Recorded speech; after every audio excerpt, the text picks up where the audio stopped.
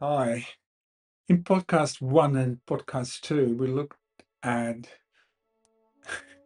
my journey in remembering who I am in truth. So this waking up to my real self, my authentic self within my life as Dr. Michael.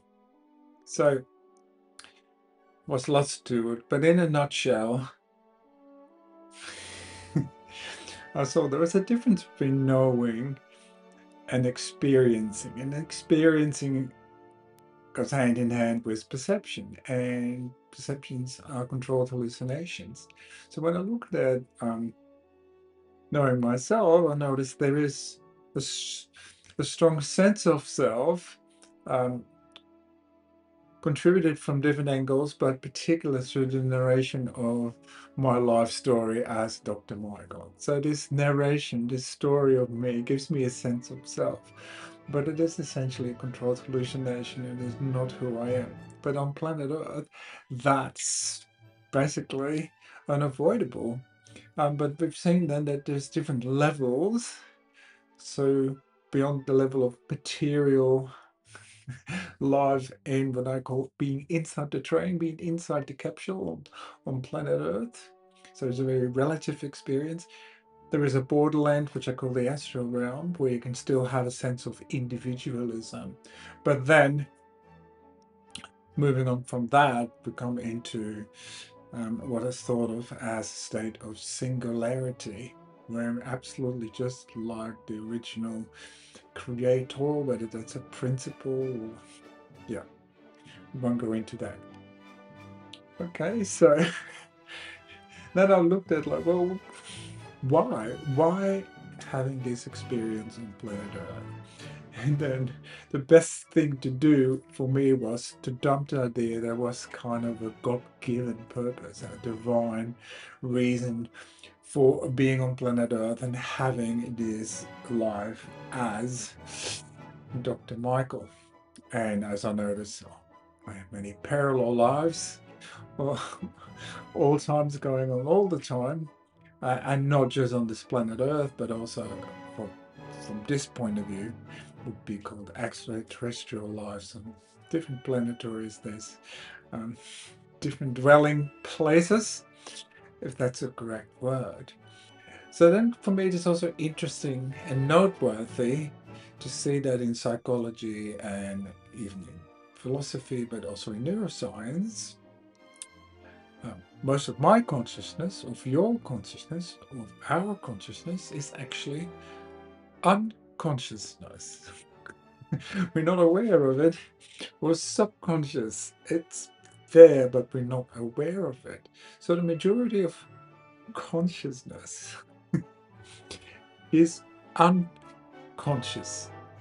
That's amazing. And in that realm, we saw particular coming from neuroscience and psychology, we have lots of shortcuts to make decisions, and our mind makes decisions for us, and it does that before we even become aware of seemingly making these decisions.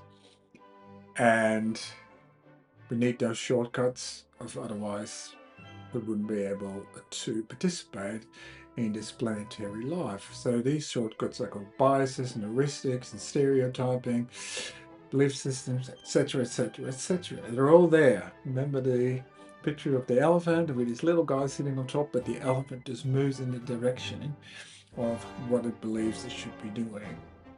So,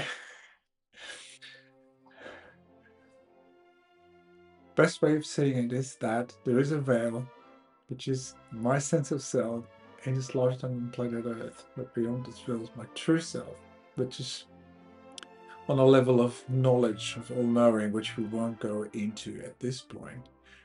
But the best thing to be happy, if that's what I want, is to stop pursuing it, but to allow it to happen, to see that it can be already here. And one big step is to debunk the idea that is a divine purpose or meaning for me to be on planet Earth. And now I can start experimenting and start thinking for myself.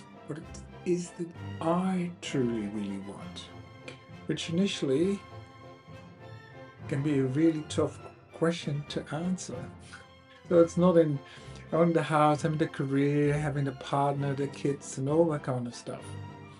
Right. So in a later episode, we'll go into the addictions of being human in the sense of being addicted to conflict, being addicted to find acknowledgement, being special, but also control and power. Yeah, very strong addictions.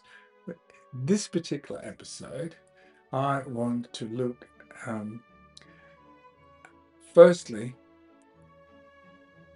bioelectricity and also about collective intelligence. So how does one cell grow into this body?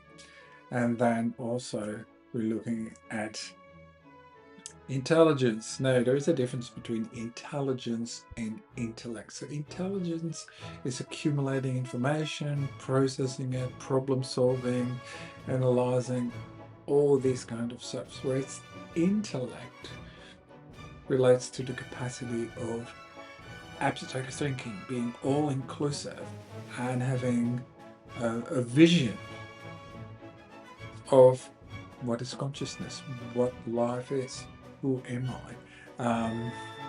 So it's maybe deep conceptual thought, philosophizing, also curiosity, and to be able to take complex information and put it in a practical modus operandi.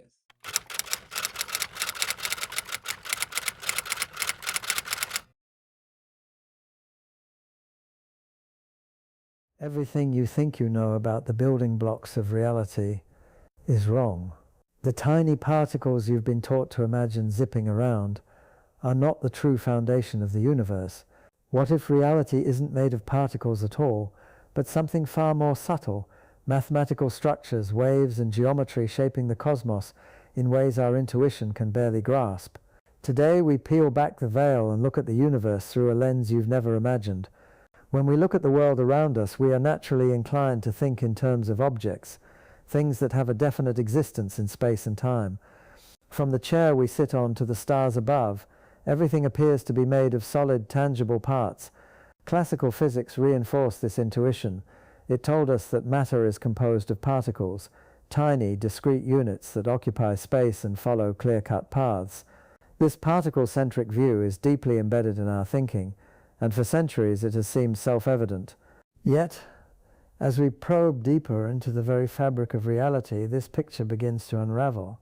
Quantum mechanics, the most successful theory of the microscopic world ever devised, presents a profoundly different story. What we once believed to be particles are better understood not as tiny billiard balls moving in space, but as manifestations of something more abstract, patterns of probability, waves of information, and aspects of a reality that cannot be neatly compartmentalized. The concept of a particle as something with a definite position and a definite trajectory is an approximation, a convenient fiction for certain scales, but not a fundamental truth. In this light, the notion that reality is made of particles becomes a limiting framework, a metaphor that fails under careful scrutiny. Experiments such as the famous double-slit experiment demonstrate this vividly. When electrons or photons are sent through two slits, they do not behave as classical particles. Instead, they produce interference patterns characteristic of waves, revealing that their behavior cannot be fully described by the idea of a localized point-like object. Even when we attempt to detect them as particles, the very act of measurement alters their behavior, collapsing a range of possibilities into a single observed outcome. This duality, this inseparability of wave and particle-like behavior, exposes the inadequacy of the particle picture. What is observed as a particle is only a convenient manifestation of a deeper underlying reality that resists such simplistic categorization. Furthermore, the mathematical formalism that underpins modern physics does not rely on particles as fundamental entities. Quantum field theory, the most accurate framework we have for describing subatomic phenomena, treats particles as excitations of underlying fields. These fields pervade space, and what we perceive as particles are merely localized ripples in these fields. There are no isolated permanent building blocks. There are only patterns of interaction, probabilities encoded in wave functions, and structures emerging from the interplay of these fields. The universe, at its deepest level, is a dynamic web of relationships, not a collection of discrete objects. By clinging to the particle picture, we obscure the more elegant, more coherent description that mathematics and observation suggest.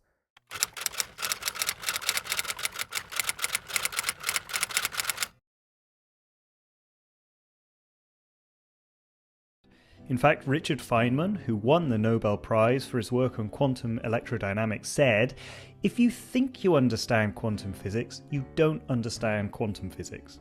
Which is kind of disheartening for us, because if he didn't understand it, what chance do the rest of us have? Fortunately, this quote is a little misleading. We do in fact understand quantum physics really well.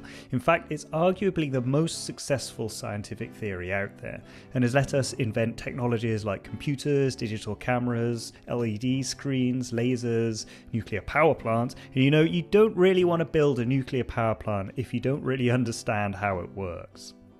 So quantum physics is the part of physics that describes the very smallest things in our universe. Molecules, atoms, subatomic particles, things like that.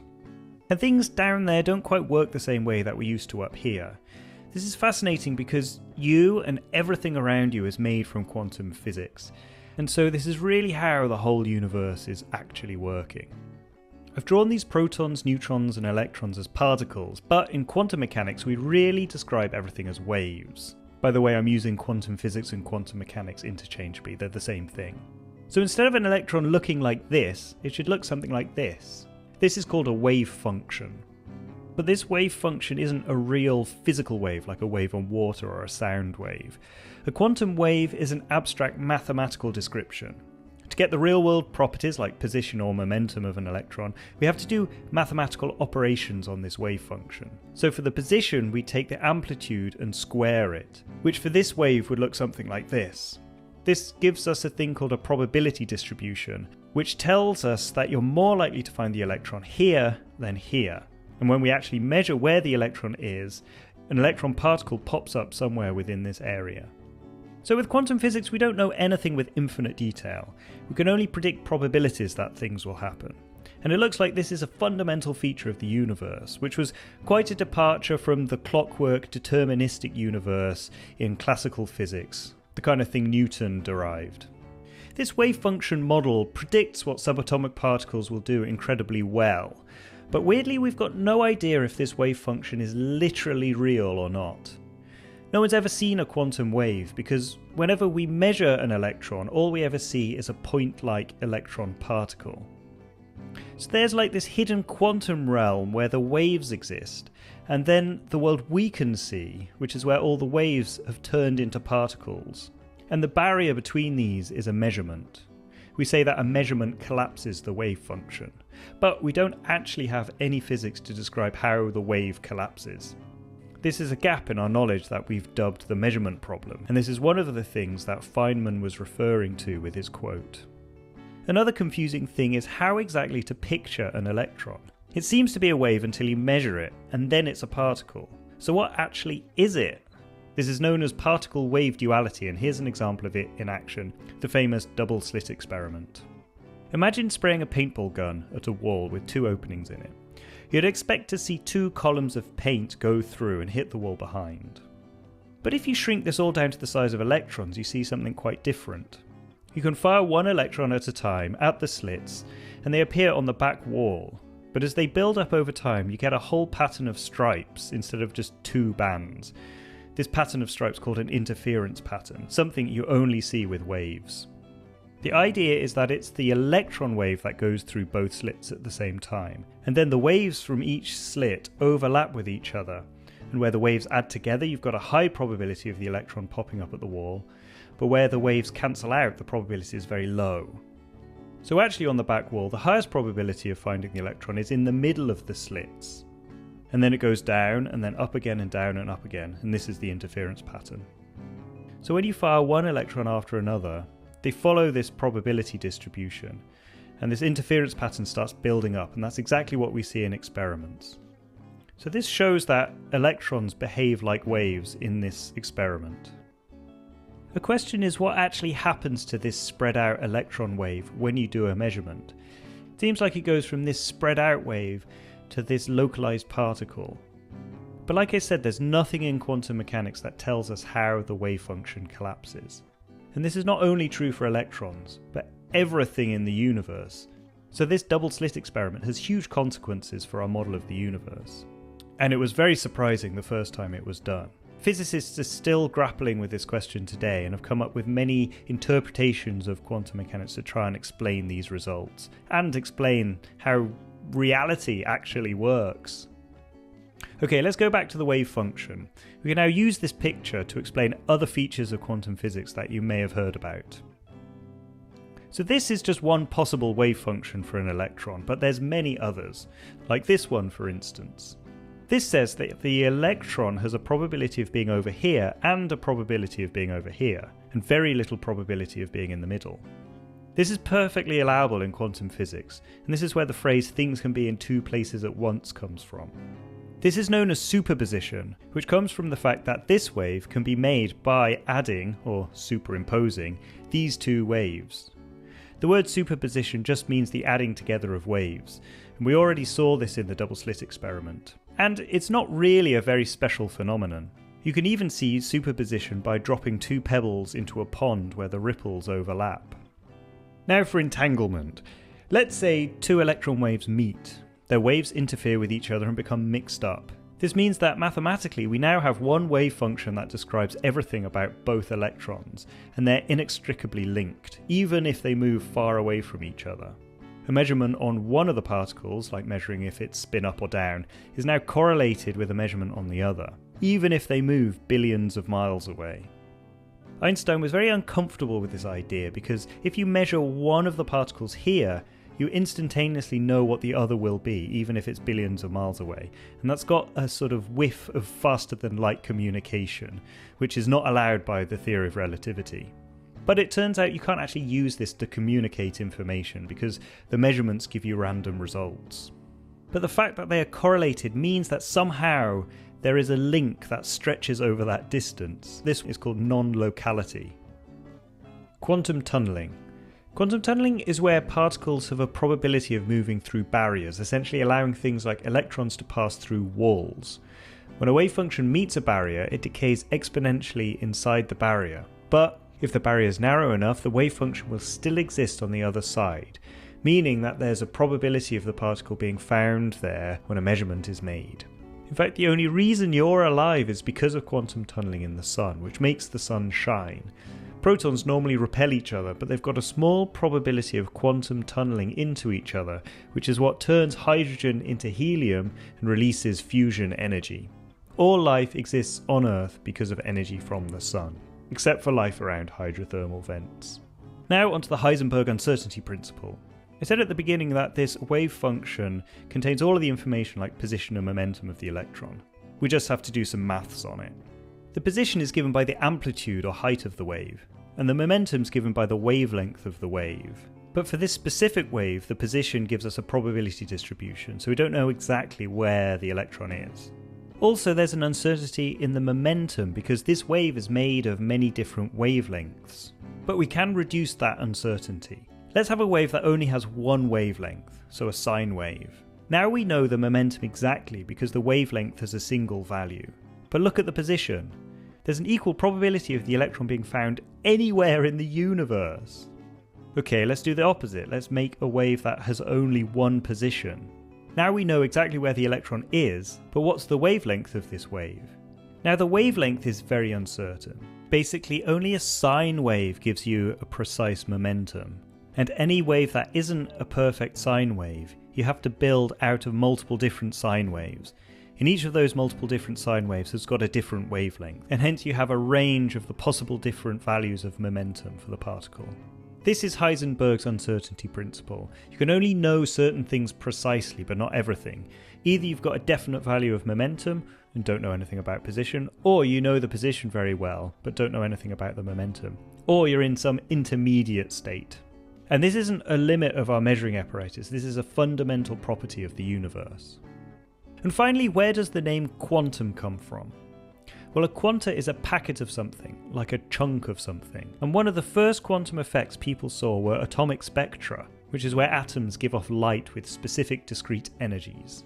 It works like this. Imagine a string that's tied at both ends, like a guitar string.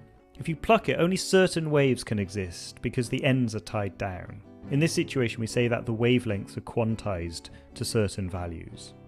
The same thing happens if you tie the ends of the string together because the waves have to match up. They can only vibrate in certain restricted ways. And this is what's happening to an electron in an atom. The electron wave is constrained by the atom and quantized to certain wavelengths. Short wavelengths have got a high energy and long wavelengths have a lower energy. This is why the light emitted by an atom looks like a barcode, because each bar of light corresponds to an electron jumping from a wave with a high energy to one with a lower energy, and at the same time emitting a quantized photon of light when it does this.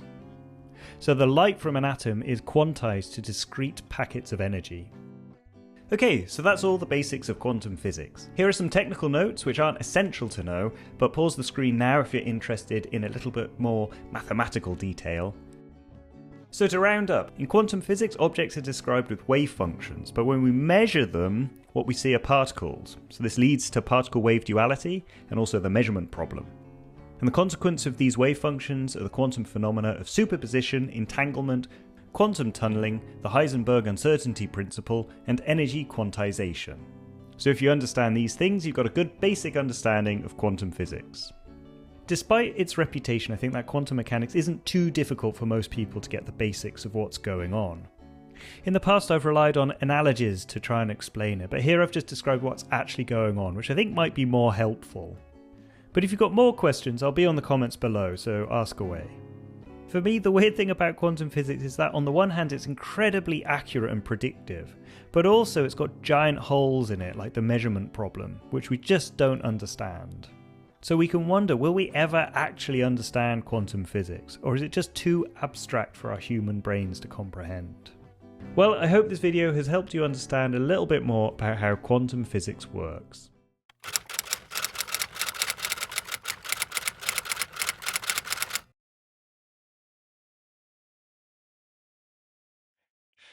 I want to start this section on bioelectricity with some basic physics of electricity, because often the way we think about electricity intuitively is wrong. It's completely wrong. It's false, not true. And I'm guilty of that myself when I was first introduced to it at high school.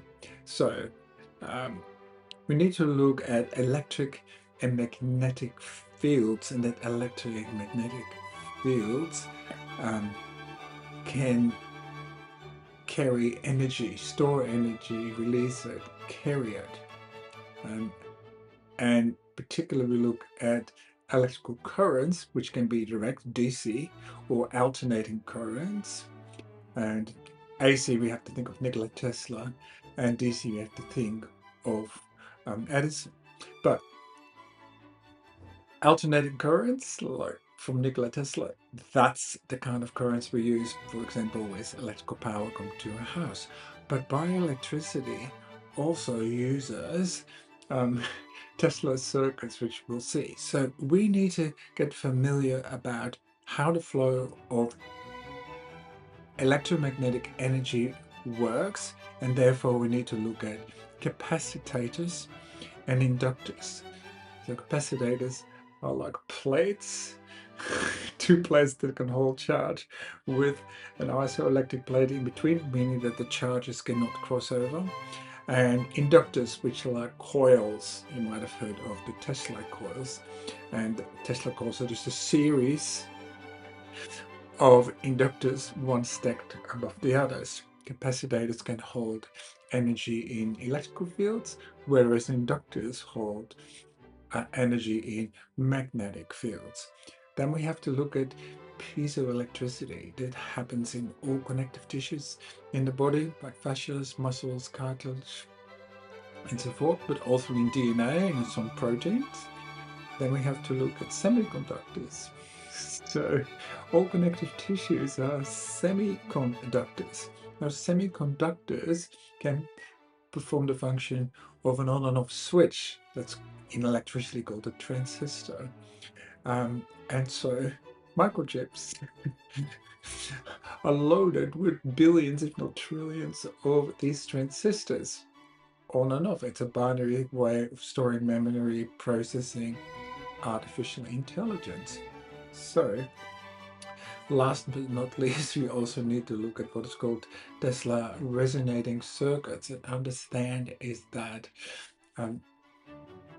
the energy, for example, that makes a light bulb go on is not because a current goes through it, but because there's a strong enough electromagnetic field being exposed to the internal filaments. So when we, for example, look at our nervous system, but also our piezoelectric tissues that generate electricity, how that can very, very quickly being passed on. And that's how nerves works, but also how, for example, acupuncture meridians can be charged. And then we also look at the fact that this bioelectric circuits that are found around cells, around tissues, actually store intelligence because they're binary systems. They can store memory, they can learn.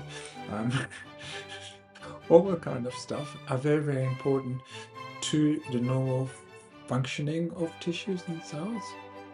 And when there is aberrations in those bioelectric fields, we can, for example, see cancers, but we've also already seen demonstrated that when the bioelectric fields are manipulated back to normal, cancer cells can reverse to normal, etc., etc. Okay, so off we go. We're trying to get a grip of basic physics. The condenser, also known as a capacitor, is an electronic component capable of storing electrical charges when integrated into a circuit and release them when the energy source is extracted, which is much like how a battery works. But how does a capacitor work internally? The first capacitor was invented in 1746 independently by two scientists, Ewald Georg von Kleist and Peter van Mischenbroek, or something like that, and it's known today as the Leyden jar, referring to the Leiden University where Peter worked. This consisted of a bottle of glass filled with water which had a metal rod that worked as a conductor between the water and the outside, and that was also covered in outside with a metal foil. The way the Leyden jar worked was simple. The rod and the metal foil were connected to both of the poles of a direct current source, and after a while, the connection was cut. Then, the bottle could be transported independently, and when closing the circuit between the rod and the metal foil, the energy was released again. Initially, it was thought that it was the water inside that accumulated the energy, but, in reality, it was the accumulated charges in the walls of the bottle that separated the water from the metal foil. What happened when the Leyden bottle was subjected to a direct current was that the charges could not go through the glass. However, since the positive charges and negatives attract each other, they began to accumulate in the place where they could be closer to each other. That is, on the surface of the glass. In this way, even when the direct current source was eliminated, the force of attraction between the charges caused them to remain in their position, at least until they found a path with less resistance to rejoin. After realizing that water was not what accumulated the energy, the water was replaced by another metal foil, which was much more practical because it could accumulate a similar amount of energy with a lower weight. This type of optimization focused on weight reduction is relevant to this day, and it's usually linked to the term energy density. The person who made these discoveries related to its operation was Benjamin Franklin, who, as a fun fact, in his well-known experiment of flying a kite during a storm, to confirm the electric nature of lightning, used a Leyden jar to accumulate the obtained energy. In addition to this, to understand its operation, he simplified the shape of the Leyden bottle until only 3 plates remain, 1 glass in the middle and 2 metal plates on each side, with which he was able to obtain the same energy accumulation result as the original Leyden bottle. And now something about capacitors. So again, I did a Google search and you can read with me. A capacitor is a passive two-terminal electronic component that temporarily stores electrical energy in an electric field by accumulating opposite charges on two closely spaced conductive plates separated by dielectric material. So that's probably something that doesn't mean much unless you know about electronics and electricity, but particular energy storage there, that's an important one. So key aspects: capacitors store energy. It's similar to a battery, but with faster charge discharge capabilities. So the structure is composed of two conductor plates separated by an insulating material. So originally that was always glass. Now there's several types, but here, key functions: energy storage, so that's really important. Filtering and smoothing, so bypass capacitors can remove high frequency noise in digital circuits, while filter capacitors smooth rectified voltage in power supplies. Now, it blocks direct currents but passes alternating currents, and this is crucial in certain circuits and motor starters. So it provides the necessary phase shift for starting and running electric motors. Okay, so for my discussion that I'm doing with you, I wanted to look at the lipid bilayers of cell membranes. So here, this is the Science Direct, Biophysical Chemistry. It says cell membrane causes the lipid bilayers to behave as variable capacitors. It even has a resonance with self-induction of helical proteins. So, cell membranes has a unique feature of storing biological energies in a physiologically relevant environment. So I won't go too much into it, but you can see it goes on and on and on. The membrane capacitor model. Yeah. But it is a scientific fact. And here we have another one. Chemical physics properties of lipid bilayers from cell membrane, which causes to behave as variable capacitors. Resonance of electromagnetic radiation with helical proteins in biosystems. So let's say what it says here. Biological membranes are complex assemblies of many different molecules of which analysis demands a variety of experimental and computational approaches. Blah, blah, blah. This study illustrates a capacitator model of biological cell membranes. Yeah. And it says here, due to the dynamical behavior of the cell membrane, its capacitance is not fixed. It results in a variable capacitator. Basically means the amount of energy it can store varies. In presence of the external field through protein transmembrane or ions, charges exert forces that can influence the state of the cell membrane. It causes to appear the charge capacitive susceptibility that can resonate with self-induction of helical coils, the resonance of which is the main reason for various biological pulses. Okay, so we see here that cell membranes, which is the outer casing of any cell, just all over the body. It's around nerves, it's around cells, it's even around tissues, and they function as a capacitator, so they can store electrical energy. And here, cations control lipid bilayer membrane capacitance associated with long-term potentiation. So phospholipid bilayers can be described as capacitors,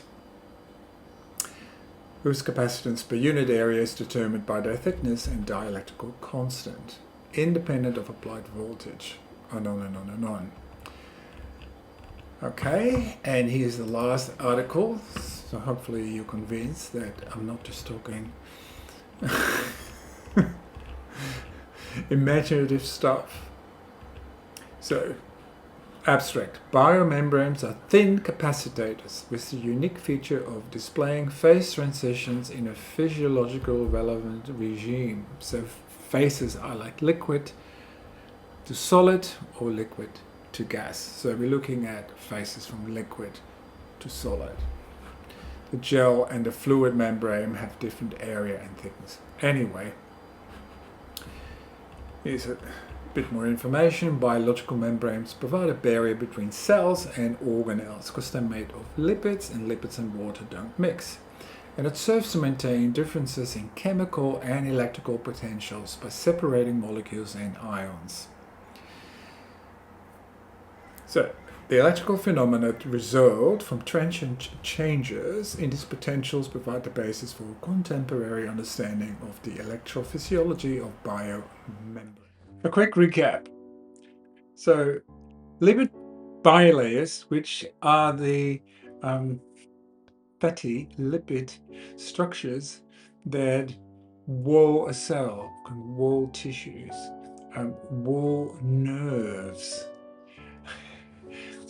So you might have heard of triglycerides. So triglycerides means there's 3 fatty acids connected to a structure that's made out of cholesterol. Now, the top of my hand, that structure has polarity. So a structure with polarity interacts with water very easily. But lipids are so-called hydrophobic. They do not mix with water very well. So imagine having this hydrophilic polar cholesterol-like structure with 3 fatty acids attached to it, and then if you mirror that with 3 fatty acids connected again to a polar structure, then you end up with these 2 conductive sides, right, with a dielectric middle that insulates the 2 plates. Now that looks exactly like a capacitor. So the body can then create and store voltage, and that is electricity. Voltage means electricity, and charge electrical fields. So how does it do that? Well, it has pumps in the membrane. It pumps sodium to the outside and potassium to the inside. And sodium and potassium are 2 different metals, and you get an electrical charge, which at rest is minus 70 millivolt in a nerve membrane. Normal cells function correctly at minus 25 millivolts, and which also relates then to the pH. So minus 25 is a pH correlated with 7.44, which is slightly alkaline. Your blood needs to have an alkalinity between pH 7.35 and 7.45. That's all just go not important. But I hope you could see this idea of a capacitor, so it can store electrical energy, similar like a battery can store electrical energy. However, its response time is so much quicker. Now, another thing with these membranes, in particular nerve membranes, we'll see is what is called a Tesla resonance circuit. So we'll look at that later. This is when you connect a capacitor in circuit with a inductor. So now we're going to see what When inductors a are. magnet passed through the inside of a copper coil, a voltage difference was generated at the ends of the cable. But with the peculiarity that this will only happen when the magnet was in motion, and that in addition the sign of the voltage varied depending on the direction in which the magnet moved. We make a current pass through a conductor in the form of a spiral. This current will generate a magnetic field, which at first, when it goes in the straight part of the conductor, is not so strong. However, as it rotates around the spiral, the magnetic field generated in each turn will add up, since they all go in the same direction. That is, we can represent the sum of the magnetic field of all the turns as a single stronger magnetic field. Add different materials in the center to enhance the creation of the magnetic field. In simple terms, the magnetic permeability is an intrinsic value of the materials and indicates their ability to be affected by magnetic fields. And therefore, the higher the magnetic permeability of the core, the higher the inductance will Quick be. recap. So we've seen capacitors, which are plates. Then we've seen in our body we have these lipid bilayers that constitute membranes, which look and function exactly like a capacitor of the electromagnetic aspects. So they do other things as well. So we've seen that also there's pumps inside of there. But also in the lipid bilayer, we have what is called ion channels. And the most well-known one is called the voltage-gated sodium channel. That basically means there's a channel and at the bottom is like a gate. And the gate is either shut or open depending on the electrical field in the membrane. Yeah. So if there is what is called a depolarization, that means the lipid bilayer, the capacitor loses its negative voltage and it moves more towards positive, then suddenly you see that happens because the gate went open and sodium channels run from the outside inwards.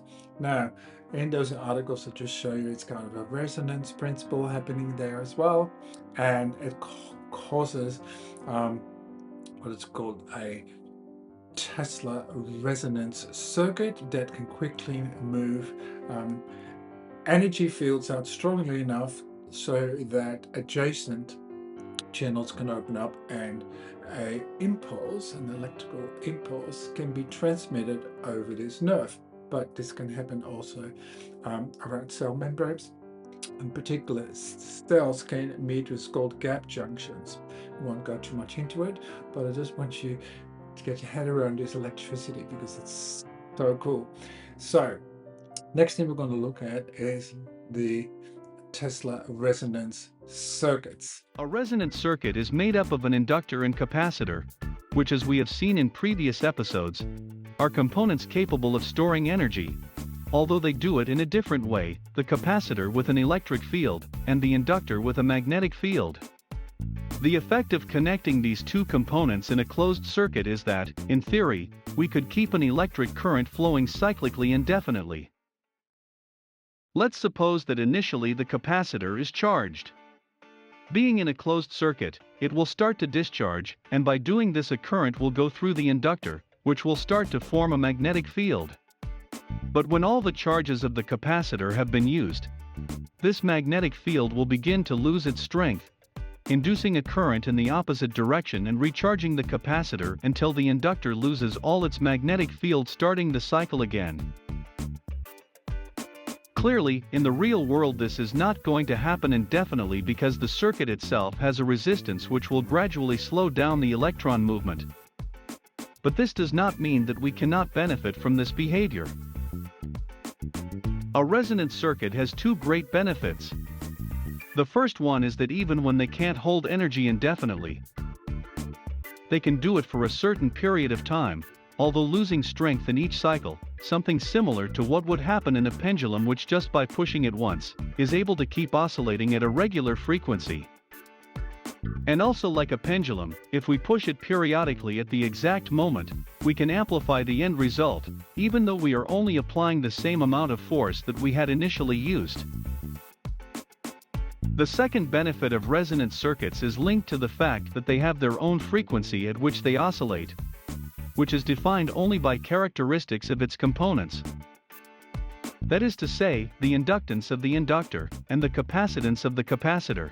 Taking this into account, the inductor of the circuit will generate an electromagnetic field whose oscillation is going to be equal to said frequency, which, let's remember, is constant. And did you know that another object does something similar? A tuning fork, which when hit, generates a specific frequency. And I mention it because you surely have heard of the following experiment, in which, when putting two tuning forks with the same frequency of vibration and hitting just one of them, eventually the second tuning fork will start to vibrate because the pressure changes traveling through the air from the first tuning fork will move the second one just at the exact moment so that their movement is amplified. exactly as in the case of the pendulum. So thanks to this behavior, if we position two resonant circuits, but only the first one is active, eventually electromagnetic waves generated by its inductor will begin to induce and amplify a current in the inductor of the second resonant circuit, enabling power transmission wirelessly over much greater distances. How electrical energy gets from a power plant to your home.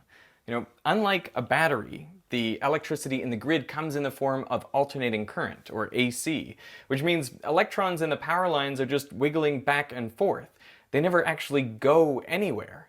So if the charges don't come from the power plant to your home, how does the electrical energy actually reach you? When I used to teach this subject, I would say that power lines are like this flexible plastic tubing, and the electrons inside are like this chain. So what a power station does is it pushes and pulls the electrons back and forth 60 times a second. Now at your house, you can plug in a device like a toaster, which essentially means allowing the electrons to run through it. So when the power station pushes and pulls the electrons, well, they encounter resistance in the toaster element, and they dissipate their energy as heat, and so you can toast your bread. Now this is a great story. I think it's easy to visualize, and I think my students understood it. The only problem is, it's wrong. For one thing, there is no continuous conducting wire that runs all the way from a power station to your house. No, there are physical gaps, there are breaks in the line, like in transformers, where one coil of wire is wrapped on one side, a different coil of wire is wrapped on the other side, so electrons cannot possibly flow from one to the other.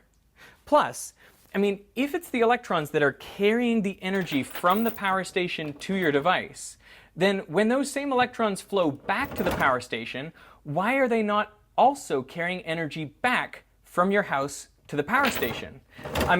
If the flow of current is two ways, then why does energy only flow in one direction? These are the lies you were taught about electricity. That electrons themselves have potential energy, that they are pushed or pulled through a continuous conducting loop, and that they dissipate their energy in the device. My claim in this video is that all of that is false. So how does it actually work? In the 1860s and 70s, there was a huge breakthrough in our understanding of the universe when Scottish physicist James Clerk Maxwell realized that light is made up of oscillating electric and magnetic fields. The fields are oscillating perpendicular to each other, and they are in phase, meaning when one is at its maximum, so is the other wave. Now he works out the equations that govern the behavior of electric and magnetic fields, and hence these waves. Those are now called Maxwell's equations. But in 1883, one of Maxwell's former students, John Henry Poynting, is thinking about conservation of energy. Now, if energy is conserved locally in every tiny bit of space, well, then you should be able to trace the path that energy flows from one place to another. So think about the energy that comes to us from the sun. During those 8 minutes when the light is traveling, the energy is stored and being transmitted in the electric and magnetic fields of the light. Now, Poynting works out an equation to describe energy flux. That is, how much electromagnetic energy is passing through an area per second. This is known as the Poynting vector, and it's given the symbol S. And the formula is really pretty simple. It's just a constant, 1 over mu naught, which is the permeability of free space, times E cross B. Now, E cross B is the cross product of the electric and magnetic fields. Now, the cross product is just a particular way of multiplying two vectors together, where you multiply their perpendicular magnitudes, and to find the direction, you put your fingers in the direction of the first vector, which in this case is the electric field, and curl them in the direction of the second vector, the magnetic field. Then your thumb points in the direction of the resulting vector, the energy flux. So what this shows us about light is that the energy is flowing perpendicular to both the electric and the magnetic fields. And it's in the same direction as the light is traveling. So this makes a lot of sense. Light carries energy from its source out to its destination. But the kicker is this. Poynting's equation doesn't just work for light. It works anytime there are electric and magnetic fields coinciding. Anytime you have electric and magnetic fields together, there is a flow of energy, and you can calculate it using Poynting's vector. To illustrate this, let's consider a simple circuit with a battery and a light bulb. The battery by itself has an electric field, but since no charges are moving, there is no magnetic field, so the battery doesn't lose energy. When the battery is connected into the circuit, its electric field extends through the circuit at the speed of light. This electric field pushes electrons around so they accumulate on some of the surfaces of the conductors, making them negatively charged, and are depleted elsewhere, leaving their surfaces positively charged. These surface charges create a small electric field inside the wires, causing electrons to drift preferentially in one direction. Note that this drift velocity is extremely slow, around 1/10 of a millimeter per second. But this is current. Well, conventional current is defined to flow opposite the motion of electrons, but this is what's making it happen. The charge on the surfaces of the conductors also creates an electric field outside the wires, and the current inside the wires creates a magnetic field outside the wires. So now there is a combination of electric and magnetic fields in the space around this circuit. So according to Poynting's theory, energy should be flowing. And we can work out the direction of this energy flow using the right-hand rule. Around the battery, for example, the electric field is down and the magnetic field is into the screen. So you find the energy flux is to the right, away from the battery. In fact, all around the battery, you'll find the energy is radially outwards. Energy is going out through the sides of the battery into the fields. Along the wires, again, you can use the right-hand rule to find the energy is flowing to the right. This is true for the fields along the top wire and the bottom wire. But at the filament, the Poynting vector is directed in toward the light bulb. So the light bulb is getting energy from the field. If you do the cross product, you find the energy is coming in from all around the bulb. It takes many paths from the battery to the bulb, but in all cases, the energy is transmitted by the electric and magnetic fields. People seem to think that you're pumping electrons and that you're like buying electrons or something, which is just so wrong. For most people, and I think to this day, it's quite counterintuitive to think that the energy is flowing through the space around the conductor. But the energy which is traveling through the field, is going quite fast. So there are a few things to notice here. Even though the electrons go two ways, away from the battery and towards it, by using the Poynting vector, you find that the energy flux only goes one way, from the battery to the bulb. This also shows it's the fields and not the electrons that carry the energy. I mean, how far do the electrons go in this little thing you're talking about? They barely move. They probably don't move at all. Now, what happens if in place of a battery we use an alternating current source? Well, then the direction of current reverses every half cycle. But this means that both the electric and magnetic fields flip at the same time. So at any instant, the Poynting vector still points in the same direction, from the source to the bulb. So the exact same analysis we used for DC still works for AC. And this explains how energy is able to flow from power plants to homes in power lines. Inside the wires, electrons just oscillate back and forth. Their motion is greatly exaggerated here, but they do not carry the energy. Outside the wires, oscillating electric and magnetic fields travel from the power station to your home. You can use the Poynting vector to check that the energy flux is going in one direction. You might think this is just an academic discussion, that you could see the energy as transmitted either by fields or by the current in the wire. But that is not the case. And people learned this the hard way when they started laying undersea telegraph cables. The first transatlantic cable was laid in 1858. It only worked for about a month. It never worked properly. There are all kinds of distortions when they try to send. Enormous amounts of distortion. I mean, they could work it at a few words per minute. What they found was sending signals over such a long distance under the sea, the pulses became distorted and lengthened. It was hard to differentiate dots from dashes. To account for the failure, there was a debate among scientists. William Thomson, the future Lord Kelvin, thought electrical signals moved through submarine cables like water flowing through a rubber tube. But others, like Heaviside and Fitzgerald, argued it was the fields around the wires that carried the energy and information. And ultimately, this view proved correct. To insulate and protect the submarine cable, the central copper conductor had been coated in an insulator and then encased in an iron sheath. The iron was only meant to strengthen the cable, but as a good conductor, it interfered with the propagation of electromagnetic fields because it increased the capacitance of the line. This is why today most power lines are suspended high up. Even the damp earth acts as a conductor, so you want a large insulating gap of air to separate the wires from the ground.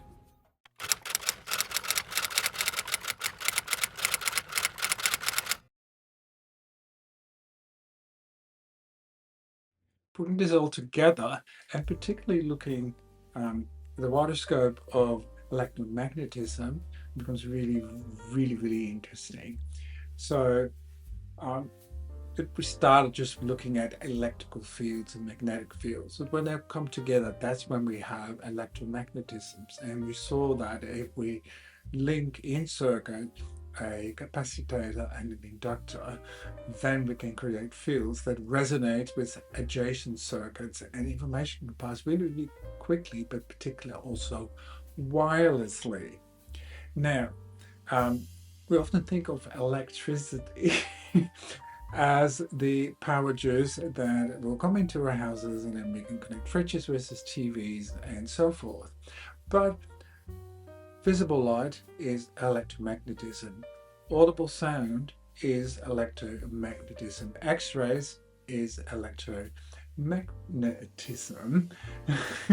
Aurora borealis is electromagnetism. Computers work with electromagnetism, and the list goes on and on and on and on and on. And so it's important to realize that electromagnetic waves are not just energy, but can contain information as well. So we're seeing now that because we have this capacitor inductor kind of Tesla resonant circuits, or looks like these circuits, we can transmit information by transmitting electromagnetic energy, and it's the energy field that contains the information. So the field is the energy and information. The wiring is not the part that transmits the energy and information. Now, I saw my phone here. Yeah. So it receives electromagnetic energy from a satellite, which is thousands of kilometers away from this phone. It can find my phone, it can find a GPS, and then send these electromagnetic waves with binary information that the central processing unit of this box can decode and translate into audiovisual information. So now if you look at your nervous system and the bioelectric fields around cells, the same thing happens. But they can store memories, they can perform intelligence functions like problem solve on the local level, we will see in a minute. All of that is called intelligence. Okay. The next thing I want to look at is that of semiconductors, and particular connective tissue in our body is a semiconductor. And semiconductors in particular application found in solar cells, for example, to use solar energy. But they also are possibly transistors. Now, the microchips of computers, think AI, artificial intelligence, is a little chip with billions, I think it's trillions in the most advanced chips these days, of transistors, which are on and off switches, which is called binary. So if you see computer codes, you can have all these lines, but also zeros and ones. So the verse is 2 to the power of 0, is that on or off? Then 2 to the power of 1, is that on and off? Then 2 to the power of 2, is that on and off? 2 to the power of 3, is that on and off? It's a binary system. Now, I am not a computer technician, so I'll leave it with that. But essentially, this is binary systems. And later on, when we look at memory storage, as in osteopathy, believing that memory is stored in your connective tissues, and balancing your connective tissues propagates health, creates health, principle of osteopathy, but also clinical kinesiology through muscle testing, where a muscle could be on and off, works with this binary system. Okay, very interesting stuff. But let's start with the semiconductor aspect of connected semiconductors. What are they? Well, I've done a Google search here. So semiconductors are materials, typically silicon, with electrical conductivity between a conductor, like copper, and an insulator. Originally glass, when they discovered this idea of semiconduction. Their conductivity is modified via a process called doping, allowing them to switch and amplify signals, making them the essential building blocks for transistors, diodes, and integrated circuits in modern electronics. So let's have a bit of a closer look. So, materials, primary silicon, but we will later see in the body connective tissues, which includes bone and cartilage and fascia and tendons. They also are thought of as semiconductors. Now, functionality, they act as switches on and off, like in a transistor. And microchips in computers have just tons and tons of transistors on them. And that's how a binary system can function, apparently. I am not an expert on computers. They act as switches and also amplifiers, acting as the foundation for digital devices, computers, smartphones, even green technology. So then this idea of doping, it's a process of adding impurities to pure materials to alter their electrical properties. N-type with extra electrons and p-type with holes. So I don't want to really go into n-types and p-types, but that's common terminology when we look at semiconductors. So components that are used to create chips, processors, memory, crucial for storing and processing information using binary code. And later on I will go into kinesiology, which looks at memory storage in the body as a binary system, with muscle testing, a muscle being on or off, being the output of that binary memory system. Okay, when we do clinical kinesiology, more on that. So then there's the industry impact. They're highly cyclical, with high demand for microchips driving growth in AI, 5G, computing. And here then we see the key components. So transistors, so they are switches that control current flow. Integrated circuits, complex circuits that contain billions of transistors. And then diodes, that is a component that allow current to flow in one direction. So next I want to look at connective tissue as a semiconductor, and then I also want to look at transistors. It is not only a component that can store memory, but can process memory as well. We're looking at connective tissues as semiconductors. So connective tissues have many functions, And one thing I like to mention here is that in osteopathy, they believe connective tissue of the body works like a mobile. So connective tissue could be bone, collagen, the fascia of muscles, sits around organs, around tendons, etc., etc.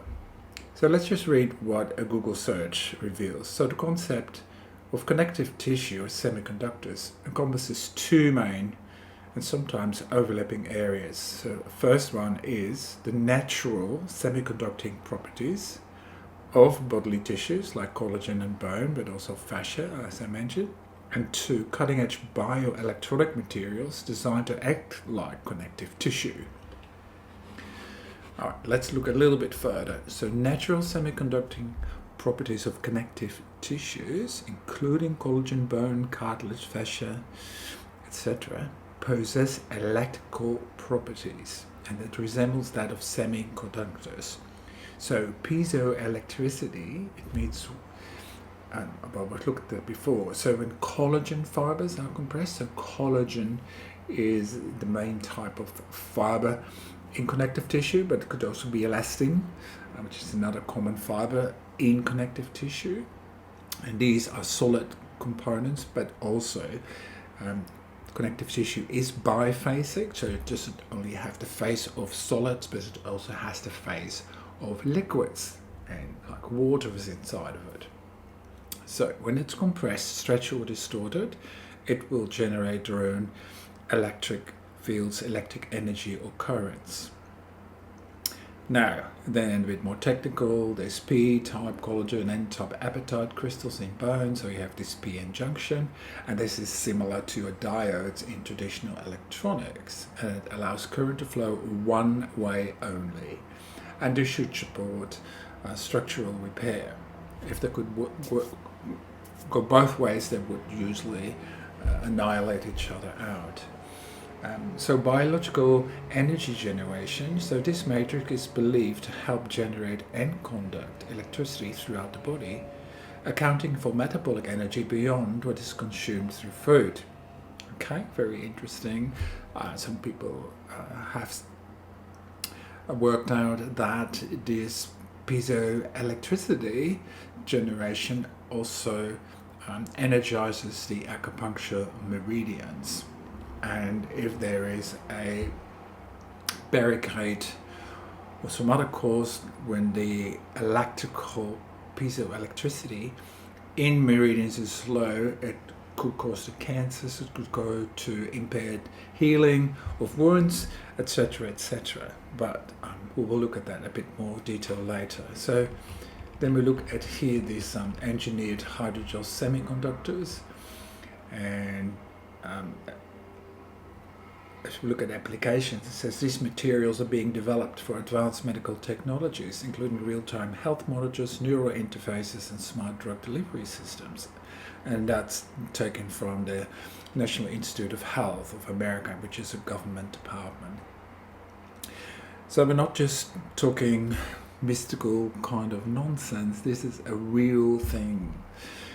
For clinical relevance, these materials and phenomena are critical for tissue engineering and regenerative medicine.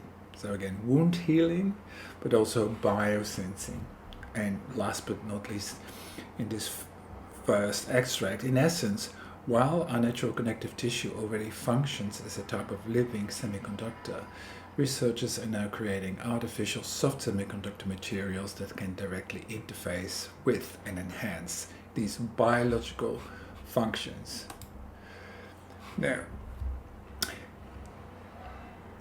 digging a bit deeper, as we look at the natural semiconducting properties in the body. So, research is suggesting that certain biological structures within connective tissue exhibit semiconducting and or piezoelectric properties. So, let's go back to collagen. Collagen webbing is a semiconducting matrix that can generate electrical fields when stretched or compressed, and that is piezoelectric property.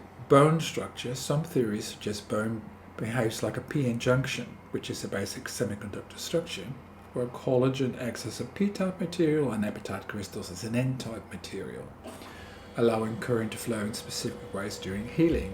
And I've seen many surgeons use a drill and drill holes in bone fracture repair where there may be a plate in or screws or P-wire or whatever, but to stimulate the healing of the bone they drill a few holes, and this explains that once you have these holes, the stress and the start of the injury actually promotes bone regeneration. So that's what I do, and it's nothing mystical. Again, it is something that is applied for a long time already. So here's some other applications. Well, neural interfaces, smart implants, wound healing. So here we go again. Smart dressings that can monitor inflammation or use light activated heating to speed up recovery, and bone repair again. And many metal semiconductor scaffolds like zinc oxides are being studied to see if that would promote bone regeneration and fight infection. So during the conversation around connective tissue being semiconductor, there was the mentioning of piezoelectricity. So this is quite an interesting phenomenon that pressure on certain tissues in the body can generate electrical energy, which then can be stored, for example, in the capacitors as an electrical field, but also potentially be in then a circuit with the storage in magnetic fields in what we call inductors. So let's have a look at piezoelectricity.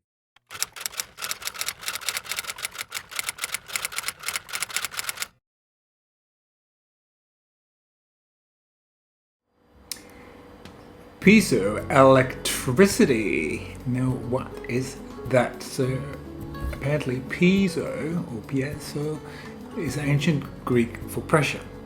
So, piezoelectricity is the electric charge that accumulates in certain solid materials, such as crystals, certain ceramics, crystals we're thinking of silicone, biological matter such as bone, DNA, and various proteins in response to applied mechanical stress.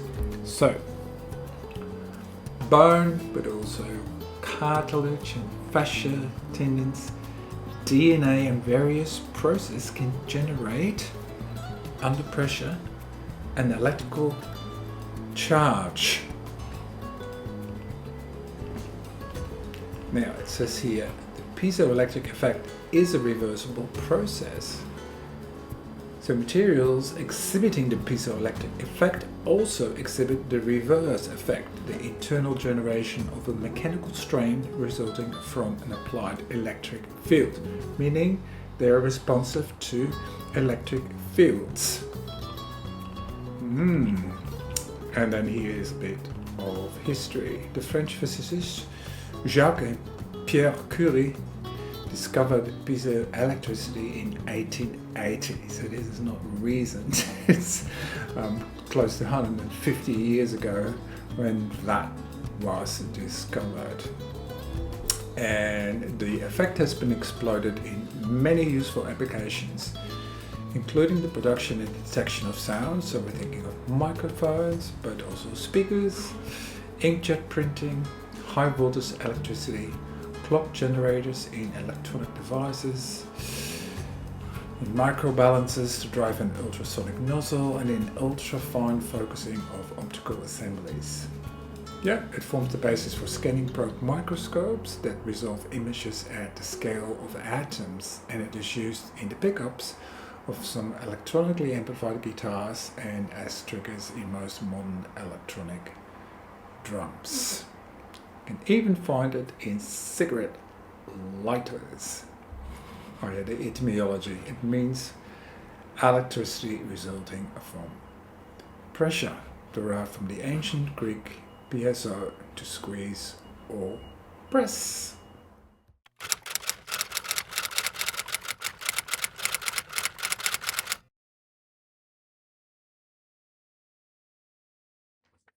Before I move on into delving deeper into bioelectricity and what are some of the results, effects, and implications of what's happening around bioelectricity over the last 20, 30 years, in particular now as well, I'd just like to recap for a second, because what we looked at was these oscillating fields of electricity and magnetism, and their fields. They actually are not particles moving or anything like that, but there is a gradient of energy moving. There is a flow of energy moving. We had the right hand rule. All right, so that's the first thing. And then we looked at capacitors, and what it was of interest to us was the lipid bilayer. So capacitors again, two plates that can hold electric or magnetic energy, and then a dielectric or isoelectric plate in the middle that doesn't allow those energies to exchange. So that was the capacitor. Then we also looked at the inductor, which was like a coil, and we saw a magnet. If it goes in and out, it creates an alternating current. And alternating currents relate to, so if we connect a capacitor with an inductor and create an alternating current, that's what can happen, for example, on the membrane, the lipid bilayer membrane of nerve cells. Then we also saw there were ion channels, and ion channels are really important, not just because we have gap junctions between two cells, but widespread all over the body. So more on that later. And then we looked at the piezoelectric effect, that pressure and pressure release can create electricity. Now, it's not so huge if you look, but for example, here on the index finger, that's where the large intestine acupuncture meridian starts. And just by pressing and release that, you can actually use the piezoelectric effect and charge that particular meridian. It goes all the way over the arm and eventually ends up there. Large intestine 21, I think it is. Yeah, so we have this idea of our bodies can continually create electricity, which is an energy created that is besides the energy created in metabolism. And the most important metabolic energy creation happens in little structures called organelles, mitochondrium, where a very common chemical compound in the body called adenosine is linked with phosphate groups. It becomes cyclic AMP first, then ADP, and eventually ATP, T standing for tri, so it is 3 phosphate groups. And those energetic bonds between phosphate and adenosine, they're highly charged with energy. So if these bonds would be broken off, energy is released, which can drive other chemical reactions in your body. All right, and in particular then, during all of this, we also looked at Tesla resonating circuits. Now, later on, we're going to look at computer chips and how they work with transistors, because we have these lipid bilayers, and they actually can work as transistors. Then also we saw semiconductors, so connective tissues can work as semiconductors, and semiconductors can have these Tesla resonance circuits working over them. So very, very, very interesting. But for a moment, a bit more practical applications. So how can you support the electricity energy requirements of the body? Well, first is this idea of grounding. And there's probably different techniques for grounding, but pretty much straightforward is be bare feet and walk on grass or walk on the beach or any of these natural ground surfaces.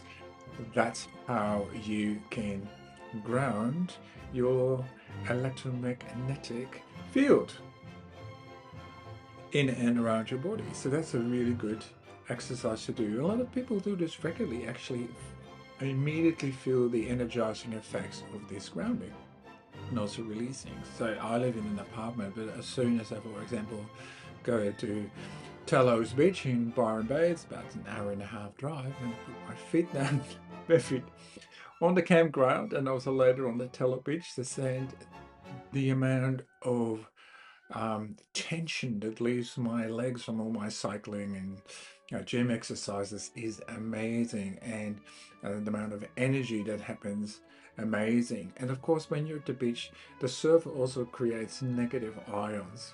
So I don't know if you've heard of it, but electrical devices like computers, they actually consume these negative ions, and negative ions are very important for us to energize our electrical systems. Now, one way, is like breathing through one nostril then the other, like what happens in particular pranayama yoga techniques. But with kinesiology, we found that calcium and magnesium were very important in the ionization of air as it comes into our airways.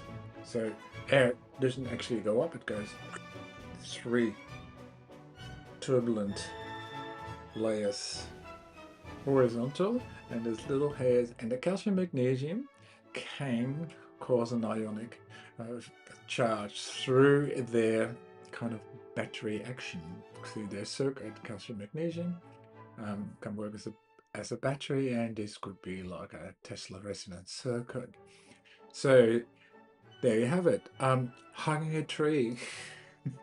In Japan, GPs prescribe nature time where you lie down in amongst trees for an hour.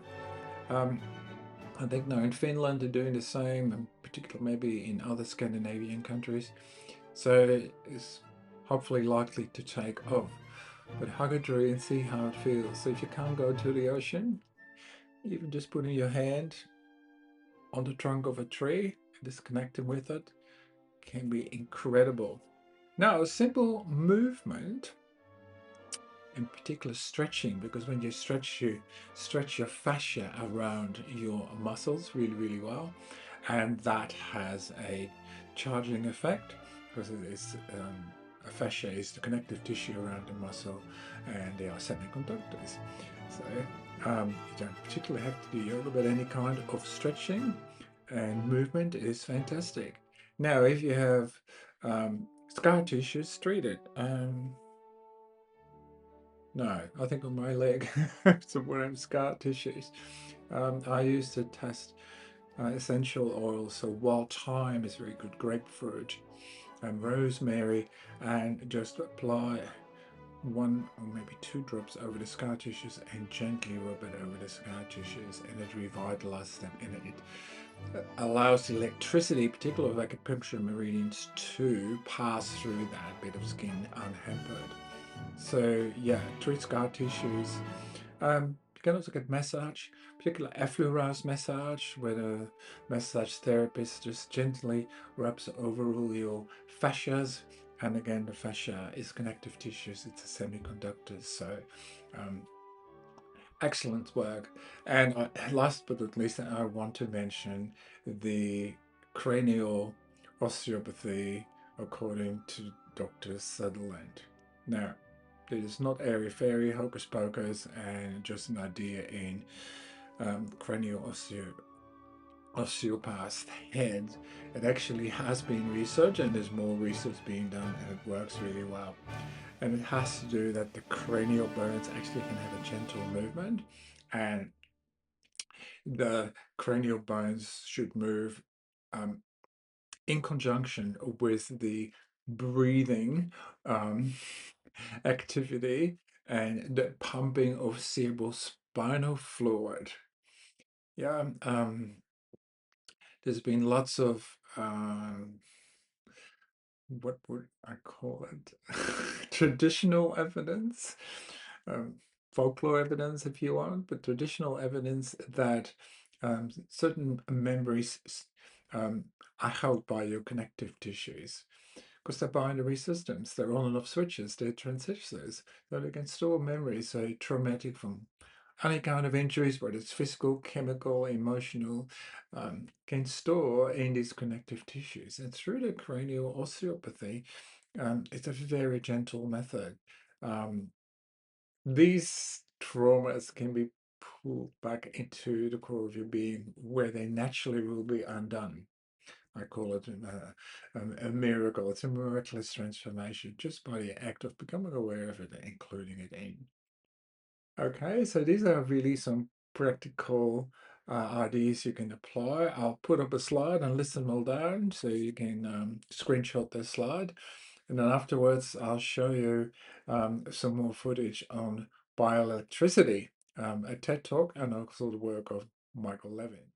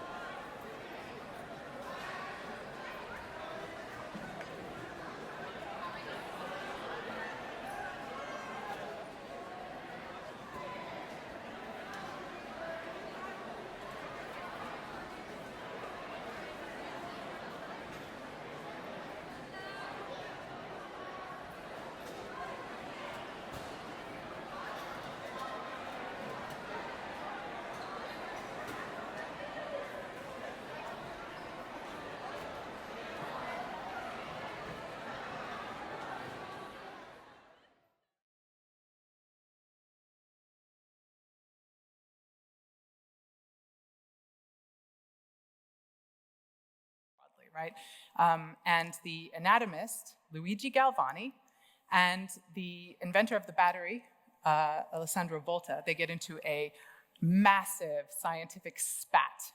This starts when Galvani says that he's discovered electricity in a very unexpected place, nerves and muscles. And Volta is like, no, you didn't. And the resulting scientific war is so ferocious that it forces all the scientists in Europe to take sides. Now, most people take Volta's side because even though people keep finding evidence of bioelectricity in nerves and muscles for the next 100 years, It's too weird, right? Like, why can't this nerve and muscle signal just be chemistry? Like chemistry and biology, that makes sense together. Electricity is like for telegraphs or whatever, and we know what happens when electricity and biology meet. So people put it, they ignore it. But they can't really, because just chemistry can't account for the nerve signal, right? Chemical reactions are too slow to account for the fact that you can yank your hand away from a hot stove before you've even registered touching it. So it goes on this way, back and forth and spatting and fighting until the 1970s, when finally the matter is put to rest with the invention of the patch clamp. Now, the patch clamp is a tool that lets us look into cells, well, at the surface of nerve cells, and we're able to see these little tiny holes in there, or observe, not see, but you can see these tiny holes. They're called ion channels, and coming out of these ion channels are electrical currents, and the electrical currents make it so that the nerve cells act a bit like a battery. They've got a negative voltage inside them, minus 70 millivolts. Now, finally, electricity is brought into the fold of biology, right? Settled science. Takes 200 years to clear Galvani's name, but we get there. This is great, all done, right? Done and dusted. Wrong. Because the next thing that happens is they take this patch clamp and they look at all the other cells, and oh my God, ion channels are everywhere. They're in skin cells, they're in bone cells, they're in stem cells, plant cells, fungi, microbes, like you name it in biology. If it's alive, it's got an ion channel. So why, right? Well, so you're made of about 40 trillion cells, let's say, give or take. And all the tissues in your body use different ions. And as a consequence, all the cells that make up those tissues have their own electrical identities. So we're looking at mature cells right now, down there, the fat cells, nerve cells. You remember I was saying nerve cells are about minus 70.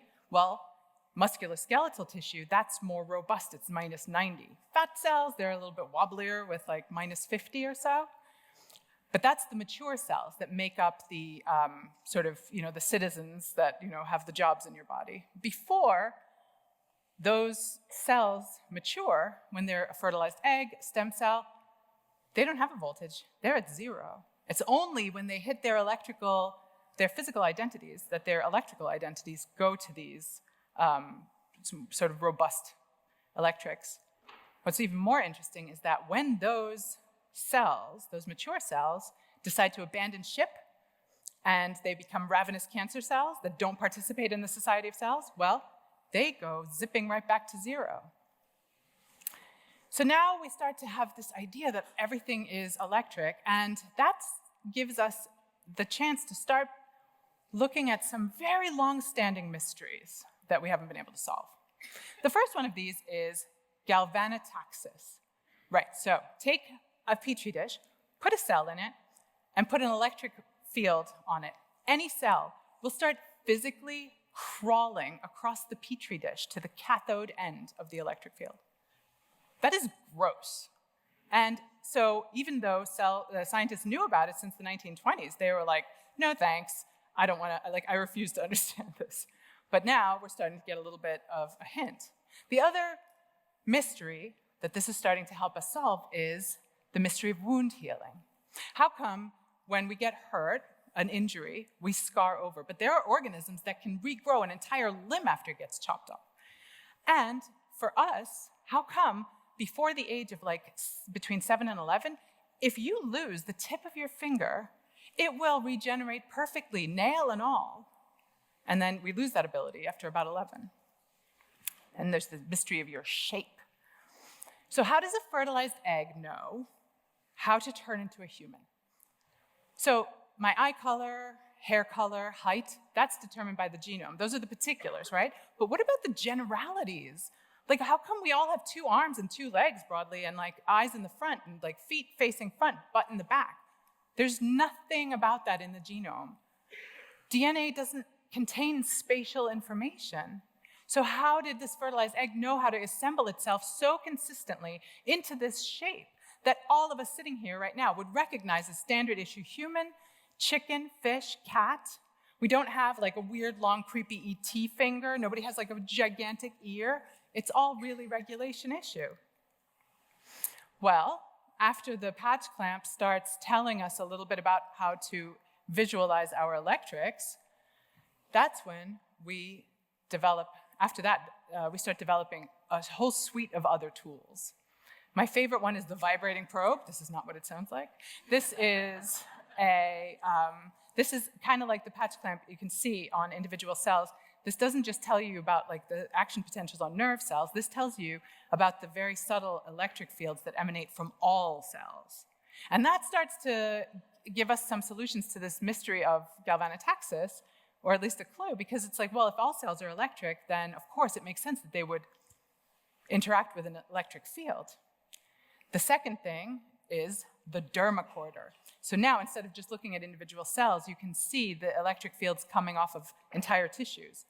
So we have this thing, when we get cut, our body emits a wound current. It's big, and it's big enough, just like that, the electric field on the Petri dish, it drags all the helper and repair cells, like the fibroblasts and the macrophages, into the cathode of the biological electric field. That is the center of the wound. It's like a big red bullseye for all of them to congregate there. The voltage reporter dye is my favorite because that lets you actually visualize what happens as the cells assume the identities that they're going to assume. This is a developing tadpole, and they injected this voltage dye, which converts voltage into gradients of brightness that you can see with the naked eye. They were able to find, you see there's like a little mouth, a nose, there's one of the eyes, the jaw. This is a pre-pattern. This hasn't actually formed on the developing tadpole yet.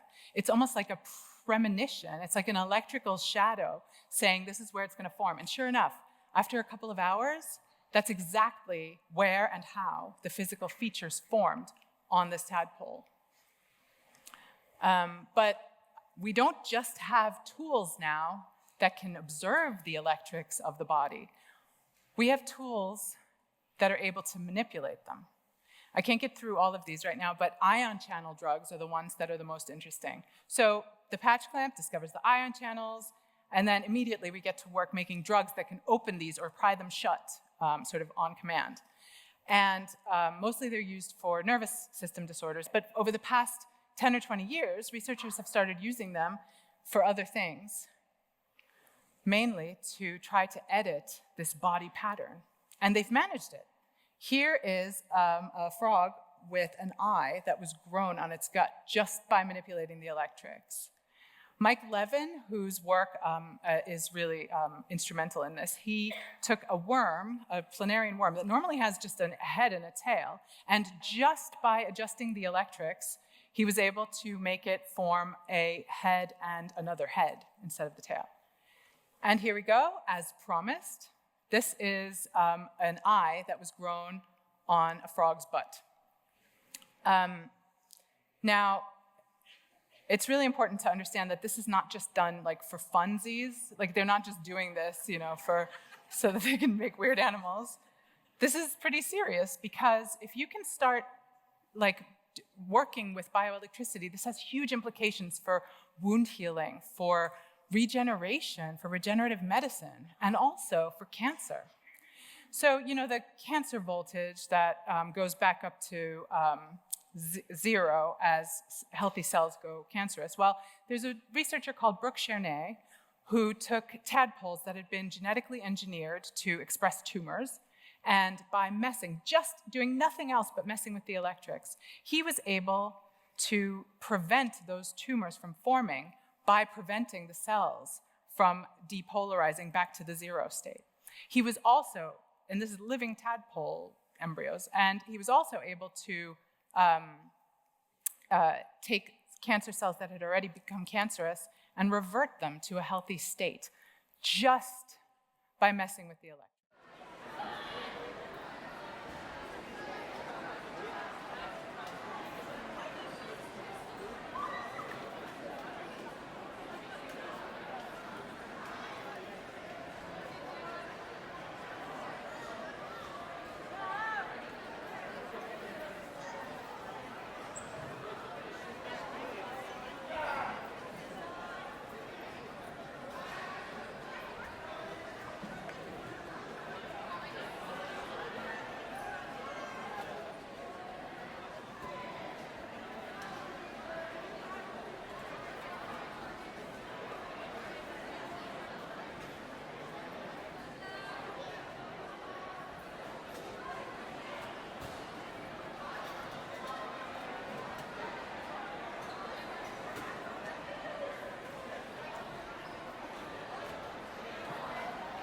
things that DNA does is specify the hardware of each cell. So the DNA tells every cell what proteins it's supposed to have. And so when you have tadpoles, for example, you see the kind of thing that most people think is sort of a progressive unrolling of the genome. Specific genes turn on and off.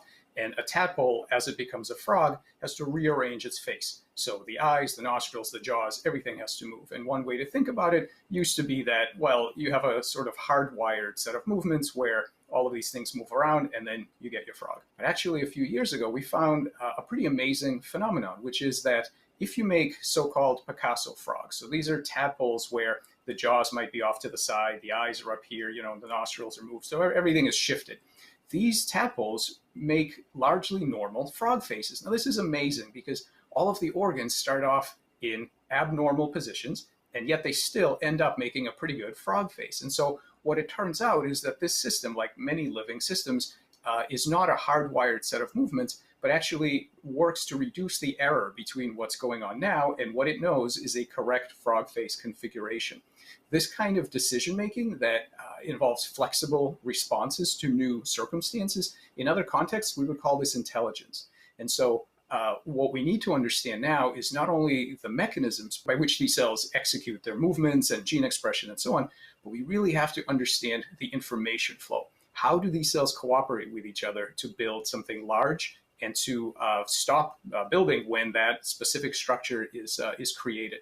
And these kinds of computations, not just the mechanisms, but the computations are of anatomical control are the future of biology. And so I guess the traditional model is that somehow cells are sending biochemical signals to each other that allow development to happen, the smart way. But you think there is something else at work. What is that? Well, cells certainly do communicate biochemically and via physical forces, but there's something else that's going on that's extremely interesting. And that is that it's basically called bioelectricity, non-neural bioelectricity. So it turns out that all cells, not just nerves, but all cells in your body communicate with each other using electrical signals. And what you're seeing here is a time-lapse video. For the first time, we are now able to eavesdrop on all of the electrical conversations that the cells are having with each other. So think about this. We're now watching, this is an early frog embryo. This is about 8 hours to 10 hours of development. And the colors are showing you actual electrical states that allows you to see all of the electrical software that's running on the genome-defined cellular hardware. And so these cells are basically communicating with each other who's going to be head, who's going to be tail, who's going to be left and right, and make eyes and brain and so on. And so it is this software that allows these living systems to achieve specific goals such as building an embryo or regenerating a limb for animals that do this. And the ability to see these electrical conversations gives us some really remarkable opportunities to target or to rewrite the goals towards which these living systems are operating. So this is a creature known as a planarian. They're flatworms. They're actually quite a complex creature. They have a true brain, lots of different organs, and so on. And the amazing thing about these planaria is that they are highly, highly regenerative. So if you cut it into pieces, in fact, over 200 pieces, every piece will rebuild exactly what's needed to make a perfect little worm. So think about that. This is a system where every single piece knows exactly what a correct planarian looks like and builds the right organs in the right places, and then stops. And that's one of the most amazing things about regeneration.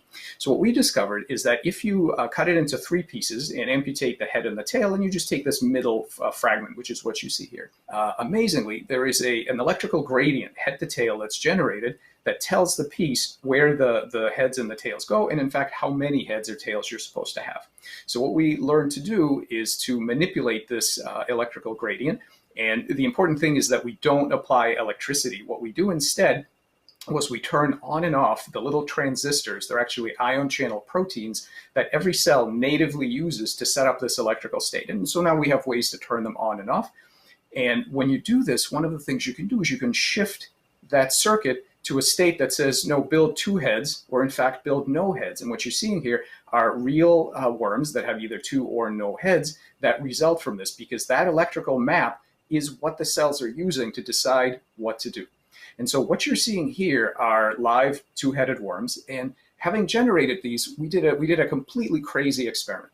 You take one of these two-headed worms and you chop off both heads and you leave just a normal middle fragment. Now keep in mind, these animals have not been genomically edited. There's absolutely nothing different about their genomes. Their genomic sequence is completely wild type. So you amputate the heads, you've got a nice normal fragment, and then you ask in plain water, what is it going to do? And of course, the standard paradigm would say, well, if you've gotten rid of this ectopic extra tissue, the genome is not edited, so it should make a perfectly normal worm.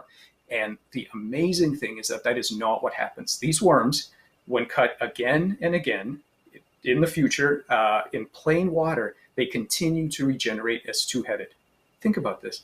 The pattern memory to which these animals will regenerate after damage has been permanently rewritten. And in fact, we can now write it back and send them back to being one-headed without any genomic editing. So this right here is telling you that the information structure that tells these worms how many heads they're supposed to have is not directly in the genome. It is in this additional bioelectric layer. Probably many other things are as well.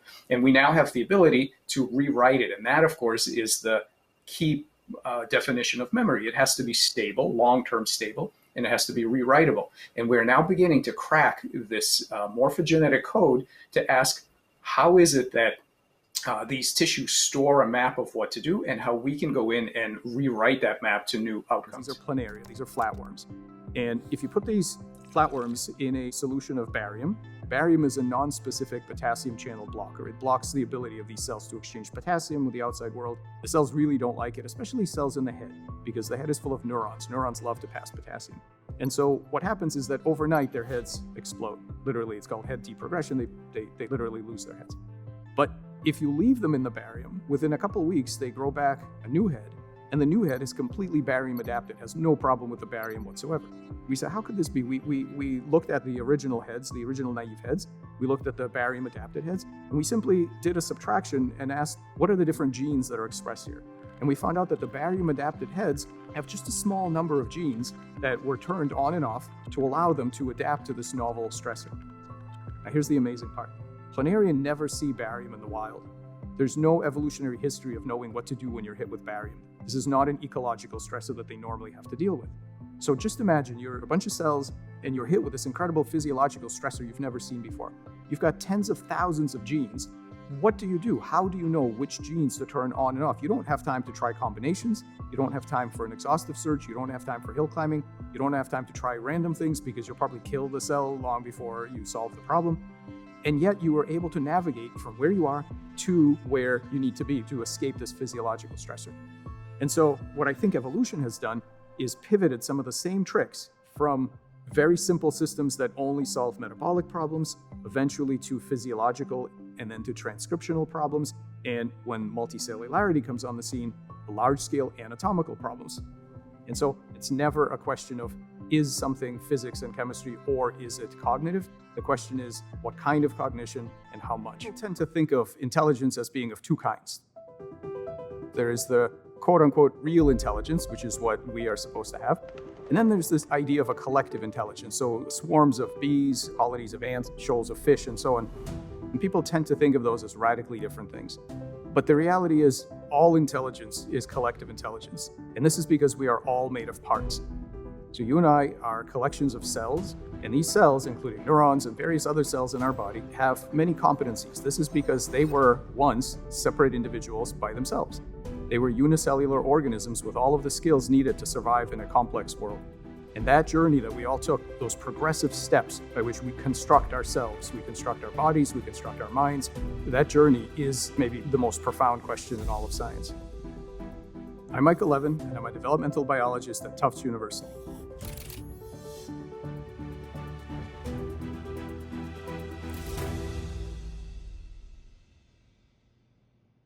Developmental biology is maybe the most magical of all sciences because you get to see with your own eyes that journey that we all take from physics to mind. We all start out life as an unfertilized oocyte, and then slowly, gradually, step by step, that oocyte turns into a bunch of cells that self-construct an embryo, and eventually that embryo matures and becomes a large-scale adult. In the case of a human, it will be an individual with metacognitive capacities and the ability to reason. But we all have our origin in that chemistry and physics of that initial oocyte. And the magic of developmental biology is that there is a mechanism by which all of these cells get together and they are able to cooperate towards large-scale goals. This is the notion that biology uses what I call a multi-scale competency architecture, which basically means that we are not simply nested structurally in terms of cells which comprise tissues, comprising organs, the bodies, and then ultimately societies and so on. That's obviously true on a structural level. But more interesting is the fact that each of these layers has certain problem-solving competencies. Each one solves problems in their own space. So cells are simultaneously solving problems in physiological spaces and metabolic spaces and gene expression spaces, and tissues and organs are solving those problems. But for example, during embryogenesis or regeneration, they're also solving problems in anatomical space. They're trying to navigate a path from the shape of an early embryo or a fertilized zygote all the way up to the complexity of a human body with all of the different types of organs and structures. So the competency architecture refers to the fact that all of the parts inside of us and inside of all other creatures are themselves competent agents with preferences, with goals, with various abilities to pursue those goals, and other types of problem-solving capacities. What evolution has given us is this remarkable architecture where every level shapes the behavioral landscape of the levels below, and the levels below do clever and interesting things that allow the levels above not to have to micromanage and to be able to control in an interesting top-down capacity. One of the most important things about this emerging field of diverse intelligence is that we as humans have very limited capacity and finely honed ability to see intelligence in medium-sized objects moving at medium speeds through three-dimensional space. So we see other primates and we see crows and we see dolphins, and we have some ability to recognize intelligence. But we really are very bad at recognizing intelligence in unconventional embodiments, where our basic expectations strain against this idea that there could be intelligence in something extremely small or extremely large. People often criticize this approach by saying, well, then anything goes. If you can pick up a rock and say, I think this rock is cognitive and intelligent, there's a spirit with hopes and dreams inside of every rock. That's not what this is. This is quite different. As an engineer, what you have to do is you have to come up with a way to look at a particular system that doesn't overestimate its intelligence or underestimate its intelligence. If you treat complex animals as if they were clockwork, you're going to miss everything that's important and exciting about how they work. If you treat a clock as if it had a complex intelligence, you're going to waste a lot of time. But getting it right is fundamentally important. And so you have this spectrum where the engineer has to pick the right level for the right system. And it's critical not to then say, well, that doesn't sound like human intelligence. Right, we're looking for the basic minimal version. So I think it should have two things. The first thing it should have is some degree of goal-directedness, some ability to take different paths to get to the same goal. So this is William James's definition of intelligence. And it has to have some ability to undertake actions that are not completely determined by local circumstances. So you start with all of that in systems that have scaled up those basic, very fundamental non-zero levels of agency. We call that life. So it is a spectrum, and I think that in this universe, it goes all the way to the bottom. It's very hard for people to think about these unconventional kinds of intelligences that may be either too large or too small. And of course, they often work in other spaces. So we're good with three-dimensional space, but imagine if we had a primary sense of our own blood chemistry. If you could feel your blood chemistry the way that you currently see and smell and taste things that are around you, I think we would have absolutely no problem having an intuitive understanding of physiological state space, the way we do for three-dimensional space. I think that we would immediately be able to recognize our various internal organs as intelligent agents navigating that space and solving these kind of problems, all the various things that happen during. I'd like to introduce George Goodhart, a doctor of chiropractic from Michigan in the United States of America. And it was this Dr. George Goodhart who founded what was called applied kinesiology, and we're going back to 1964. Now, importantly, as you can read with me on this page, it's a diagnostic system. It uses manual muscle testing to evaluate structural chemical, and it says here mental health, although it is officially called electromagnetic information. So it often links weak muscles to organ dysfunction and nutritional imbalances and nervous system issues. So some key aspects. Gundhard found that pressing on specific nodules could correct the patient's chronic weak muscles, and it led to the origin and insertion treatment technique. So then there's the triad of health. He focused on treating the whole person by balancing three key areas: structural, the musculoskeletal things; chemical, nutrition; and again electromagnetic, and he is called emotional or psyche. Anyway, applied kinesiology integrates chiropractic with traditional Chinese medicine meridians, neurolymphatic points, which goes back to Frank Chapman, a doctor of osteopathy, and neurovascular reflexes, which goes back to Dr. Bennett, a doctor of chiropractor.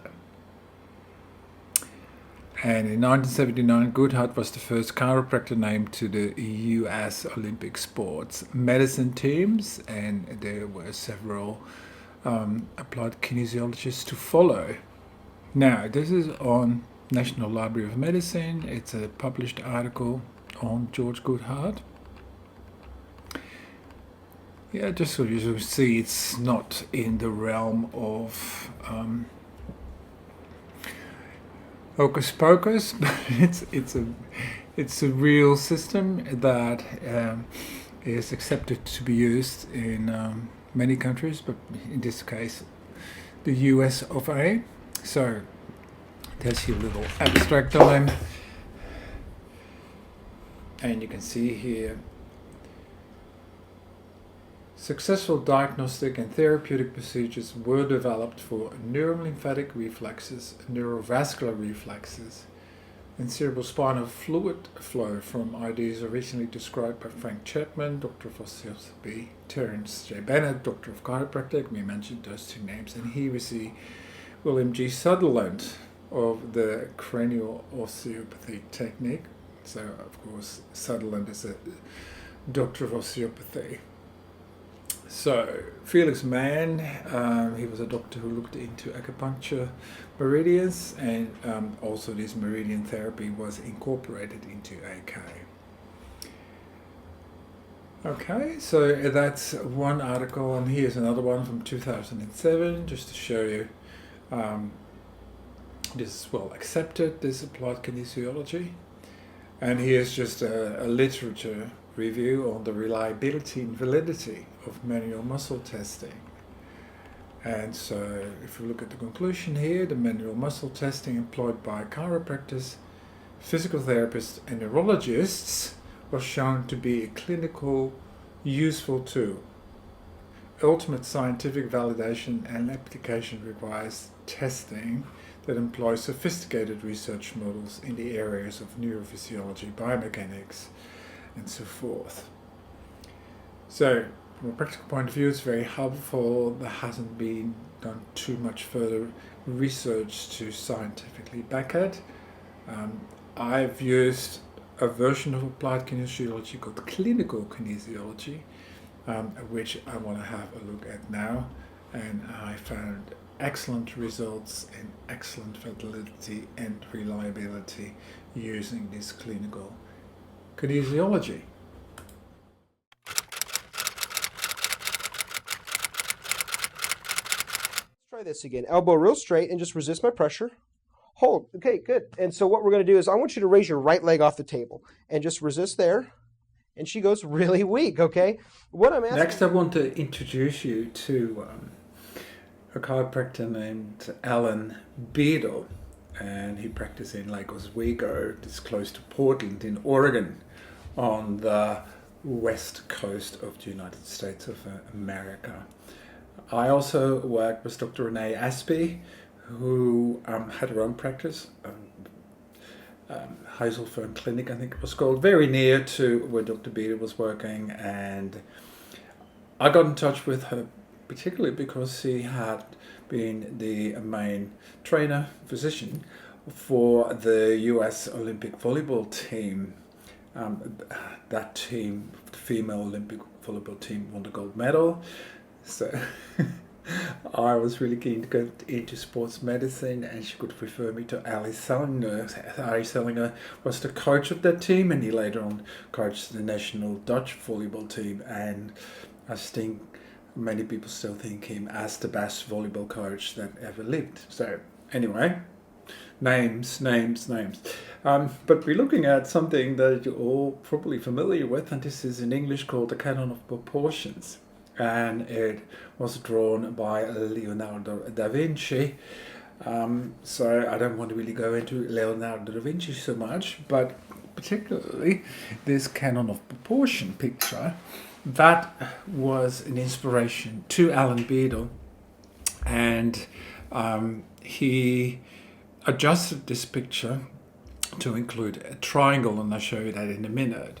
But use my mouse here.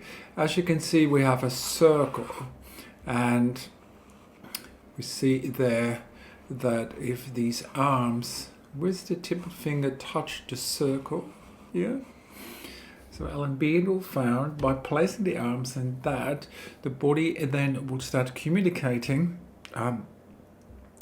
problems, but also related therapies that would relate to the electromagnetic spectrum, or as Dr. Goodhart called it, the triad of health, one of the limbs of that triangle related to electromagnetic resolutions. And I think then, for example, flower remedies, homeopathy, also acupuncture, and so forth. So very, very interested to see that. And of course, the circle, always in the sacred geometry, stands for infinite dimensions. And if we look at the electromagnetic spectrum, through what physics presents us, the electromagnetic spectrum is extremely broad and can contain unlimited amounts of information. There's enough energy.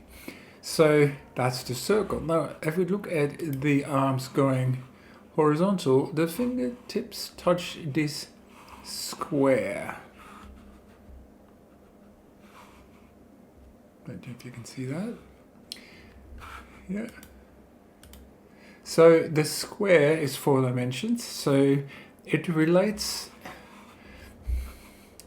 in the kinesiology of Alan Beadle, called clinical kinesiology, to the body, revealing information about problems, but also solutions when it comes to the structural integrity. Of course, when we think of that, we think of chiropractic osteopathy, but also movement like gaits, and there's a thing called cloacals and body synchronal centers, and the list goes on. So this is an amazing fact that when the fingers touch this square, through the clinical kinesiology muscle testing, access information about areas needing therapy, and particularly then also what therapy was needed. Now, if we look at these legs, you see this foot goes forward and this goes sidewards, like walking like an Egyptian. And we see also that the leg then is moved outwards. We call that abduction. So what was found by Alan Beadle as he was connecting with the memory stored in the bioelectrical systems of the body, that memory was stored in a binary form. Hence, you could make an analogy with computers, because computers store memory as a binary form of memory with transistors going on and off. And we've seen that our bodies have many semiconductors that can work as transistors, but also that every single cell has ion channels and therefore can set up a Tesla resonance circuit and therefore work as a transistor and potentially store memory. We've seen through the works of Michael Levin, for example, that the body has a collective intelligence on local levels and higher levels, like the hormonal system, and also the digestive system, and of course the cognitive systems of the brain, to problem solve, whereby these different levels don't need to micromanage each other, but they all work at different levels of being. So what he found was then, when you abduct legs, you lock in whatever information you try to process. So for example, if you have your arms up touching the electromagnetic circle, and then you close your eyes and open your eyes, so you have to do this abduction twice, you then lock the information that the body can reveal to you, and by closing and opening the eyes, you capture all of the different 6 sets of meridian energy, including like sunrise yang and all of the 3 yins and the 3 yangs. So the other thing with actually exo-rotating the hip, so the hip is here, and you see here this leg is in exo-rotation, walking like an Egyptian, yeah, that would actually advance the information that we want to communicate with the body. So I think in American diners they used to have trays which you plate on when you go to a buffet, and underneath was a spring, and if you take the top tray off, the next tray would naturally push up. Might be a poor analogy, but if you've ever seen that happen, you can sort of understand what's happening here. It was called an ICL, Advanced Computer and Lockout. So exo-rotation at the hip, and then abduction, and you do it with both legs, and by closing and opening the eyes while you perform this so-called ICL technique twice, you would advance information.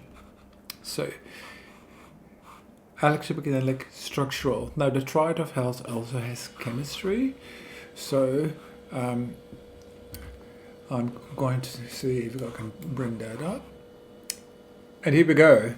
Here we have the clinical kinesiology picture of the canon of proportions. Now we can see that if the arms go downwards and where the fingers touch this triangle, we can then access information about the biochemical needs of the body. So, just going back to this amazing revelation of the canon of proportion of Leonardo da Vinci, the circle, electromagnetic, the square, structural, and then the triangle, the biochemical needs of the body. So I'm gonna talk over the top of this video. You can see Alan Beadle, and that's his assistant, Chris. He was a runner, so a skinny guy. He also had this really high forehead, and we thought that he possibly was an alien. And I worked with Dr. Espy, and he said, but I got information from him, and number one, he was psychic, and so when he made adjustment, he could see the energy obstructions in the body actually resolve and naturally filter into the central channel, move up through the chakras, and then out of the top of the head, where the purification then was complete. And this is what I later witnessed again, doing my own practice with kinesiology, but also living in the light continuously later. So more on that later. But you can see him all this different muscle test. But particularly he had this concept that there was collective intelligence on a local level, on the pelvis level, where the muscles work there, which related to the chemistry of digestion. The shoulder musculature, which really related to what he said was the endocrine level of functioning of the body, and then of course the head with the eyes and the temporal mandibular joint and so forth, and the cranial breathing mechanisms, like we saw with Dr. Sutherland, the osteopath. And it was called the primary processing unit. And these could individually be assessed by measuring leg length and the position of the pelvis, arm length, and the balance in the shoulder musculature left and right, and eyes being open and closed and moving in different positions, similar to that.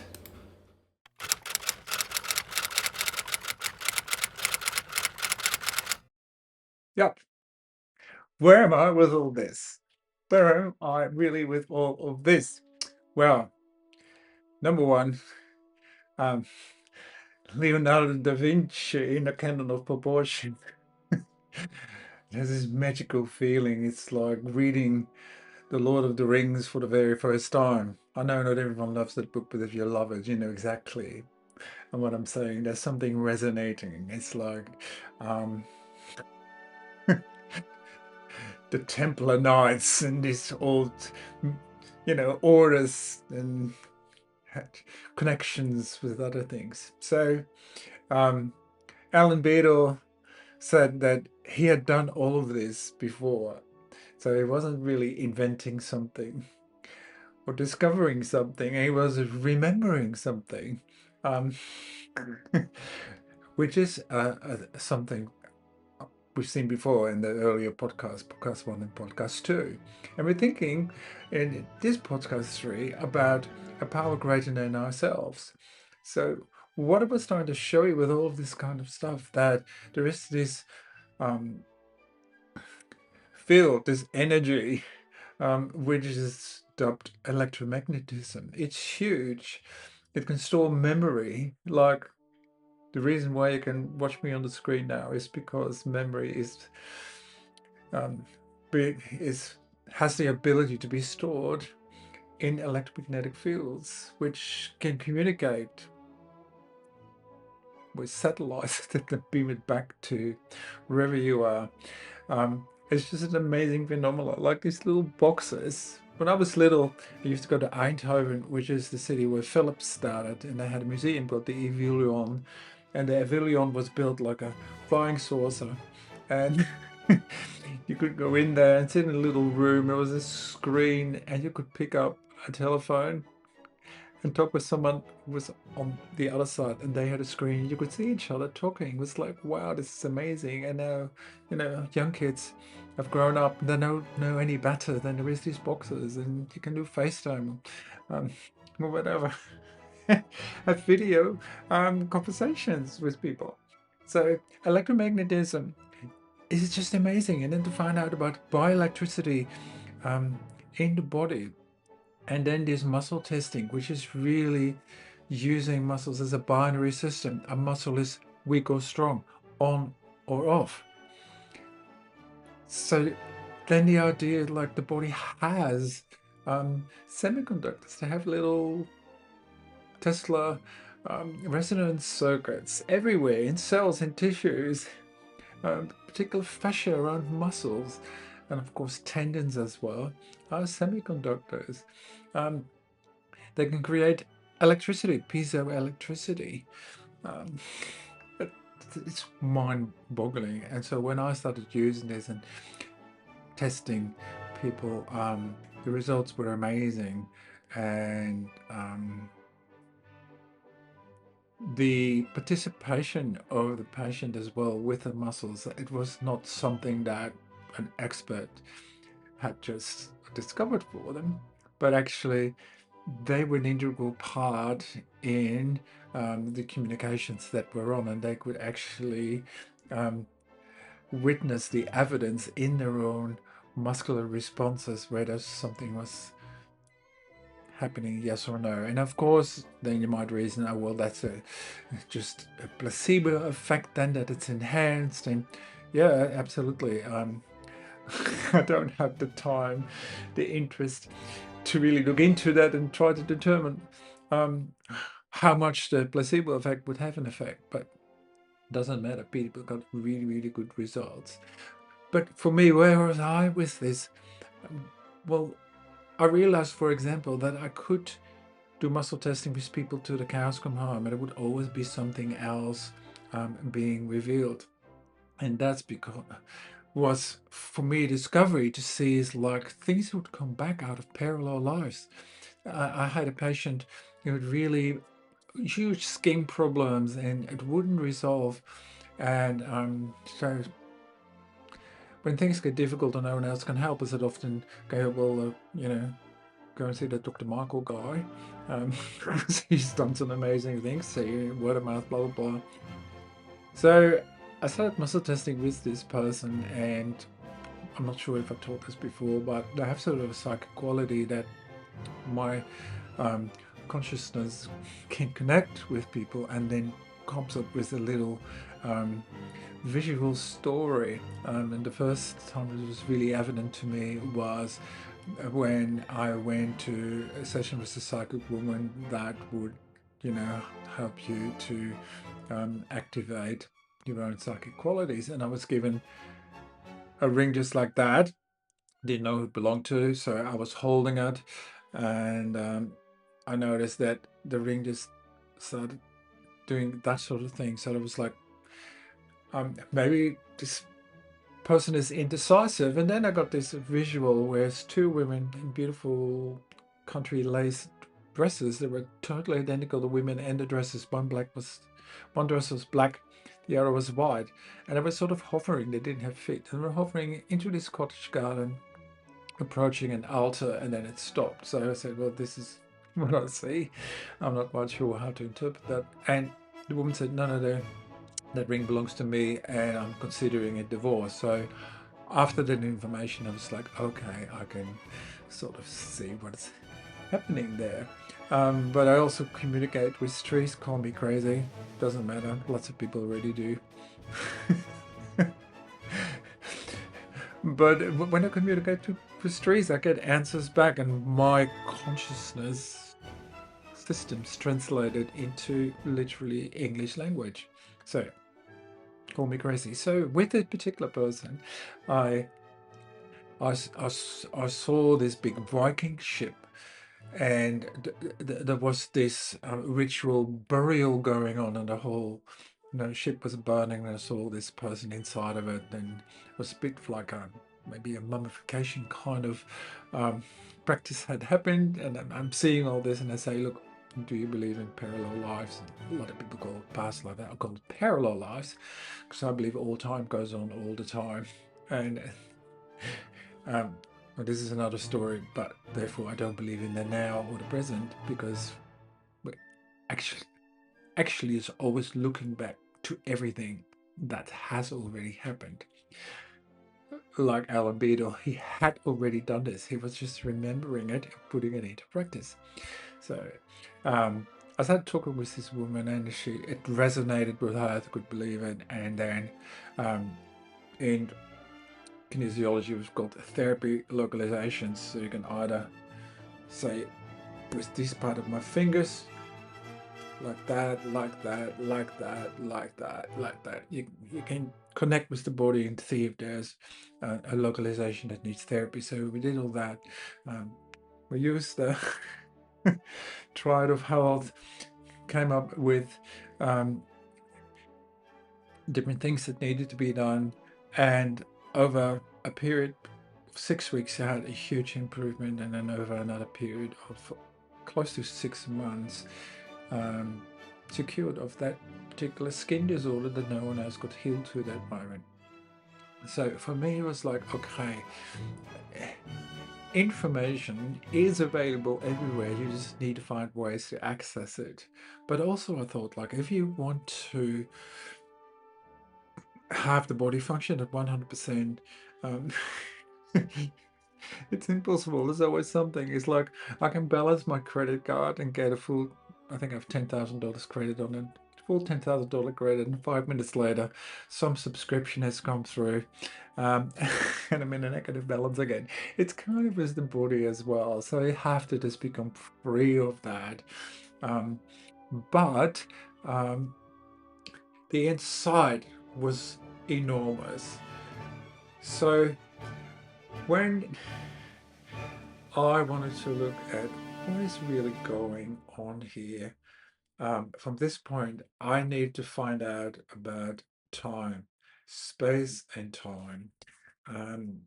Look at holographic memory, and there was suggestions made that maybe the universe stores energy and information two-dimensionally, which basically means we are eternal, and there is such a philosophy of eternalism. So I want to look into that with you as well. The idea that individualism is actually a deception and illusion, and that everything is connected. So yeah, that's where I am with it. And of course, there are plenty of near-death experiences that give a lovely point of view and an amazing angle on things as well. So for the rest of this podcast, to look at this power greater than ourselves, that's what I want to go into.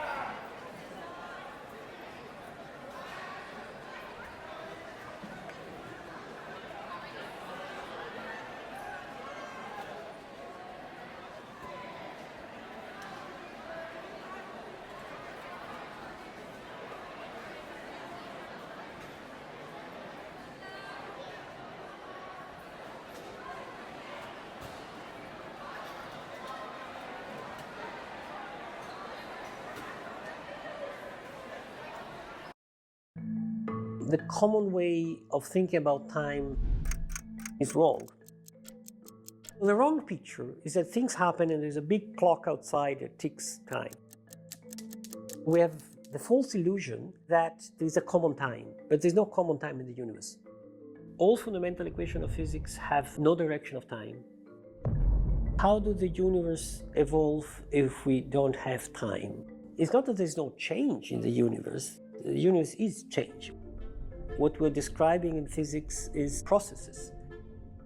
Evolution is the dancing together of all the variables, all the clocks, not the evolution in a single clock.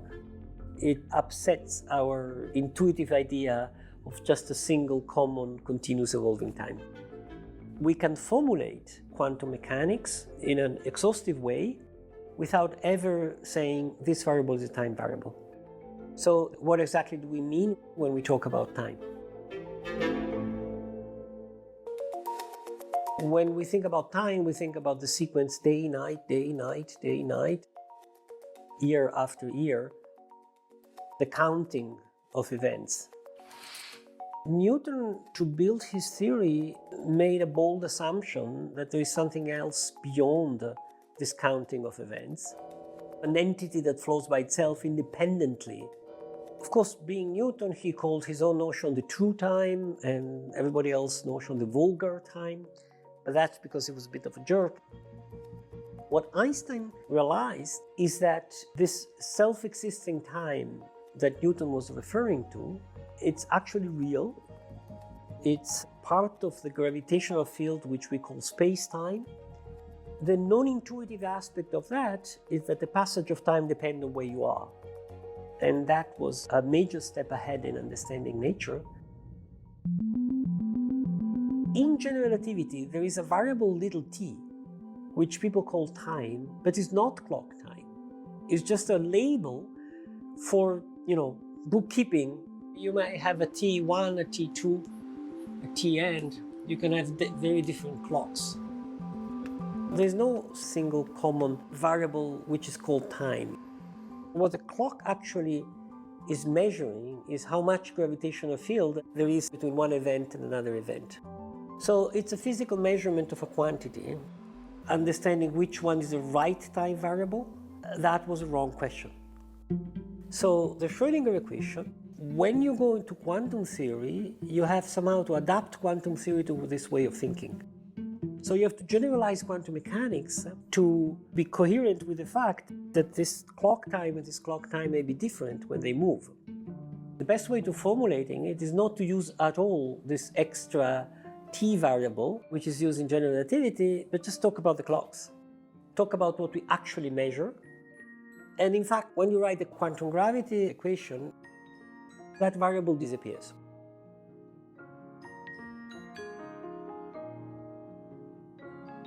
And people were panicking, oh my God, we lose time. But we don't lose time. We have many possible times. To the extent in which we understand the world in terms of fundamental equation of physics, there's only one that has the direction of time, which is the second law of thermodynamics, and that's a statistical equation. Everything connected with the time orientation is a statistical phenomenon, because the world is in a state in which entropy is de facto growing. We see a glass that breaks in pieces, we never see the opposite. This is a property of the world. The difference between a hot cup of water and a cold cup of water, just the molecules of the hot cup of water move much faster. So temperature is essentially the average speed of the velocity of the molecules. And it's in this averaging that we get the thermodynamical quantities. We get these notions like heat. And that's key point. All the phenomena which are oriented in time involve things like heat and temperature. The thermal time hypothesis, I introduced it with a great mathematician, Alan Kohn. The key point is the statistical state of the universe picks up a variable in the direction of which entropy grows, and that's what we call time. We are so used to time-oriented phenomena that it's hard for us to see the connection between the growth of entropy and time. For instance, we have memories of the past, but not memories of the future. We can decide where to go to dinner tomorrow, but not where we go to dinner yesterday. So where is entropy here? We are phenomena which are time-oriented ourselves. We are like candles. We burn free energy, we produce heat. When you think, your head becomes warmer. So we are time-oriented. That's why we think, oh, it's a really natural, intuitive, fundamental thing. Not because it's a fundamental part of the world, because it's us.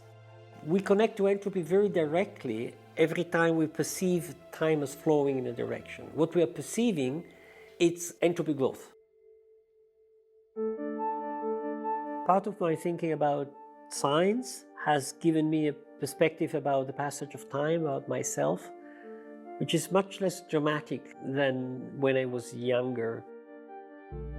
There's something comforting in realizing that the way we see the world is just a very small, partial take on the world. We have to live with the multiplicity.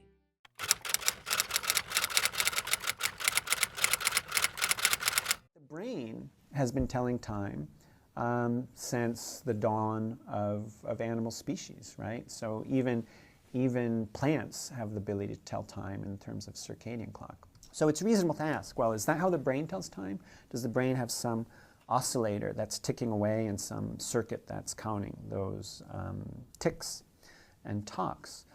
The answer is no. The brain seems to have fundamentally different ways of telling time. So the first thing to notice is that while the mechanical clocks that we make, even your quartz watch, can tell time across a vast range of scales from tens of milliseconds to hours, minutes, and days and months and years. So the brain has many different clocks in order to tell the milliseconds and seconds and to tell the time of day. So one way to think about it is the circadian clock, the clock that tells you what time of day it is and when to arise and when to go to sleep. That doesn't have a minute hand, much less a second hand. In contrast, the clock that tells you, the timing device in your brain that tells you, this red light's taking a bit too long to turn, this traffic light's taking a bit long to turn, or I think the waiter forgot my coffee. That clock doesn't have an hour hand, much less a number of days that have gone by. So the brain has different areas, different mechanisms in order to tell time. We don't fully understand how the brain tells you what the tempo of a song is or when the red light is going to change. But it doesn't seem to have to do with any oscillator counter mechanism. It seems to do with neural dynamics, which is the fact that patterns of neurons are coupled to each other, neurons are connected to each other, and when you activate some neurons, that group of neurons can activate another group of neurons, which can activate another group of neurons, so you can have these evolving patterns of neural activity. So this is consistent with what we call the multiple clock principle, which is the brain doesn't have any master clock. It has many different circuits, each specialized or that focuses on processing time on one scale or another.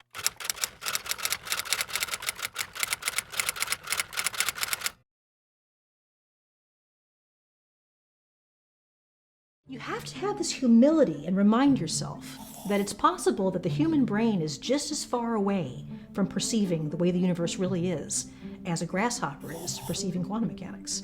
We are not some be-all and end-all of perception.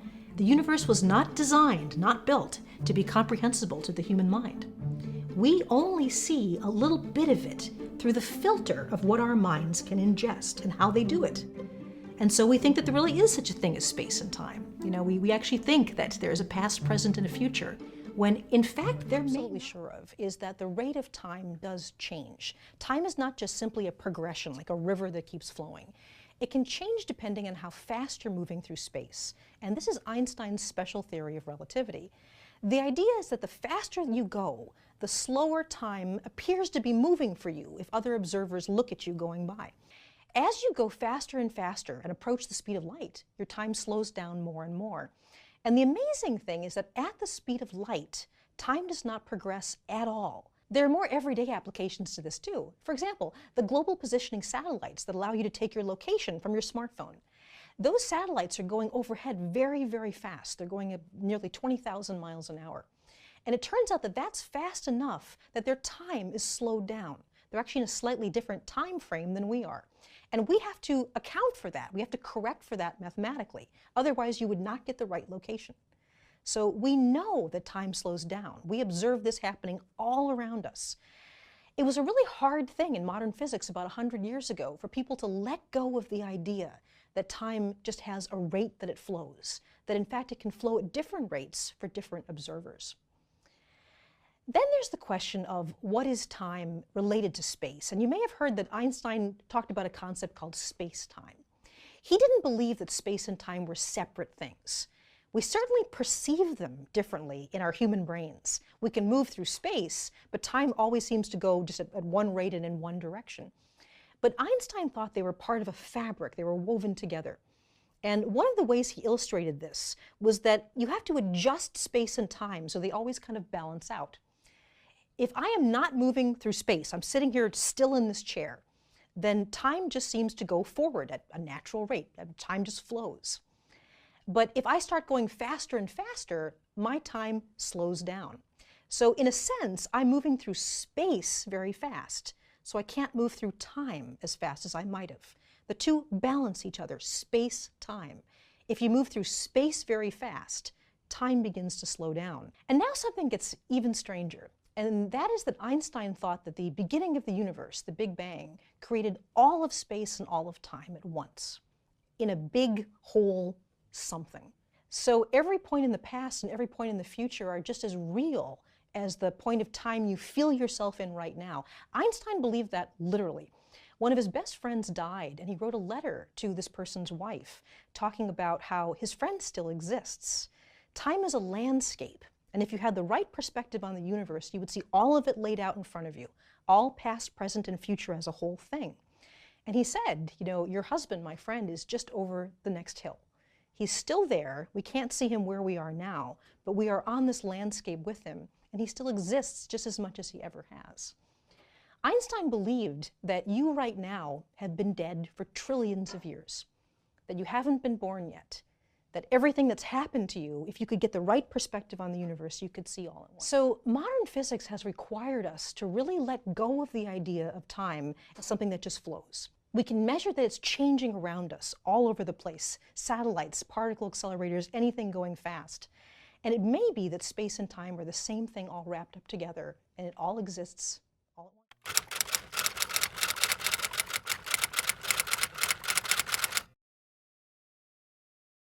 Presentism, the notion is that only the present is real. The past was real.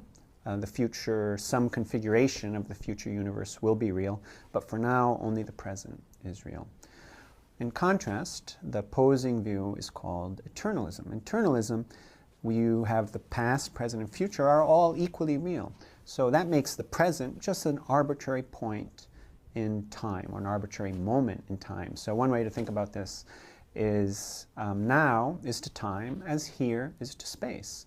So in the same sense that I happen to be here and some viewers are out at some other point in space, and we're all comfortable with that notion that other points in space are equally real, in eternalism you have to be comfortable with the notion that other moments in time are as equally real as this moment in time, and this is just an arbitrary moment.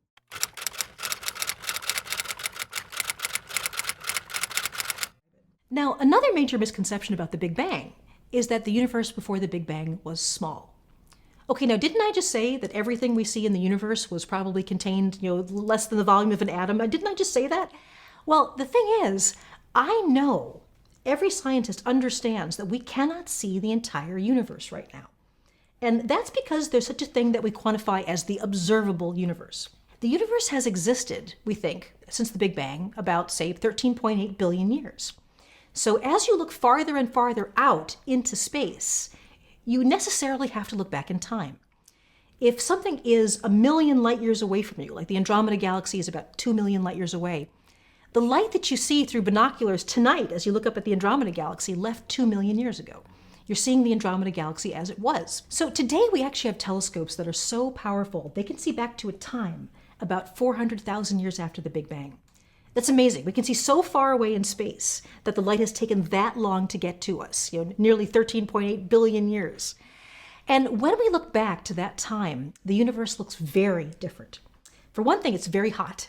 It's actually about as hot as the surface of the sun. And it's so dense and hot that we actually can't see any farther. Literally, in any direction you look around the sky, anywhere you look, if you look to that distance, you see the universe as it was at that time, 400,000 years after the Big Bang, and everything becomes just hot hydrogen gas.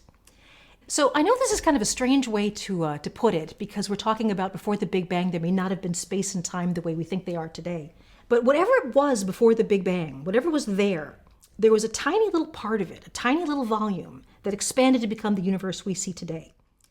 But that little bit wasn't the whole universe. We don't know yet how big the original universe was, all of it, before the Big Bang happened, before something changed to make it expand and completely change its form. So the universe before the Big Bang didn't have to be necessarily tiny. It actually could be infinitely large. Because of that, we have no idea how big the universe is, what shape it has. All we can see is a tiny little bit of it.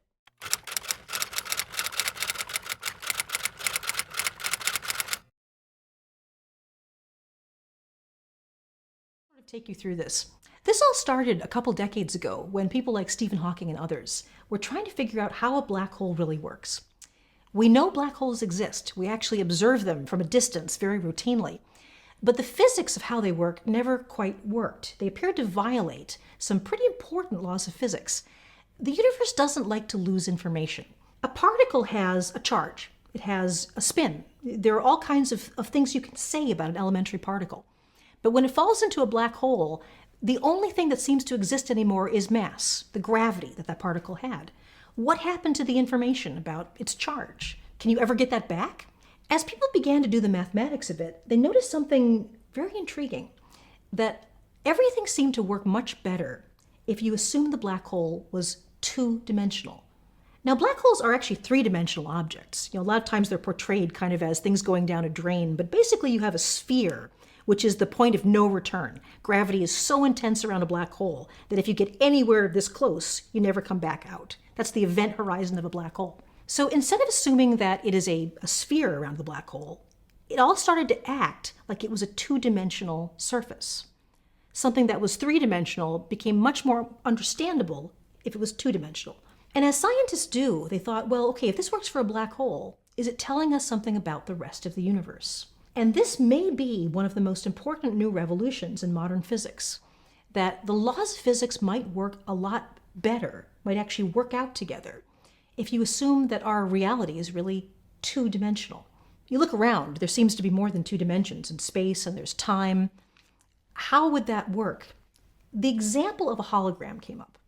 You know, I still remember being at a hologram museum back in the 1980s, and the holograms were really new and really exciting.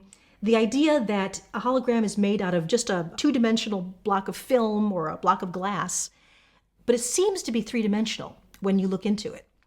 And even more than that, I remember this one hologram that was put on a pedestal, and as you walked around the hologram, somebody appeared to move inside and wave at you. If you were looking at the hologram, there appeared to be motion and even time, all embedded in just this two-dimensional surface. That's what they mean when they say holographic principle. It doesn't imply that anybody made a hologram, or that we are part of a projection, that somebody, some evil genius, is projecting reality on us.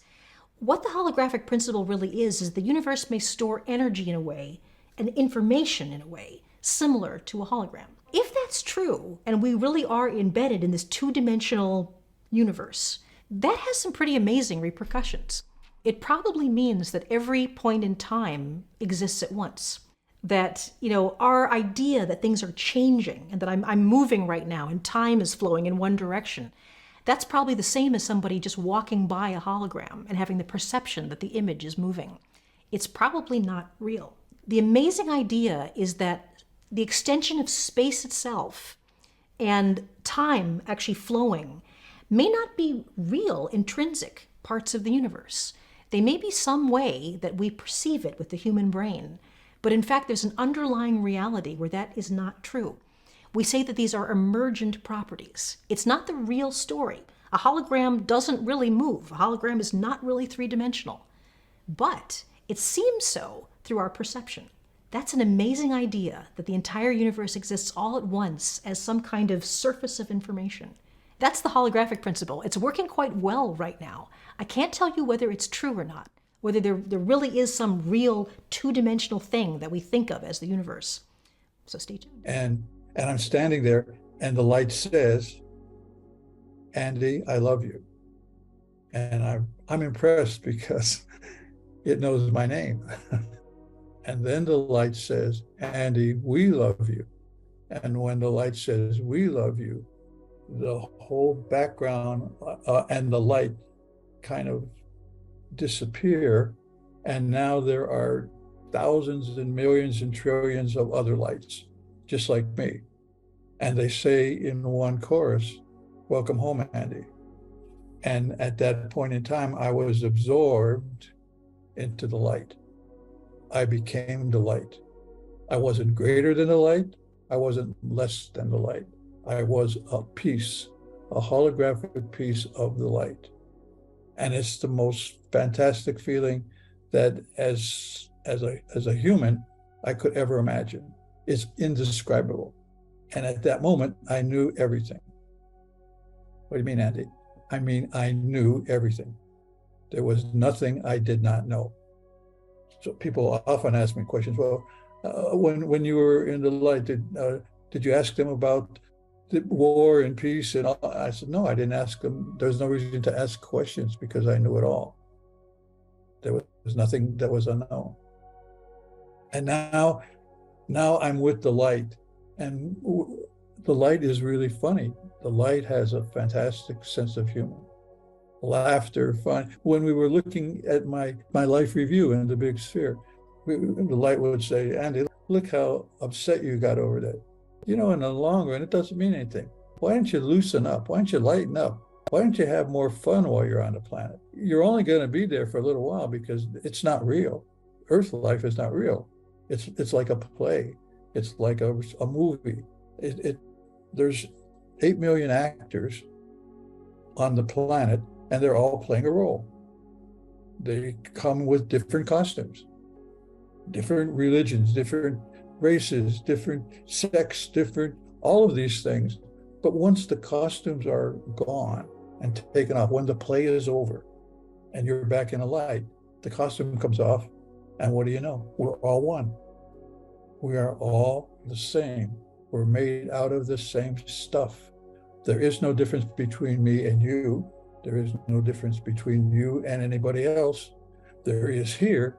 We're dressed in costumes to be different, to experience things that you can't experience in the light. You can't experience something that you already know. I can't experience talking for the first time because I've been talking all my life. But when I first started to talk, when I said my first couple of words, that was really exciting to me. When I'm in the light and knowing things, it's different than experiencing them. So in order to experience, the light tells me that, and I know anyway because I know everything. I lower my vibrations because everyone has their own unique vibration. That's what makes you and me different. Lower my vibrations so that I can incarnate and be born on a planet like Earth and now live a life doing things, experiencing things that I would like to experience. And when I experience them, you experience them, everybody experiences them. It's contributed to the whole. There is only one. And everything that exists, that ever exists, that will exist is in that oneness.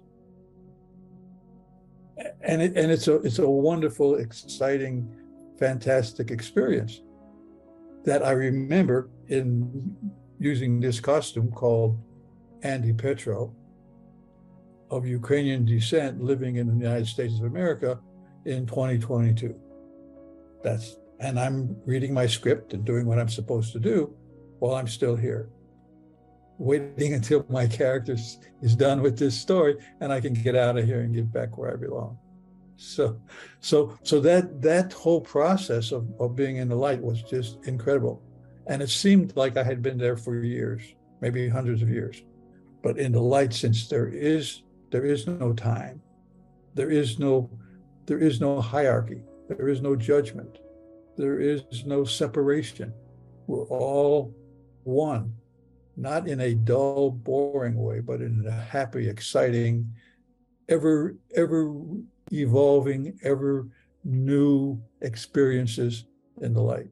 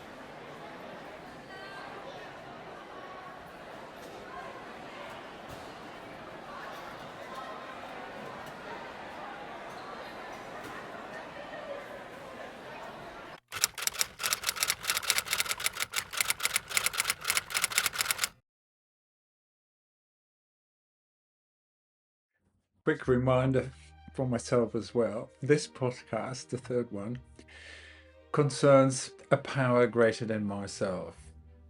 So we looked a lot at what we can learn about the universe from physics and how that actually determines us and controls us. So in podcast 2, we looked at consciousness, and materialists say like, no, there is only materialist. There's nothing else. Hence, I'm not a materialist, but we can learn a lot from physics and see how it influences, and that's why I went into electricity, for example, and electromagnetism. So in physics, there are 4 forces, although the one I want to talk about next is not longer accepted as a force, so that's interesting. But on a very small level, when we look at subatomic particles, there's nuclear forces happening. And they are either strong or weak, so they account for 2 different forces, but they're also very confined. They happen just in and between subatomic particles that then form an atom. Yeah, so it's very abstract thinking, conceptual thinking, and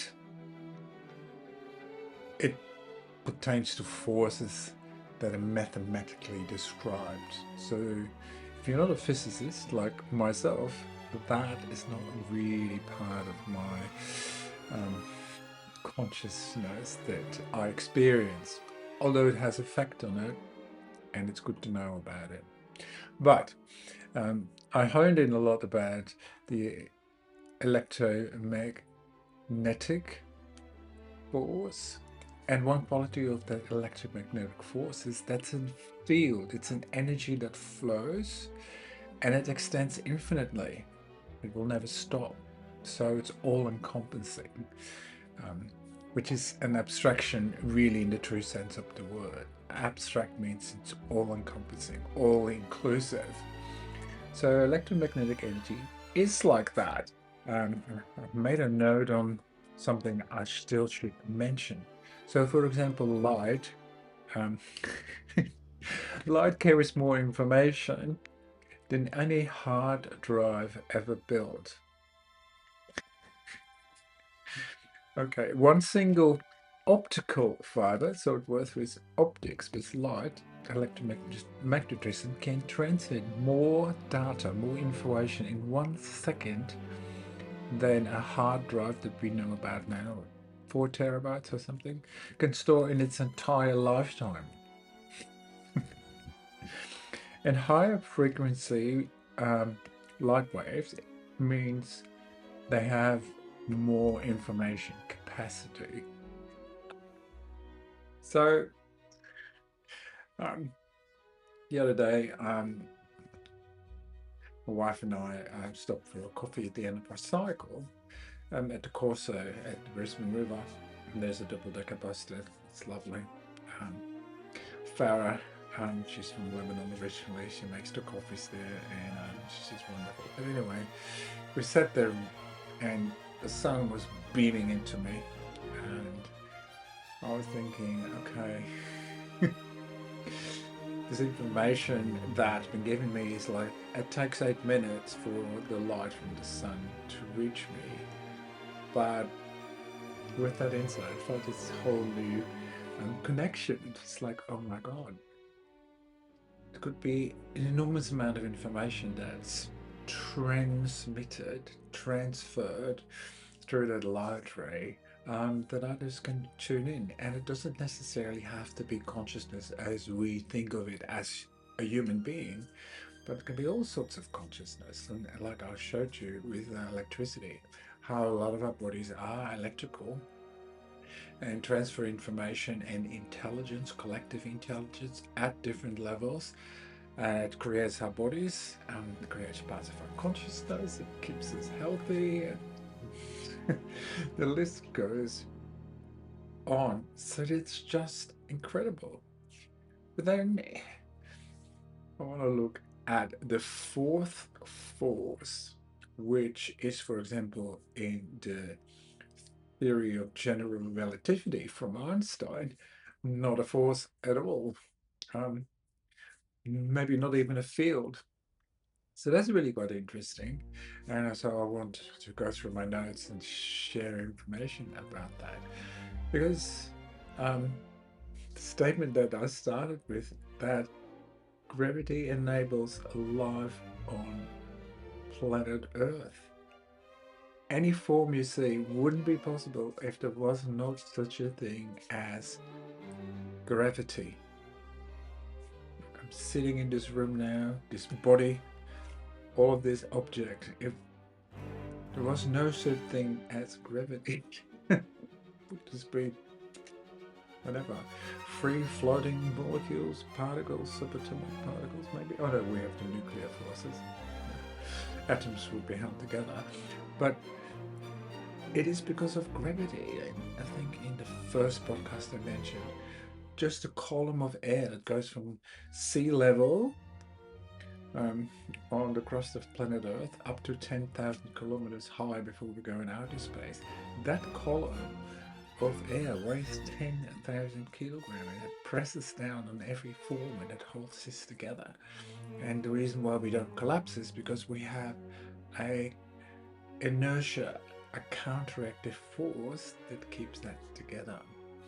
And gravity is really interesting because we think if we jump up,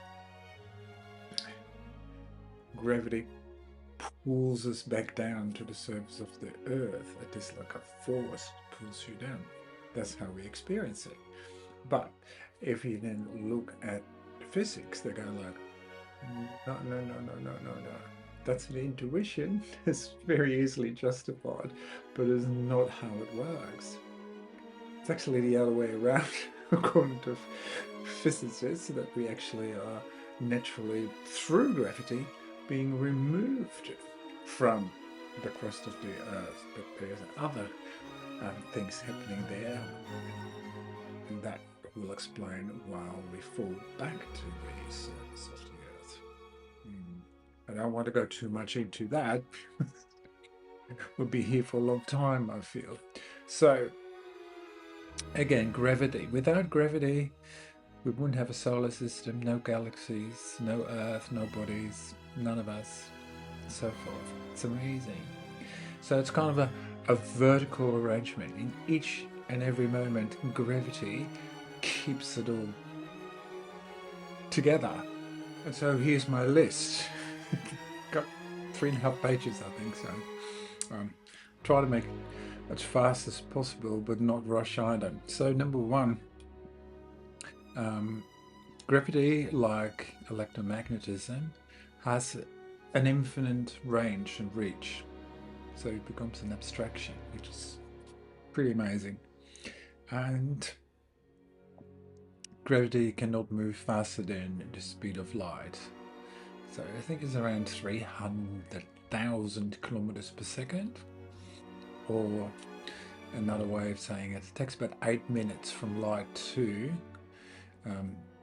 leave the surface of the sun and then reaches here on planet Earth.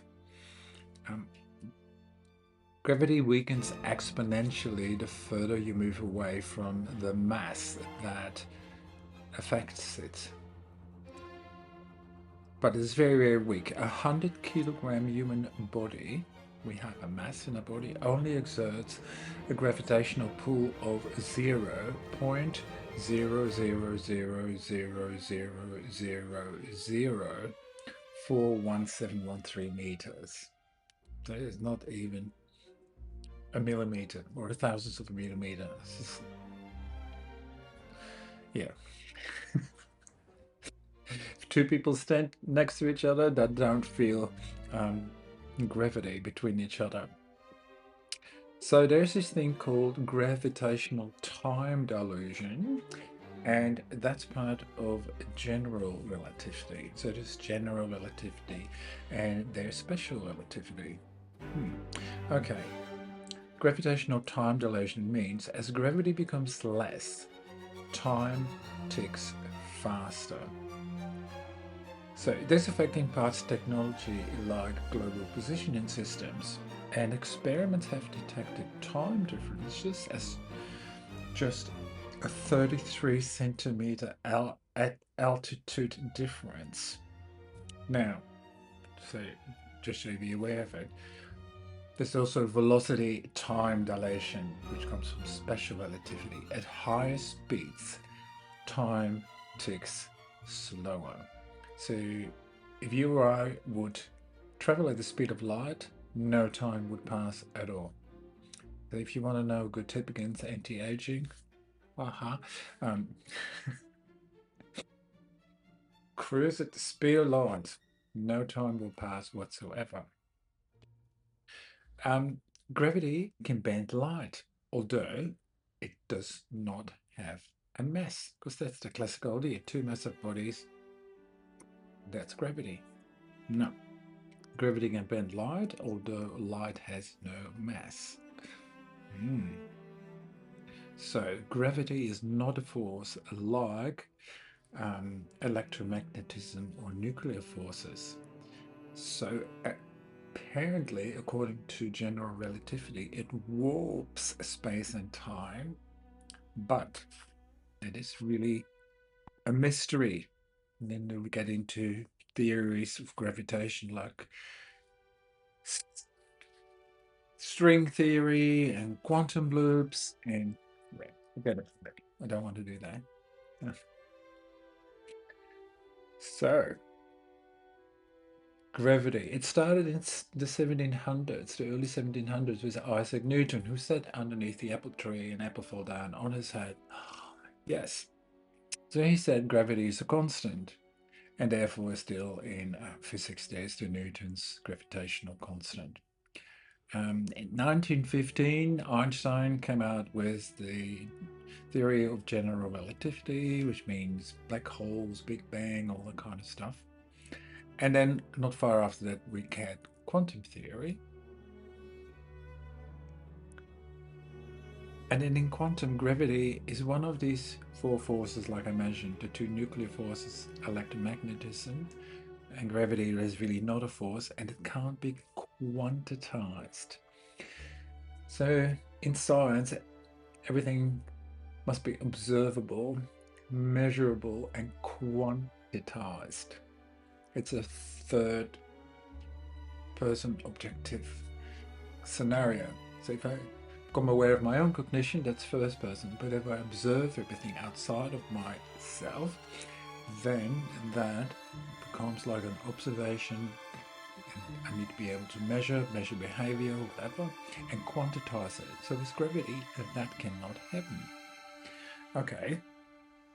Now, quantum really brought forward that space and time is dynamic. So space and time can change with energy and mass. It's not rigid and this is the way it is. First cause, it was created like that, and now that's it. Will never change. That's not true. That's why we experience time as well, because it's dynamic. So general relativity is a theory about space-time itself, but it doesn't concern itself with stuff happening within space and time.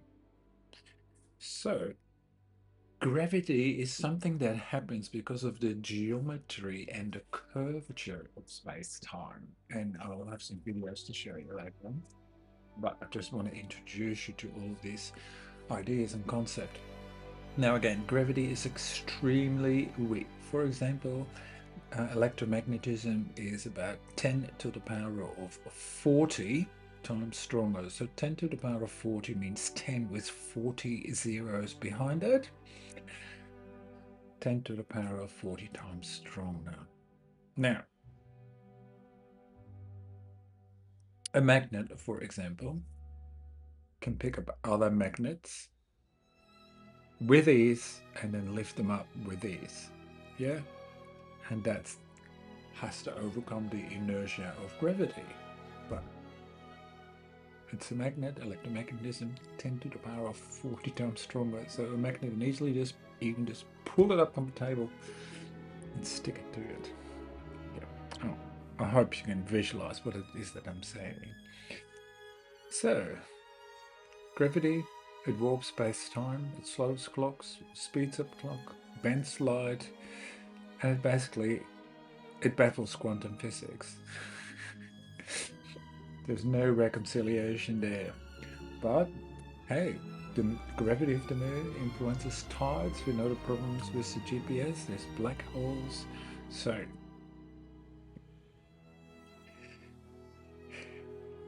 very interesting. Now in physics, the primary governing force of the universe over a large scale, so an all-encompassing abstract idea for everything in the observable universe, gravity. Gravity is the primary governing force, field, or whatever it is. Okay, so in other words, at the cosmological level, it is gravity that dominates. Okay, so the Earth's gravity keeps the moon in orbit. The moon's gravity causes the tides of oceans. Gravity acts over infinite distances. Goes on and on and on and on and on and on and on. Yeah.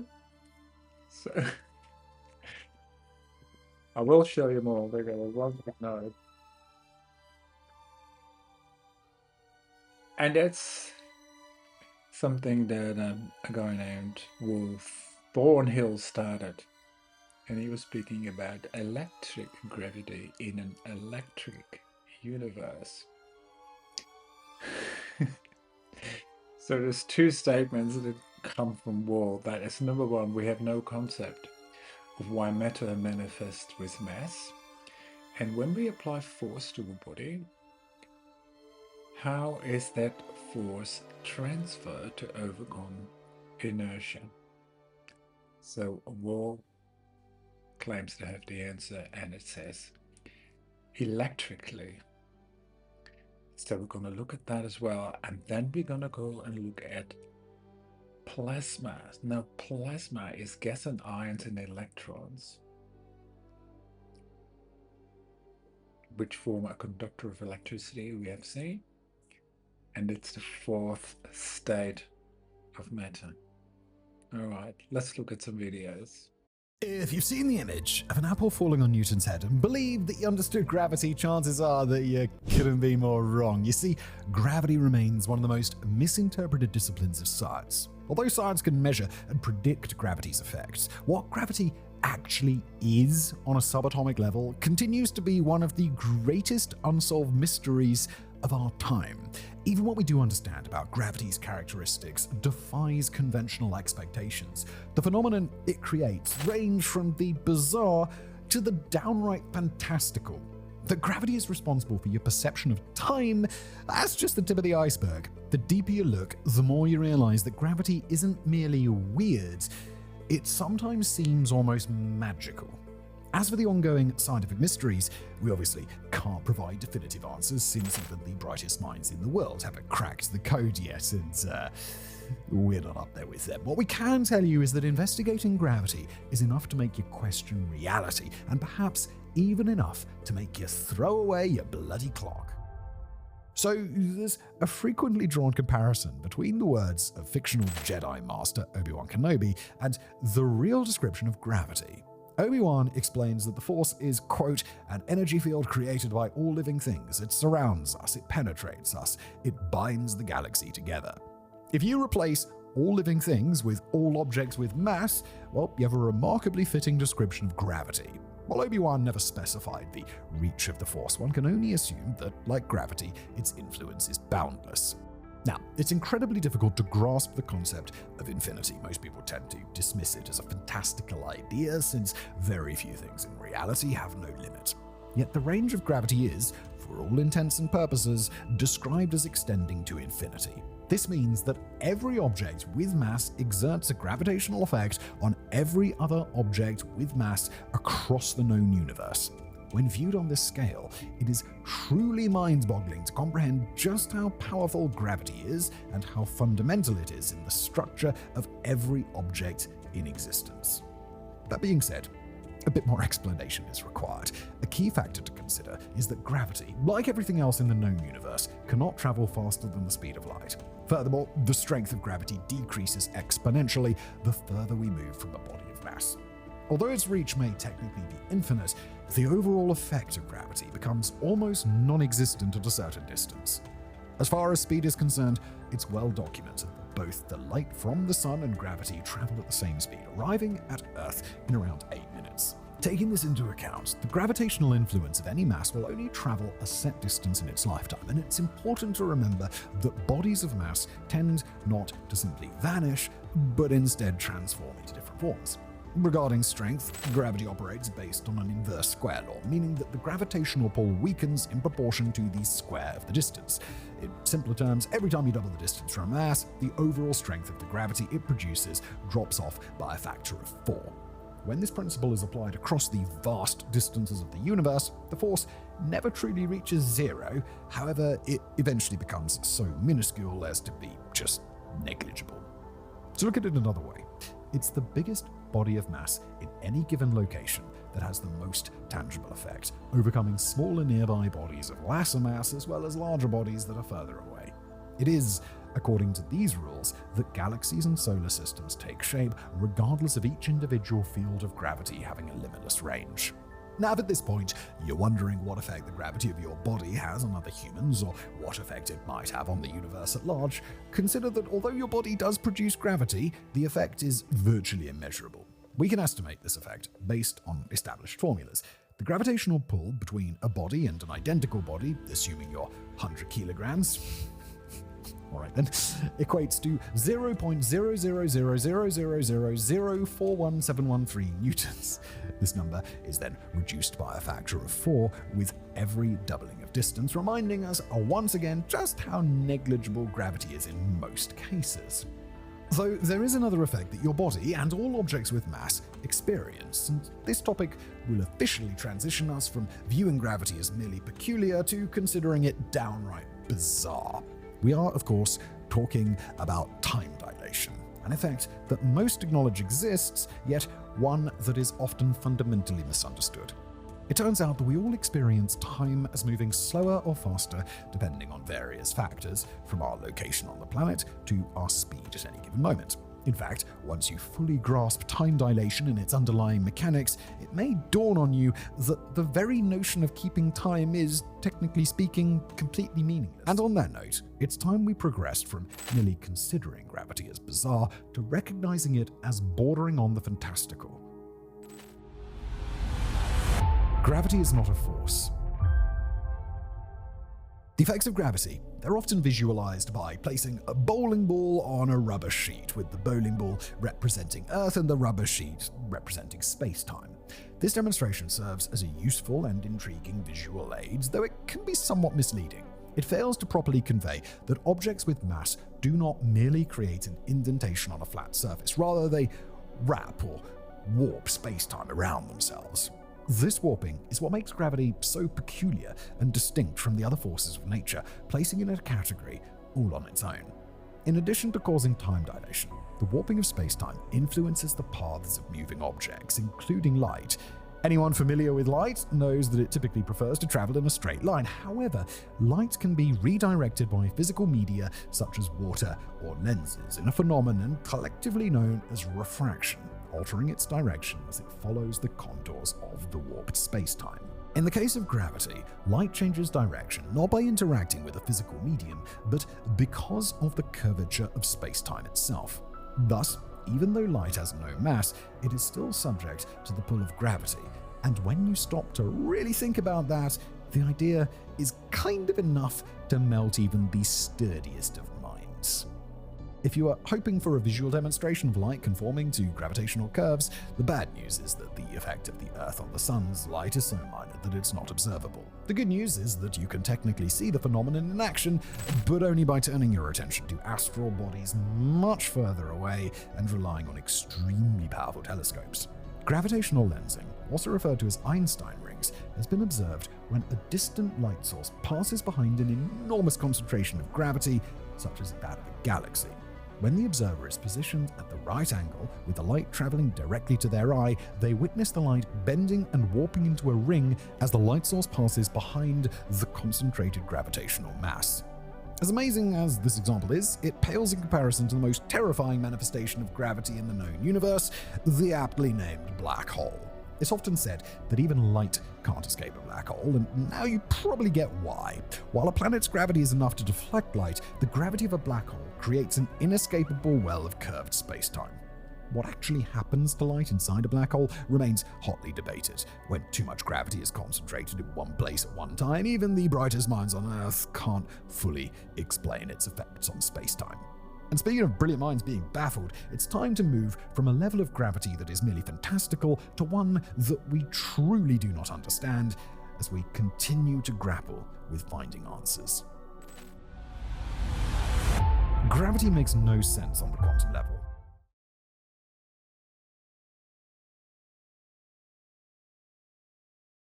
One of the first things we learn about shapes and geometry is the concept of parallel lines. Two lines that both travel in the same direction and their paths never cross. Well, let me tell you, reality is a lot more complex.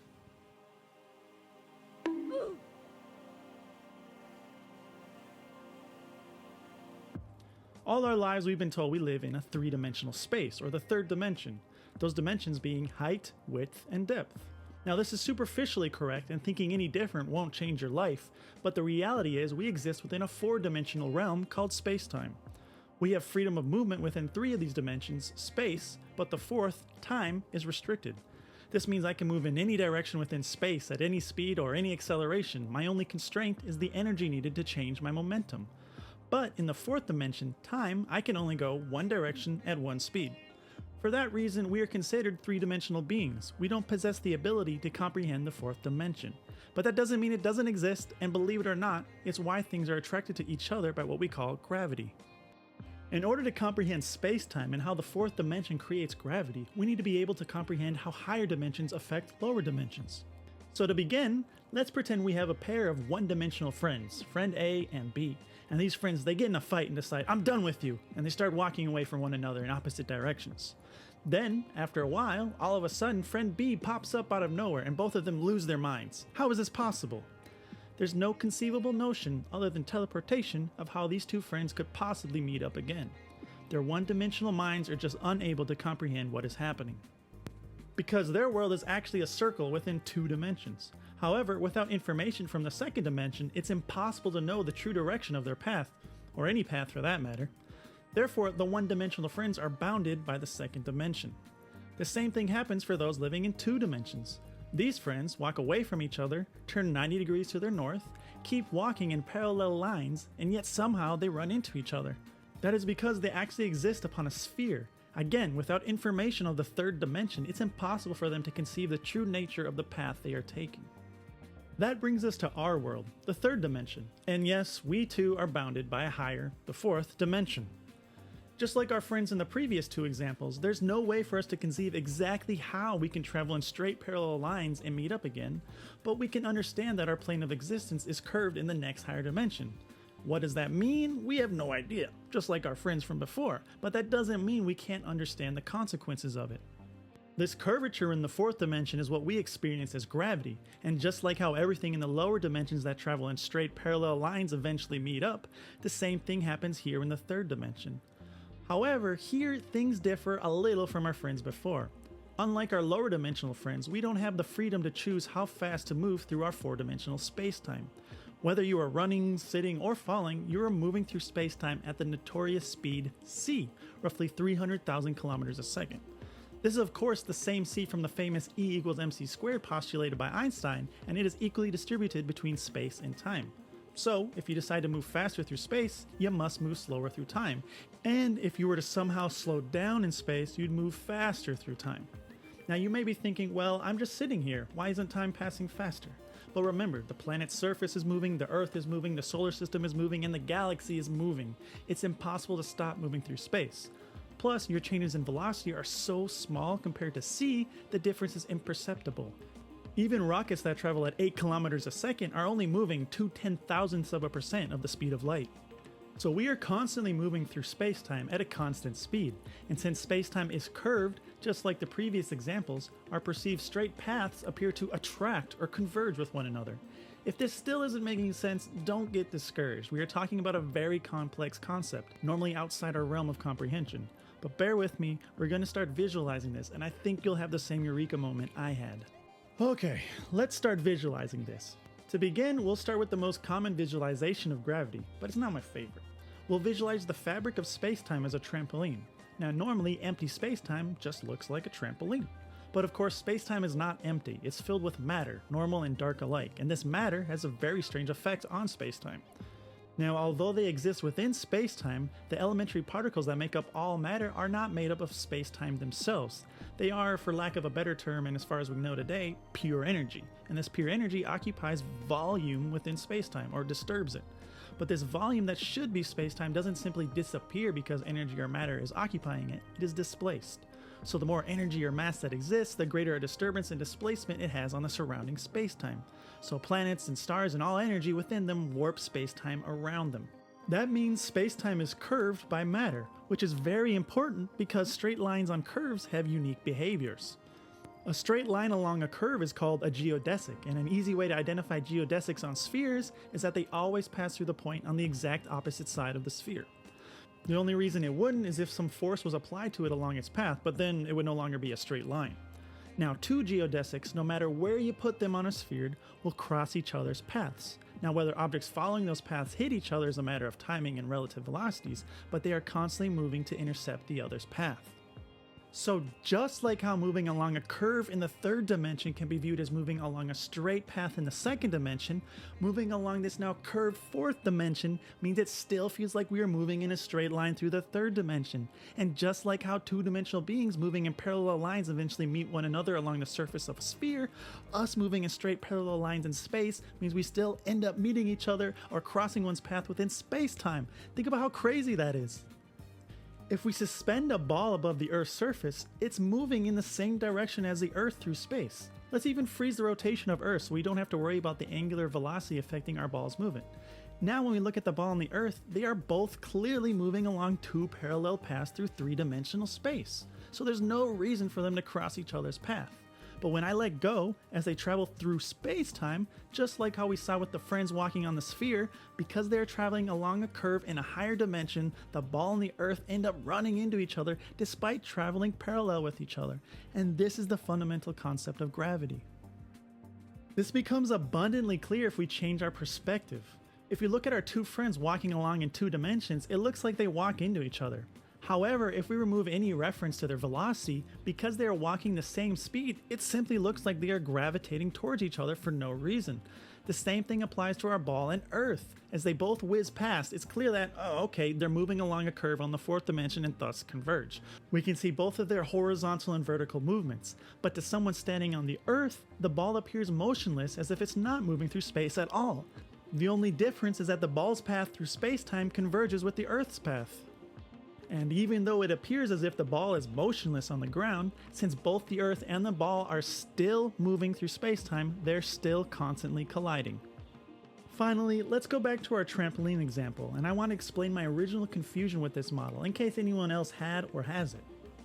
As we roll a ball around our space-time, it's clear that we see the curve of orbits and we see that, oh yeah, things fall down the well, as it's called. But why does it need to? If gravity isn't a tangible force, why, if I place a motionless ball here on the trampoline, does it have to roll towards our planet? And this is where my mistake was. You see, before when we talked about lower dimensional beings moving about, there's nothing stopping them from stopping themselves or just deciding to sit down. But remember, everything is always moving through space-time. So the ball placed on the trampoline has to move because everything in space-time moves. And our planet in the middle of the trampoline isn't motionless either. It's also moving through space-time at the same speed as the ball. And once you see the trampoline like this, well, I hope it clicks and it makes sense why something would just fall as we perceive it straight down. So remember, if it feels like you're stuck in a rut or not making any progress, the universe is always there behind you, moving and pushing you forward.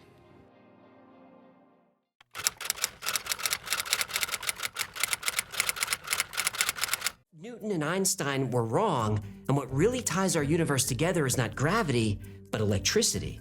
The electric universe theory says that instead of gravity, the universe's true attractive force comes from invisible electric currents that surround our planet, our solar system, the galaxy, and everything.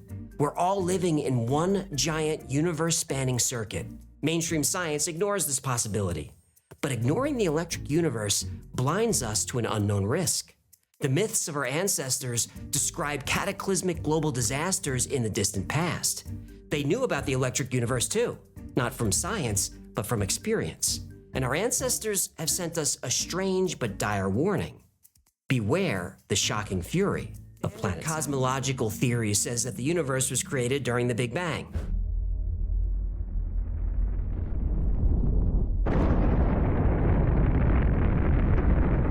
For 400,000 years after the Big Bang, the universe was mostly hydrogen and helium just floating around. Then gravity started to pull matter into bundles that became stars. Gravity pulled stars into galaxies, gravity pulled galaxies into clusters. After that, supernova explode and the universe is sprinkled with elements. Gravity causes these elements to coalesce into planets. Those planets fall into regular orbits around their stars, and here we are, all thanks to gravity. The current theory of gravity was proposed by Albert Einstein through his work on general and special relativity, published in 1915. But there's a problem with this theory, and Einstein knew it. Gravity isn't strong enough to keep all this stuff in place, especially on a large scale. Given the amount of matter spinning around a galaxy and how fast it's moving, everything should fly apart, but it doesn't. So what's holding everything in place? Well, officially, it's dark matter, which you've heard of. But here's a little secret about dark matter that they don't tell us. There's no proof it exists. Dark matter is just a theory that's used as a band-aid to explain the gravity problem. But maybe there's something else happening. Maybe our universe isn't held together by gravity, it's held together by electricity. The electric universe theory says that permeating space is a vast sea of ionized particles. These particles create an enormous field of plasma. Plasma is the fourth state of matter, the others being solid, liquid, and gas. Not only is our sun mostly plasma, plasma makes up over 99.9% of the visible universe. This network of plasma is so massive that it connects every galaxy in the universe in a single electric circuit. This circuit not only conducts electricity over great distances, but it transmits it faster than light. Much faster. If the electric universe theory is true, it will change everything we know about physics and reframe our understanding of the cosmos. But what evidence is there? Electric cosmologists have recently begun testing their theories in the lab and have produced surprising results. But the real proof may not be found in cosmology, but archaeology. The electric universe theory says that at one time, our night sky was a tapestry of glowing plasma, but then a drastic cosmic event changed our sky forever. Our ancestors recorded this event in customs and in myths and symbology. But changes to the sky weren't the only thing they described.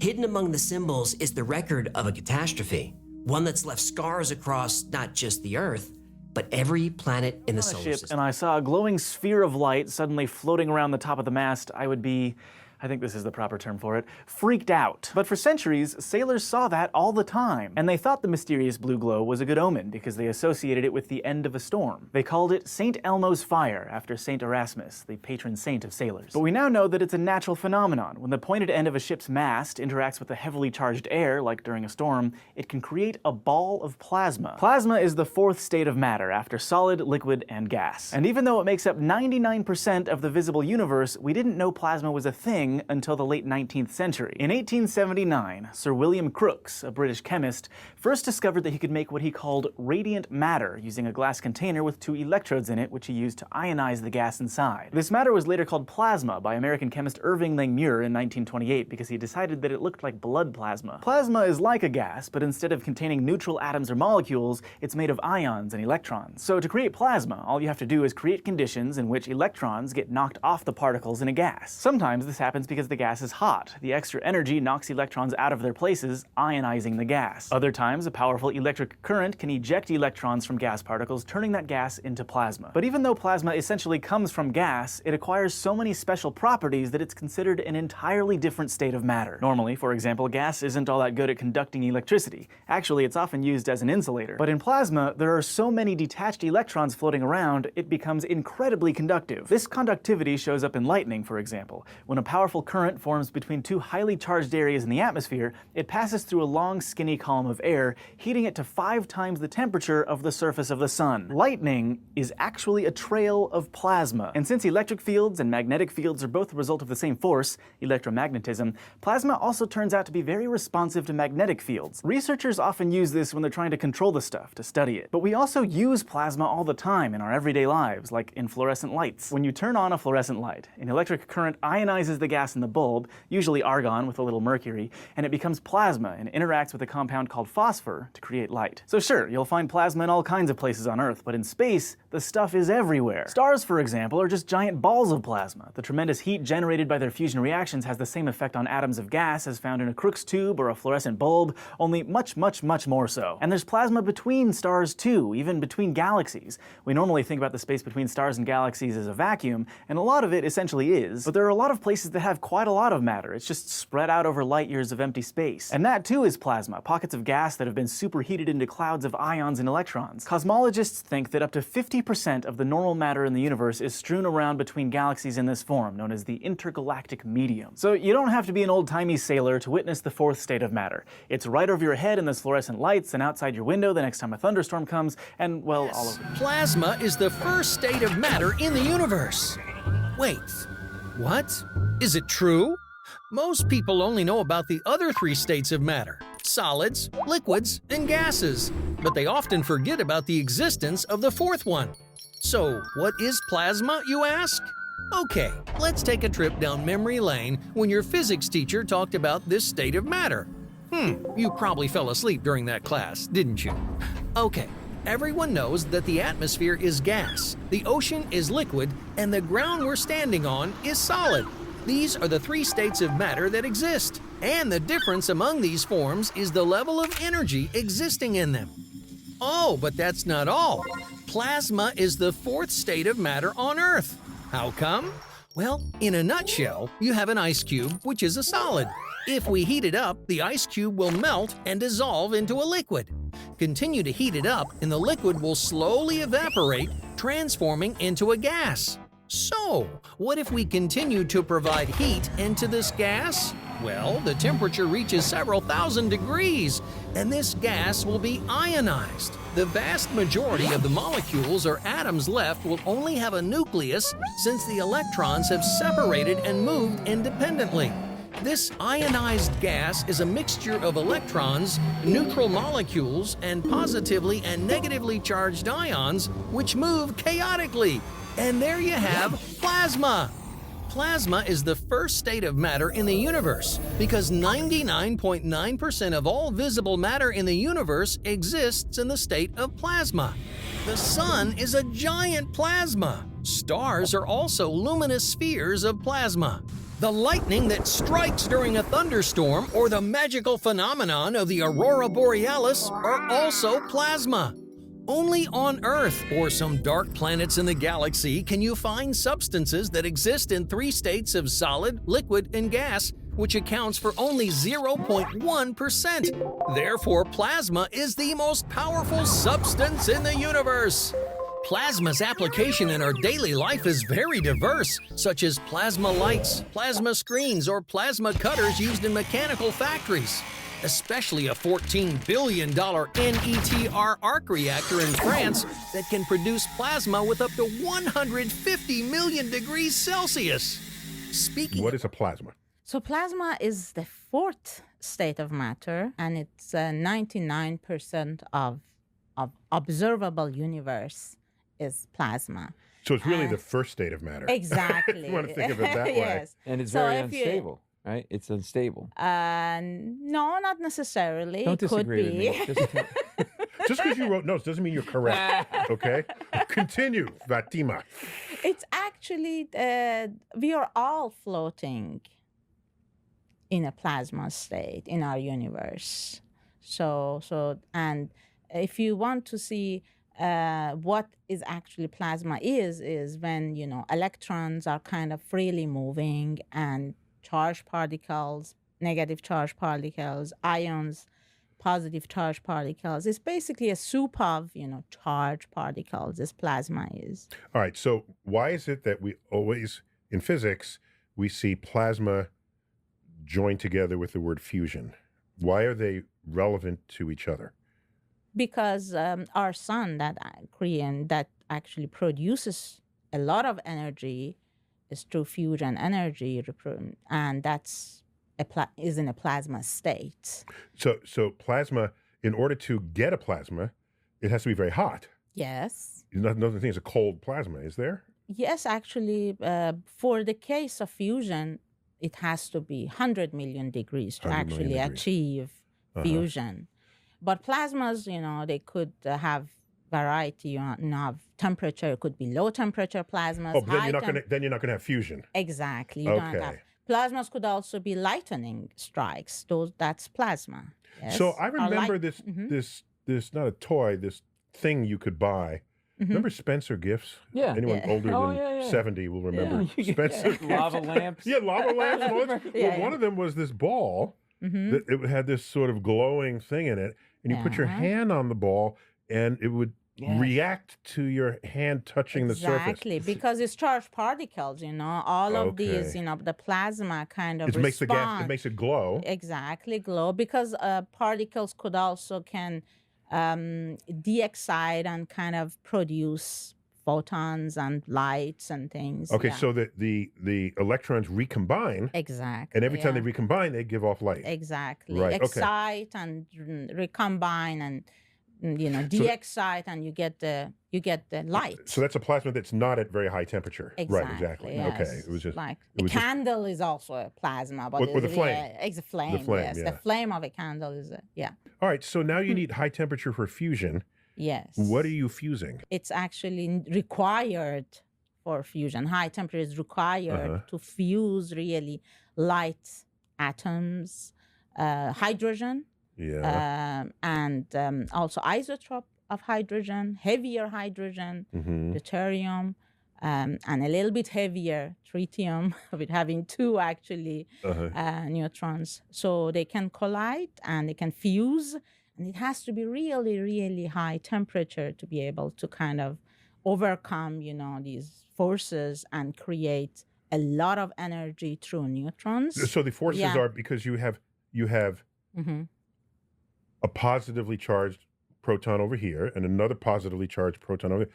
Like charges repel. Right. Exactly. They don't want to get together. Right. Yes. And you're trying to overcome this with high temperature. Yes. Because high temperature means higher speeds. Yes. Within the soup. And you're able to achieve the high temperatures, or we're still working toward the temperatures have to be high enough? The temperature, actually, you can get very high temperature. But are we there yet? Yes. That's what the protons ask on their long journeys. Are we there yet? Are we there? Out in space, particles play by a different set of rules than we are familiar with at home. The expanse beyond Earth is almost entirely filled with a mysterious state of matter. This matter is the least understood. It's rarely encountered on Earth, yet it triggers auroras and even impacts our exploration of space. This is plasma. After solid, liquid, and gas, plasma is the fourth state of matter. It is made of particles that have been ionized. This means the particles have been given so much energy that electrons separate from their atoms, making a subatomic soup. Unlike gas, plasma easily conducts electricity. This allows it to move along invisible pathways charted by the electromagnetic fields that fill space. While plasma is rare on Earth, it makes up 99.9% of the visible universe, including the Sun and other stars. It's also spread out across the universe and the space separating planets and stars. This space is not empty, it's filled with a weak soup of plasma. Those vast expanses of space are also filled with electromagnetic fields, such as those created by the Sun and Earth. In these places where plasma and electromagnetic fields play, plasma can undergo a unique explosive phenomenon called magnetic reconnection. Magnetic reconnection occurs where magnetic field lines are constantly shifting.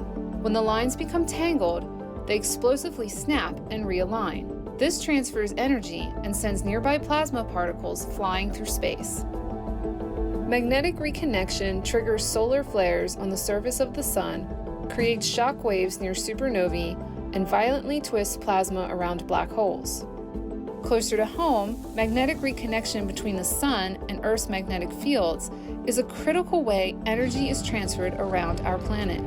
For example, when magnetic reconnection occurs on the night side of Earth, it can push particles down toward the poles, triggering auroras. Near-Earth space is the easiest place to study magnetic reconnection, and NASA does this with its Magnetospheric Multi-Scale Mission, or MMS. MMS uses 4 identical spacecraft to measure magnetic fields and particles in 3D 100 times faster than previous missions. This has revealed new insights on the small-scale details of magnetic reconnection and the nature of plasma itself. Other NASA missions like Parker's Solar Probe, Themis Artemis, and Voyager also study plasma across our solar system. From the surface of the Sun to the space between the planets, NASA continues to unravel the mysteries of plasma that help us as we venture beyond Earth. Cosmologists believe that interplanetary lightning bolts have hit the Earth many times in the past, with dire consequences for everyone on the planet.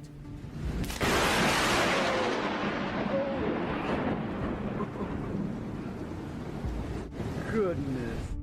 They believe there was a catastrophic electrical event about 12,000 years ago. Survivors looked upon the scarred landscape and copied what they saw in hieroglyphics. 12,000 years ago is the time of the Younger Dryas, when it said the Earth's ice caps melted within a week, causing a global cataclysm. This rapid melting of the ice caps created tsunamis 1,000 feet high and raised the Earth's sea level by hundreds of feet. At the end of that catastrophic week, the surface of the Earth would have looked very different. We know there was a rapid warming of the Earth after the Younger Dryas, but nobody knows for sure what caused it. One theory is that it was a giant asteroid impact. Another theory is that the melting was caused by a violent solar event, like a solar flare or coronal mass ejection. But electric cosmologists say the melting was caused by a massive bolt of interplanetary lightning. That would definitely explain it. Every culture on Earth has a flood myth. People living on every continent on the planet have written stories and made drawings of the global catastrophe. All scientific evidence says those myths are true. But those same myths describe the night sky as looking very different than it does today. In the past, the sun wasn't the only prominent object in the sky, and our nearest planetary neighbor looked much different. Today, Venus is our nearest planetary neighbor, but in the time of the myths, Venus didn't exist yet. Our nearest neighbor was Saturn. Saturn was so close to the Earth that this was actually a binary planet system. But that system didn't last forever. And legends tell the story of the time when Saturn and the Earth parted ways. And when that happened, all hell broke loose. Going back through prehistoric times, we see the same image in every culture, on every continent. It's called the cosmic wheel. The wheel was the throne of the gods. We see the wheel in Buddhism, Jainism, and Hinduism. The cosmic wheel is seen in prehistoric Ireland and in the hills of California. Across Africa, Scandinavia, around the Mediterranean, Mexico, Mesopotamia. The image represents 3 objects. Saturn, the large planet farthest away. A dark planet is closest, this was named Mars, and in the middle, a glowing object. The energy of the 3 objects washed over the Earth. The energy gave humans lifespans of hundreds or even thousands of years. This time had been called the Golden Age of Heroes. Civilization flourished. But then, something terrible. Engineer Wal Thornhill saw one of David Talbot's lectures on the cosmic wheel. The design was instantly recognizable to him. So it came as a bit of a shock and a surprise to see David Talbot showing slides at one of the sessions at the conference, which I recognized immediately as being similar to those of electric discharges in the laboratory. Many ancient cultures describe a golden age that ends with a war between gods, leading to a catastrophe on Earth. Myths around the world tell of mighty gods that ruled the heavens. This was an era of chaos, and each god vies for supremacy. One god conquers another, then the next god conquers him. And the favorite weapon of the gods? The thunderbolt. In Hinduism, the Mahabharata tells tales of a lost age, where gods waged war on each other in the sky using what can best be described as energy weapons. In Greek mythology, the god Zeus wielded a celestial thunderbolt to wage war against the titan Kronos. In Roman mythology, Zeus was named Jupiter, and he was at war with Saturn. The arrows of Apollo, the trident of Neptune, these are all connected to thunderbolts. So when our ancestors said the gods waged war in the sky, they were interpreting actual celestial thunderbolts that they witnessed jumping between planets that they had named after the gods. But what caused this war between the gods and the cataclysm on Earth? It was the glowing middle object in the cosmic wheel, Venus. But Venus didn't form like the other planets. It was created much more violently. A chunk of Jupiter was ejected from the center of the planet. This matter took the form of a giant comet. This comet would eventually become the planet Venus. And this event is also reflected in legends around the world. The Greeks have the myth of Zeus birthing the goddess Athena from his forehead. She emerged fully grown and radiated brilliant light. She then uttered a cry that shook the heavens and the earth. And remember, planets and gods are one and the same, and Zeus is Jupiter. The Maya and Babylonians had myths about Venus being a fiery or blazing star, just like a comet. The ancient Egyptians had a myth about the goddess Isis, who was associated with Venus. She was transformed into a fiery star that descended to the Earth. At some point, the Earth, Venus, Mars, and Saturn drifted too close to each other. This led to massive bolts of lightning between the planets. And this lightning blasted craters in the moon and tore through the Earth to create the Grand Canyon. Ancient cultures recorded evidence of this lightning and other plasma discharges. The Lascaux Cave in France has cave art that's 17,000 years old. These images are extremely detailed, very realistic, and very accurate. So why does later art become crude, with men being depicted as stick figures? It's because these are not drawings of men. Notice how the arms always appear outstretched, and there are dots on either side of the figure. These are the same all over the world. So what is this? The answer comes from Anthony Peratt, a plasma physicist. Peratt shows us an animation of a plasma discharge. The central column is the axis. Around the axis is a torus or donut-shaped ring of charged particles. The top is called a champagne glass, the bottom is called a squashed bell. To an observer, the shape is transparent, but there are places where the plasma is most dense. Holy sh**. This is the shape drawn by ancient cultures around the world. The reason they recorded it is because they would have seen this as a giant glowing object in the sky. Like a god. Exactly. These plasma discharges would have been loud and bright and violent, and could have easily been construed as gods battling in the heavens. Eventually, the lightning stopped and the war ended. Saturn, Mars, and Venus moved into their current orbits, giving us the sky that we know today. Now, it's an amazing story, but it goes against everything we've been taught about gravity, the solar system, and all of mainstream cosmology. In order for this theory to be taken seriously, someone would have to prove it. Inside their high-tech facility in Canada, the Sapphire team built a plasma reactor. They filled it with low-pressure hydrogen gas, which mimics the early universe. Then they introduced an electrical current, creating a glowing ball of plasma. The plasma quickly self-organized into stable, donut-shaped vortices called double layers. These double layers formed electrified shells that trapped electrons and ions and hydrogen atoms inside. Okay, tell me that again. But this time pretend I don't know anything about what you're talking about. It made a baby star. Was that so hard? The team measured effects within the reactor never before seen in any lab on Earth. The electron density matched the measurements made from spacecraft sent to study the sun. Also, the sapphire plasma sustained enormous electrical fields up to 8,000 volts per meter, but also a steep drop in voltage off the surface of the plasma, which sounds technical, but that's exactly what happens in the sun. The reactor core reached temperatures of over 80,000 degrees Celsius. That's hotter than the sun's surface. The plasma thermal radiation was uniform, just like the sun. Ooh, these doctors must be so tan. I don't see how that's important. I'm saying it's a good thing. Scientists are usually pretty pasty. And they also found evidence of higher energy in the plasma corona, just like the sun. And it goes on and on. The Sapphire Project had created their own mini-sun, and they did it without nuclear fusion. This was done using only electricity. And most shockingly, yeah, I see what you did there. The reactor was changing elements like iron and tungsten into other elements like magnesium, calcium, titanium, and 17 others. This is a process called transmutation. The Sapphire Project had repeatedly transmuted tungsten and iron into more than 17 other stable elements. All these phenomena are exactly what the electric universe theory predicts, that stars are not driven by internal nuclear fusion after all, but by electrical discharges flowing through cosmic plasma. Now, more experiments are needed, but the Sapphire reactor hints at the ability to pull energy from the quantum vacuum. Nikola Tesla also believed this was possible. If the Sapphire technology works, it would lead to unlimited clean energy for the entire planet. I love the theory, I love the legends, and I really love the science. But is any of this real? Well, probably not. The truth is, Venus was probably never a comet. It's been observed in the sky as a planet for thousands of years, well before when Velikovsky said it emerged from Jupiter. Speaking of comets, do you remember NASA's Epoxy mission in 2005? This is also called Deep Impact. NASA smashed a probe against a comet to learn about its internal composition.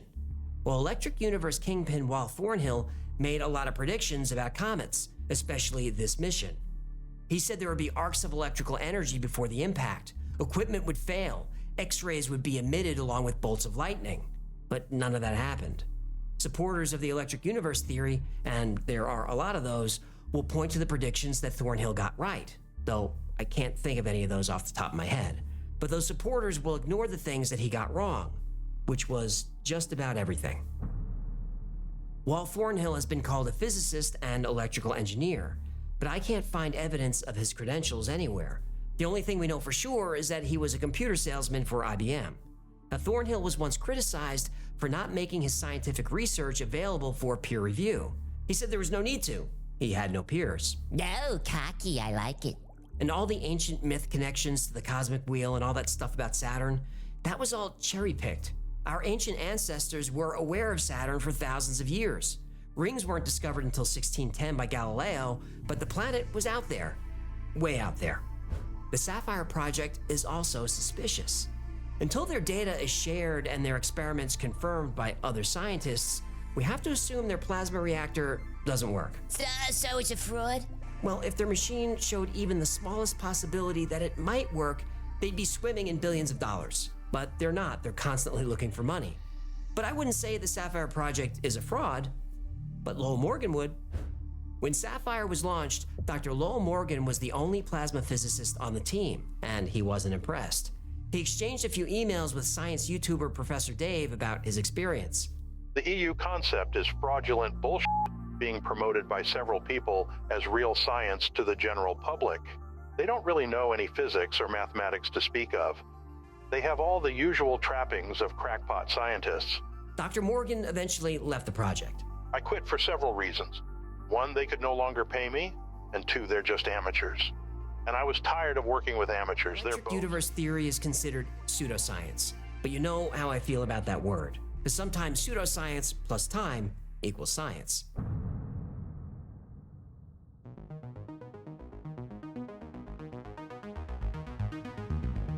The prejudging, scorn, and closing of ranks against the heretic showed typical guild animus. In recent years, however, evidence collected during the geophysical year and by several space probes has tended to verify several of Velikovsky's predictions. For instance, he had said in the face of strong disagreement that because of her recent birth, Venus is extremely hot, a view subsequently borne out by observations of Mariner 2. He was accused of inventing an interplanetary magnetic field, but one has been detected since then by Pioneer 5. He claimed in 1950 that the ancient civilizations of Central America were much older than believed. Recently, this view too has been proved by radiocarbon dating. And another short interval of But do I think about all of this? What do I make out of all of this? Well, number one is that this observable universe of ours is very flexible, dynamic, it's actually changing all the time. And for me, change means time. And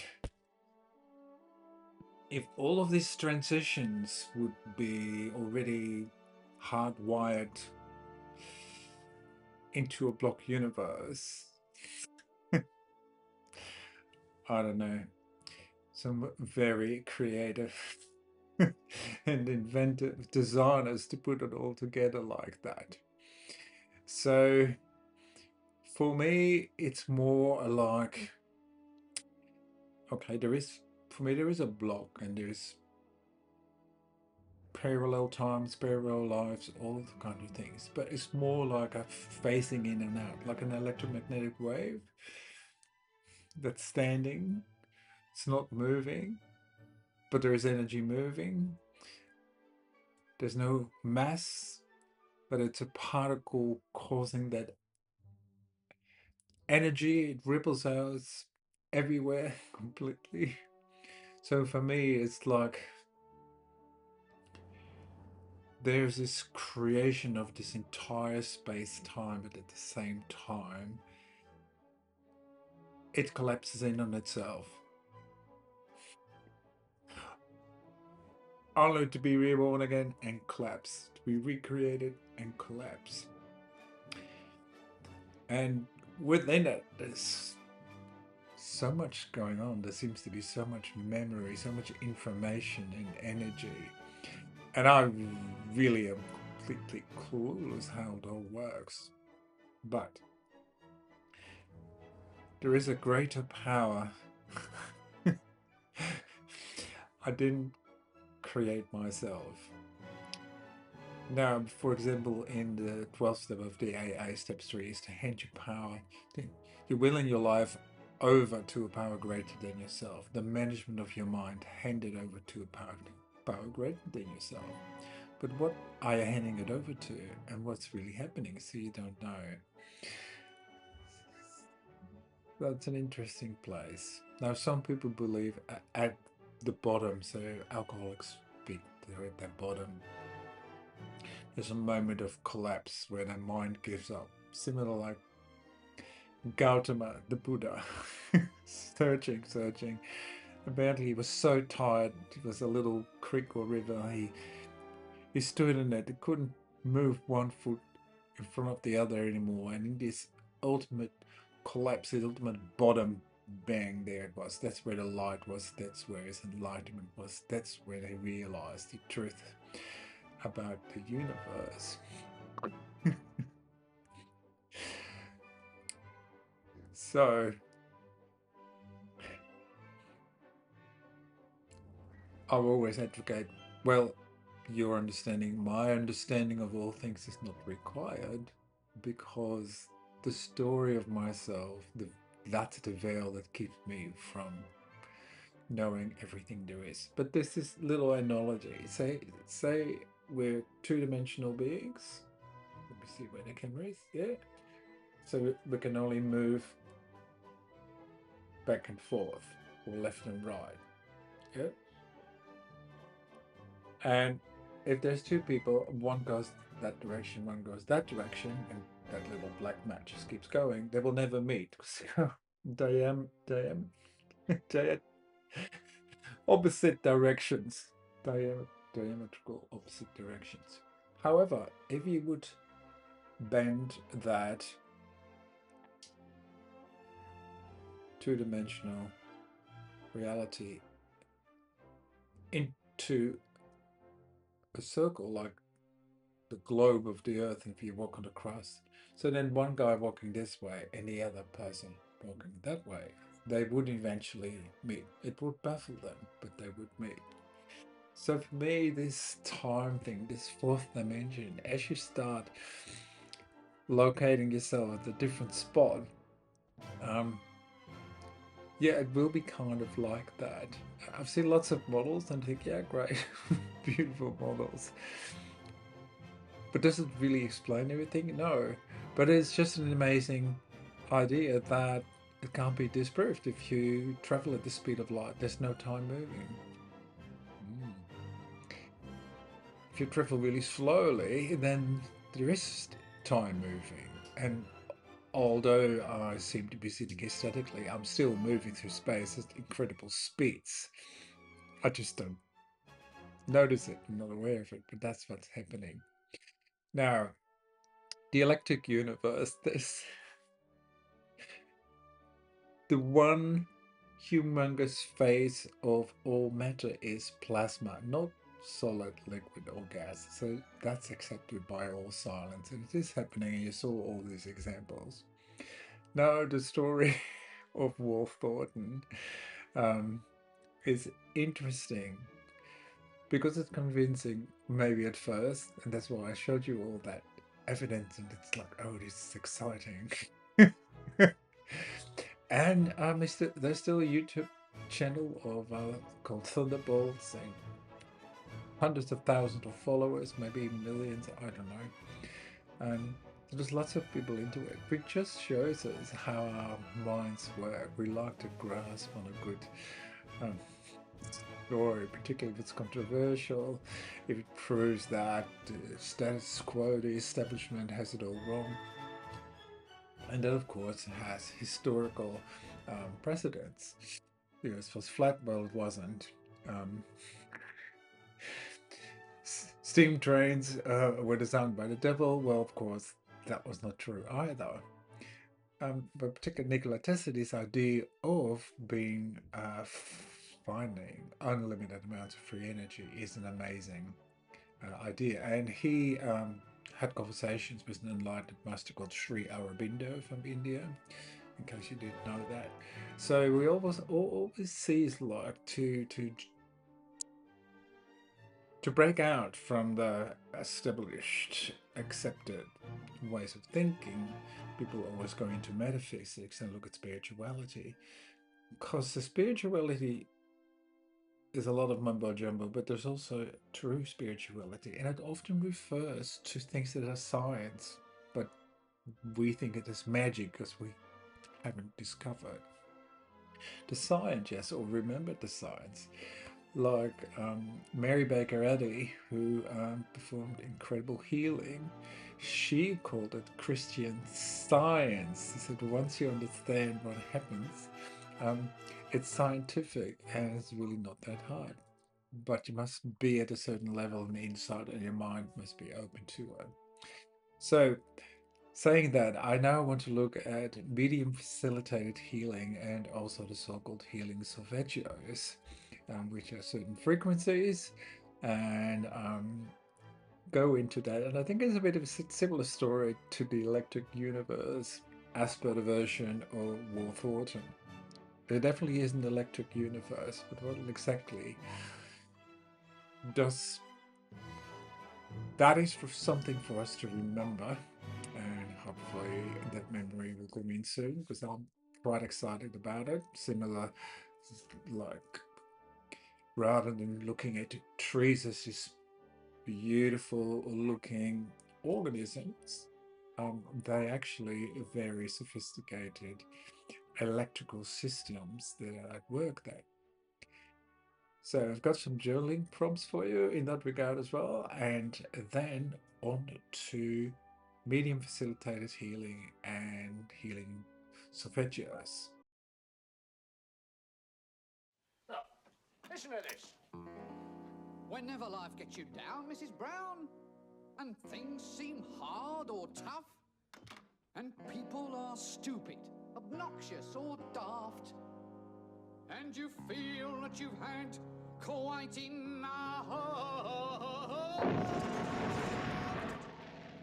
just remember that you're standing on a planet that's evolving and revolving at 900 miles an hour, that's orbiting at 19 miles a second, so it's reckoned a sun that is the source of all our power. The sun and you and me and all the stars that we can see are moving at 1,000,000 miles a day in an outer spiral arm at 40,000 miles an hour of the galaxy we call the Milky Way.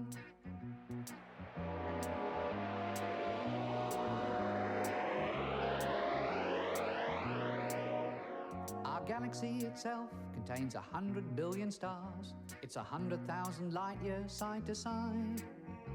It bulges in the middle, 16,000 light years thick, but out by us it's just 3,000 light years wide. We're 30,000 light years from galactic central point. We go round every 200 million years. And our galaxy is only one of millions of billions in this amazing and expanding universe.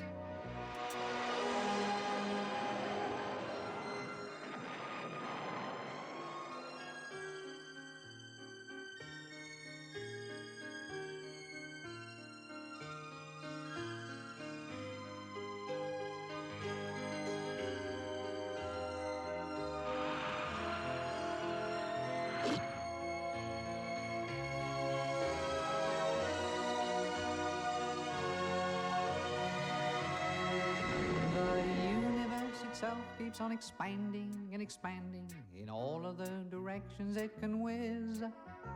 As fast as it can go, at the speed of light, you know, 12 million miles a minute, and that's the fastest speed there is. So remember when you're feeling very small and insecure, how amazingly unlikely is your birth.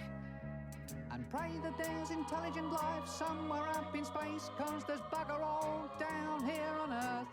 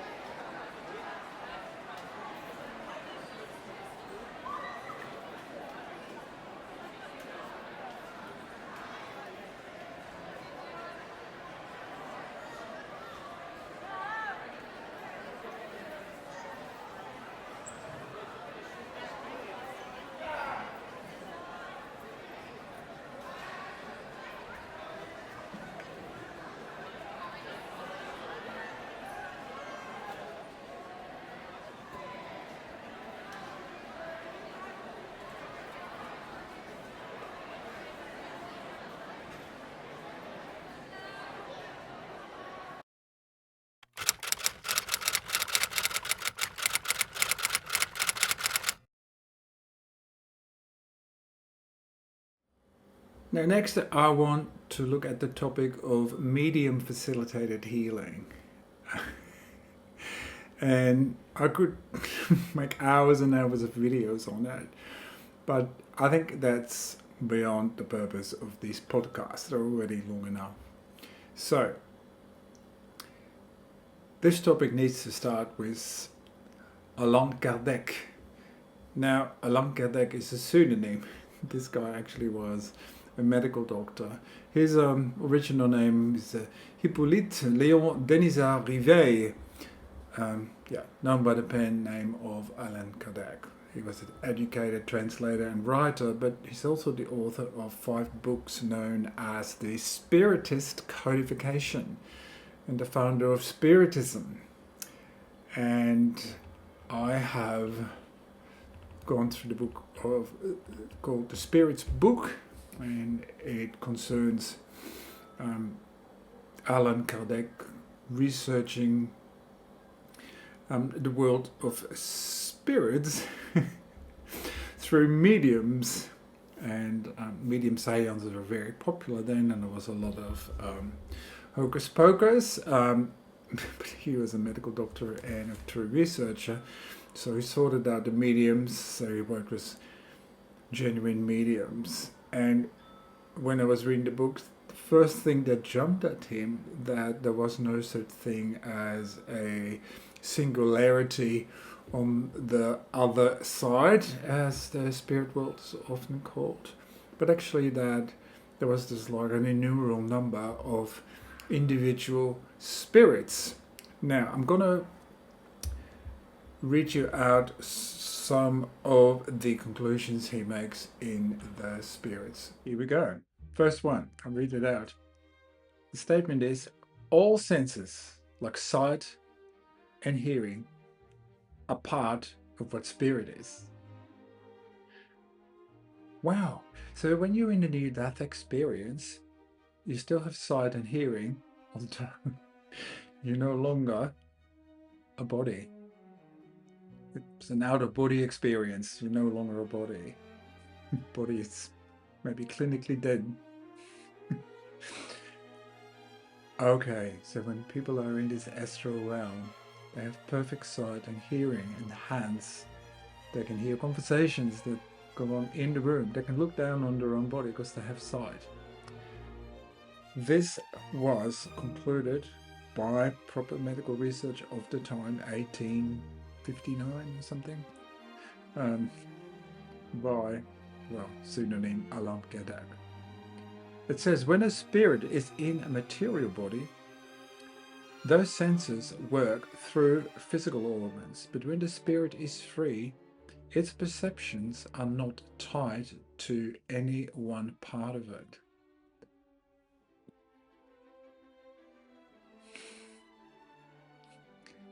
Next, the ability to perceive is a natural part of spirit's existence. This perception allows them to understand space-time and events simultaneously. Spirit's perception is an innate quality. Okay, so that just reinforces the previous statement. Alright, on something else. People who die suddenly are often startled and confused. So this is an unexpected death, like in a car accident. They may not even realize they've died. Okay, hence we have movies and books. The movie The Sixth Sense, and the main character didn't realize he actually had passed over and was dead. Anyway, some spirits don't realize they've died because they still think, see and feel like they did before. Interesting. Maybe if you haven't seen the movie The Sixth Sense, watch it and see it's based on conclusions by, for example, Allan Kardec, who thoroughly researched this. Spirits see the body, if just left behind, to an uncomfortable piece of clothing. It's glad to be free of the body. It's no longer important to the spirit. So, oh my God, it feels like a liberation. Oh, thank God, no longer a body, no longer the heaviness, no longer the stresses that go with bodily existence. So the spirit, if it's not confused because of a sudden death, is really quite happy. I've experienced this when I was a John of God. There was a guy named Graham, and he was there with his son, and so I was in a wheelchair, and I came there for healing for his son. And my wife gave him a workbook that we had, of course, in Miracles, and he read it. He was so excited, told us the next day, and suddenly I was called in because of my medical expertise while being in Abidjan at the site where John of God operates, and he'd fallen over, he had a big split in his forehead. So we put him in the recovery position, blood poured out. There was another Aussie, he was an acupuncturist, he helped me pulled his tongue down and out so we could open his airway, but it was too late. So I was communicating from out of time with him, said, Grant, you know what's happening, your body's just fallen over and you're massively bleeding, and it's likely you will die over the next 3 hours. It takes 3 hours for the brain to die. And we called the ambulance. There's no use of doing cardiac research or anything. It was an interesting ambulance. Just a policeman in an old vehicle, and me and Katharina, we went to the local hospital where they use defibrillators and any other resuscitation interventions they had available, and said the same thing, no. But I was communicating with Graham, and all the time he said, "No, I'm happy, Michael. I'm happy. I'm happy. I'm so happy." He said, "Yeah, I realize you're happy, but do you realize what is that?" And he didn't want to talk about it. Anyway, this is a long time ago, so I've condensed the story, particularly to make my point now. So yeah, the spirit is often happy just to drop the body. So here's the next meaning. The soul doesn't feel pain when leaving the body. What might seem like suffering at the moment of death can feel like relief to the spirit because it knows its time of exile is almost over. So interesting words. Its time of exile is almost over.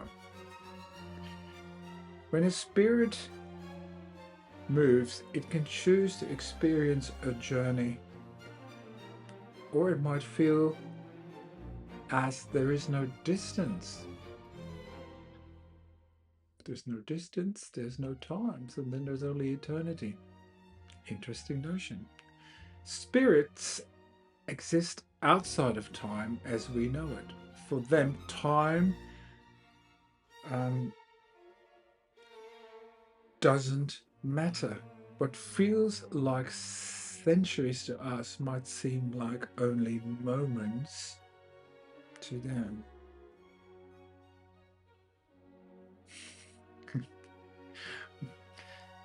So cool. When someone dies, things can seem blurry and confusing at first. The soul needs time to adjust, like waking up from a deep sleep and trying to figure out what's happening. This state of confusion can last up to even years. Okay. Loved ones often come to welcome the spirit as it returns to the spirit world, and may even help it separate from the body. The spirit might also see people it lost contact with while it was alive and can visit those who are still living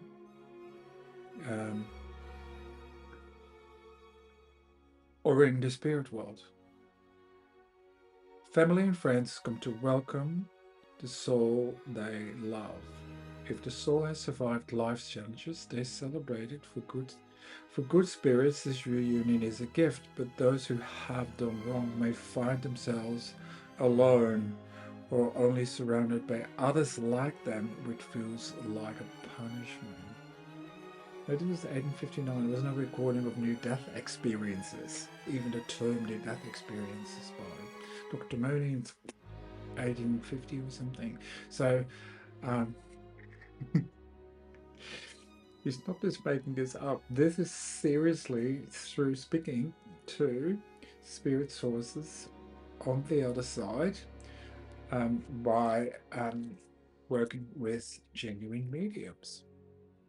Okay, I'll go on. When spirits return to the spirit world, their entire past life becomes clear to them, and they can see their mistakes and understand how they were caused and how they caused their current struggles. They also see what could have been done differently. And if they want, they will be given the chance to make things right. Now, amazing. A spirit in a body always longs to be free. The heavier or more limiting the body feels, the more it wants to escape. Yeah, well, yeah. I second. He says, well-being in the body. The soul in an out-of-body experience visits higher realms and loves the happiness of those that live there. This is why they wish to stay. However, some realms are off limits to spirits that aren't pure enough to enter. Sounds reasonable at first, but what is purity and how is it measured? Doesn't say that. Okay. So, out-of-body experience and near-death experience, what people see, what spirits see, feels real to them, but their spirit is still influenced by the beliefs or the ideas of others from the earthly realm. So the things people report in out-of-body experience and near-death experience are not always reliable, especially when they try to understand things beyond what humans can grasp. So just because someone is passed on to the other side doesn't mean they're now all-knowing or what they report back is necessarily the full and undeniable truth. So you can't just accept whatever they say as like, this is the full story, this is the full truth, this is how things are. Okay. Now, the Spirits book has a lot and a lot more in there. It's quite big, but I thought I'd take these bits out. And so when we're looking at medium facilitated healing, I have encountered two examples in real life. One is so-called John of God. João, I can't speak Portuguese. Brazilian is Portuguese. João de Deus, which is the idea of the medium that channels Dom Ignacio. Dom Ignacio was the guy who found the Jesuits order. It's a bit of a story. He was a mercenary soldier, and one leg was shorter than the other, and he was extremely physical pain. Broke his leg that was shorter to stretch it out, so his legs became the same length. And as he was doing that, he was lying there recovering on a bed. He had a vision of Jesus, and he became Jesus' biggest fan. And he started a band of followers, and because they were Jesus lovers, they were called Jesuits, and they were later approved by the Pope, and they were all about educating people and raising the intelligence a little bit, what I do with my course in improving emotional and cognitive intelligence by expanding a number of possibilities to use to interpret reality, and also increase self-awareness, which leads to miraculous transformations by themselves. You don't have to do anything about it. So now on the medium facilitated healing, John of God, so he's one of them. And there were many different others besides Dom Ignacio that would use the medium to perform healings. So more on that later. The second one was Dr. Fritz. Now, Dr. Fritz allegedly was a physician working during the First World War on the German side of the war. And because the war was such a massive injury or death-causing event, the story goes he was seeing hundreds and hundreds of people a day, and heal them as much as he was capable of. And then he found mediums after he died, mediums in Brazil, and used those mediums so he could apply miraculous or medium facilitated healings. Now, there is no evidence whatsoever there was a real Dr. Fritz that ever lived in Germany and that was operable during the First World War. So that's a bit of a, what does that mean? And apparently Dr. Fritz predicted the deaths of his mediums, and he went through these really different ones until he finally started using Rubens Faria, also a Brazilian guy, and Rubens liked to actually educate himself on what Dr. Fritz was doing, and said, yeah, he managed to become familiar with healing symbols that Jesus used for his miraculous healing. He learned how to stimulate his third eye. He would literally sit like this, stimulate his third eye, and he said when his spiritual eye was open, he could see the energy patterns, the body, he could see the vortices, and wherever there was a cancer, he would turn the vortices around, etc., etc. And he later stopped channeling Dr. Fritz and started his own practice.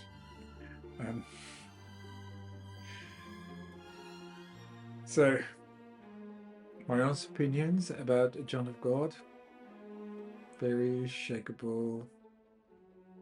There was definitely spirits around. They used that crystal bed. I didn't think it did anything. Didn't do anything for me. Didn't do anything for the wife. No. That being said, my wife went through where there was a small waterfall, and she used that place to free herself from the community we were with that at the time in Wisconsin. So that was really positive things. Two guides or facilitators we were with from Australia, Robert, beautiful man, and Katerina. I think she had Sicilian background as well, and she was really interested in the healing aspect of things as well. Did energy healing, and Robert wrote books and facilitated the Abadiana Center became well known, but there was a lot of every stuff happening around it, as it happens in lots of ashrams as well. I've been told, I've never been to an ashram. Yeah, wasn't for me, and I personally, if you ask me, should you go there or will you be affected healing? From my point of view, no. But you have to make up your own conclusions. Dr. Fritz?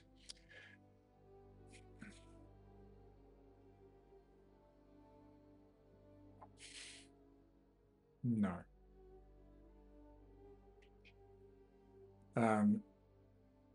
When this spirit came through, it was almost like a maniac. They said, oh, you can't have a screwdriver or a knife lying around because it will start scraping eyes and or getting into people's spines and all that. So we did that. It was in our community, one person. It was in a wheelchair. She said, no, operate on me. I was not allowed because I'm a medical doctor. And I don't rely on belief. I rely on, facts and real results. And yeah, that was interesting. But from my point of view, no. In general speaking, energy healing, you set yourself up for karma. You become part of something that you really need to ask yourself, do I want to be part of it? I worked at a health retreat once in Wheelerfield, and I met there a guy from England, Andy, and he was into spiritualism as well, and his wife was kind of like not a medium but psychic and could communicate with the spirit world. So they wanted to exchange treatments, give me a massage, whatever, and could I do some kinesiology with them? So I said, yeah, that's fine. And I looked at her energy and I said, oh. I said, what do you mean? I said, well, I get this picture of you being in a graveyard and there's all the spirits of the dead people hovering above their graves. But it actually, I can see like there's a big locked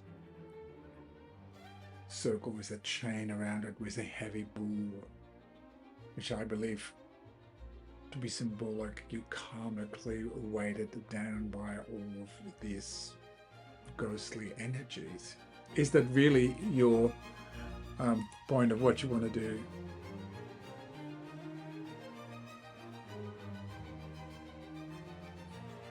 Sorry, the picture cut out. Is that really what you want to do? And to me, it was a great lesson to see. Is like when you go into this energy work and you start communicating with spirits and you want to do all the healing stuff, it's karma. It's like when you join the mafia, it's karma. You can never get out, or you'll be killed. So karma is kind of a word for action. Action. What are you involving yourself with?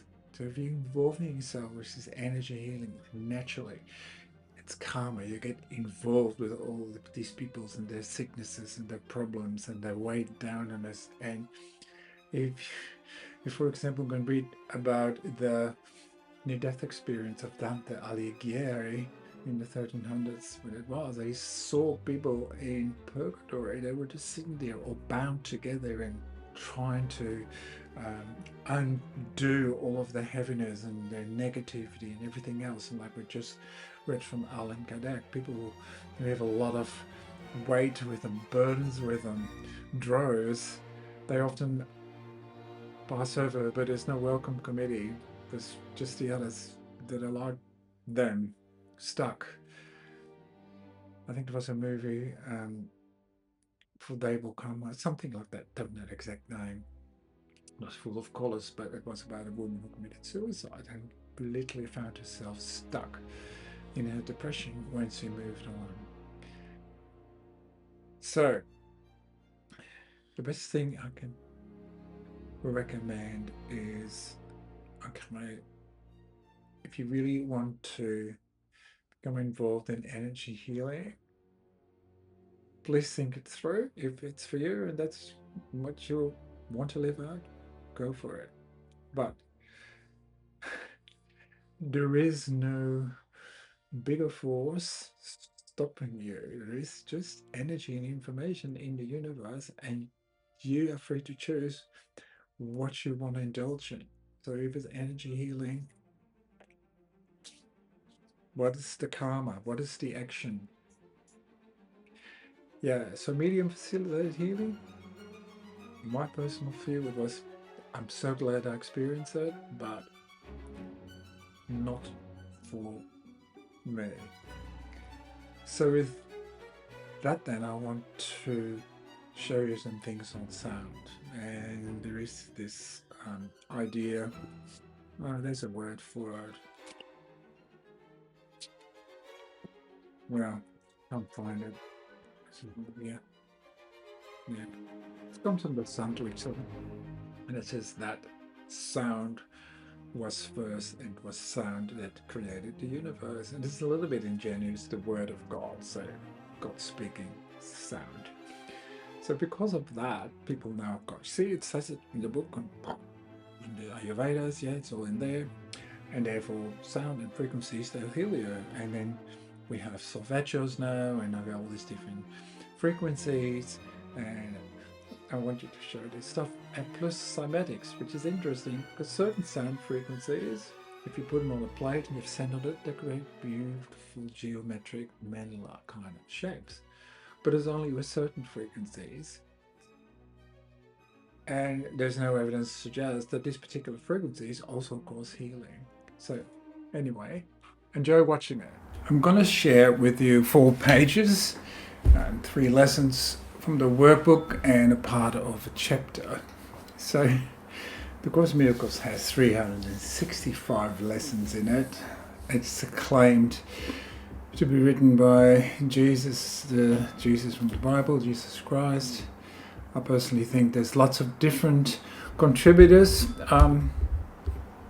Anyway, beside this, the lesson. So there's a lesson, God is in everything I see. And this lesson worked best for me just to do kind of journaling, just to write whatever comes up in my mind, but also practice the lesson as it is put forward. So it's just the idea for today explains why you can see all purpose in anything. So it looks at purpose and meaning as well. So we don't seem to be able to get away from purpose and meaning at this point, but okay. It explains why nothing is separate by itself or in itself. So we've seen even just in the physical universe, even by people who say consciousness is emerging from material things, so materialism, we're all connected at the very instant. So we don't experience singularity in the space-time continuum, but definitely we're all connected. Now, it just explains why nothing you see means anything. So our perceptions do not reveal the purpose that you apparently can see in anything. It explains every idea we have used this far. Well, okay. So today's idea is the whole basis for vision. Okay, it's a way of interpreting things. I'm going to change the goggles on the elephant. Remember the rider and the elephant analogy? Maybe not. I'm not going to go over it again at this stage. You probably find this idea is very difficult to grasp at this point. You could think it's silly, irreverent, senseless, funny, even objectionable. Come on now, God is not in the table, for example, as you see it. And you may look at me and go, okay, maybe it's in the table, but certainly not in this Dr. Michael. Yeah, so in previous lesson they emphasized that a table shares the purpose of the universe. So if you share the purpose of the universe, you share the purpose of its creator. So it says try to begin to learn how to look on all things with love, appreciation and open-mindedness. And so this is why I always point out, get out of your analytical mind. When you start over-analyzing, so if you see a book, you see a book, and you say that's an analysis. Okay, that's fine.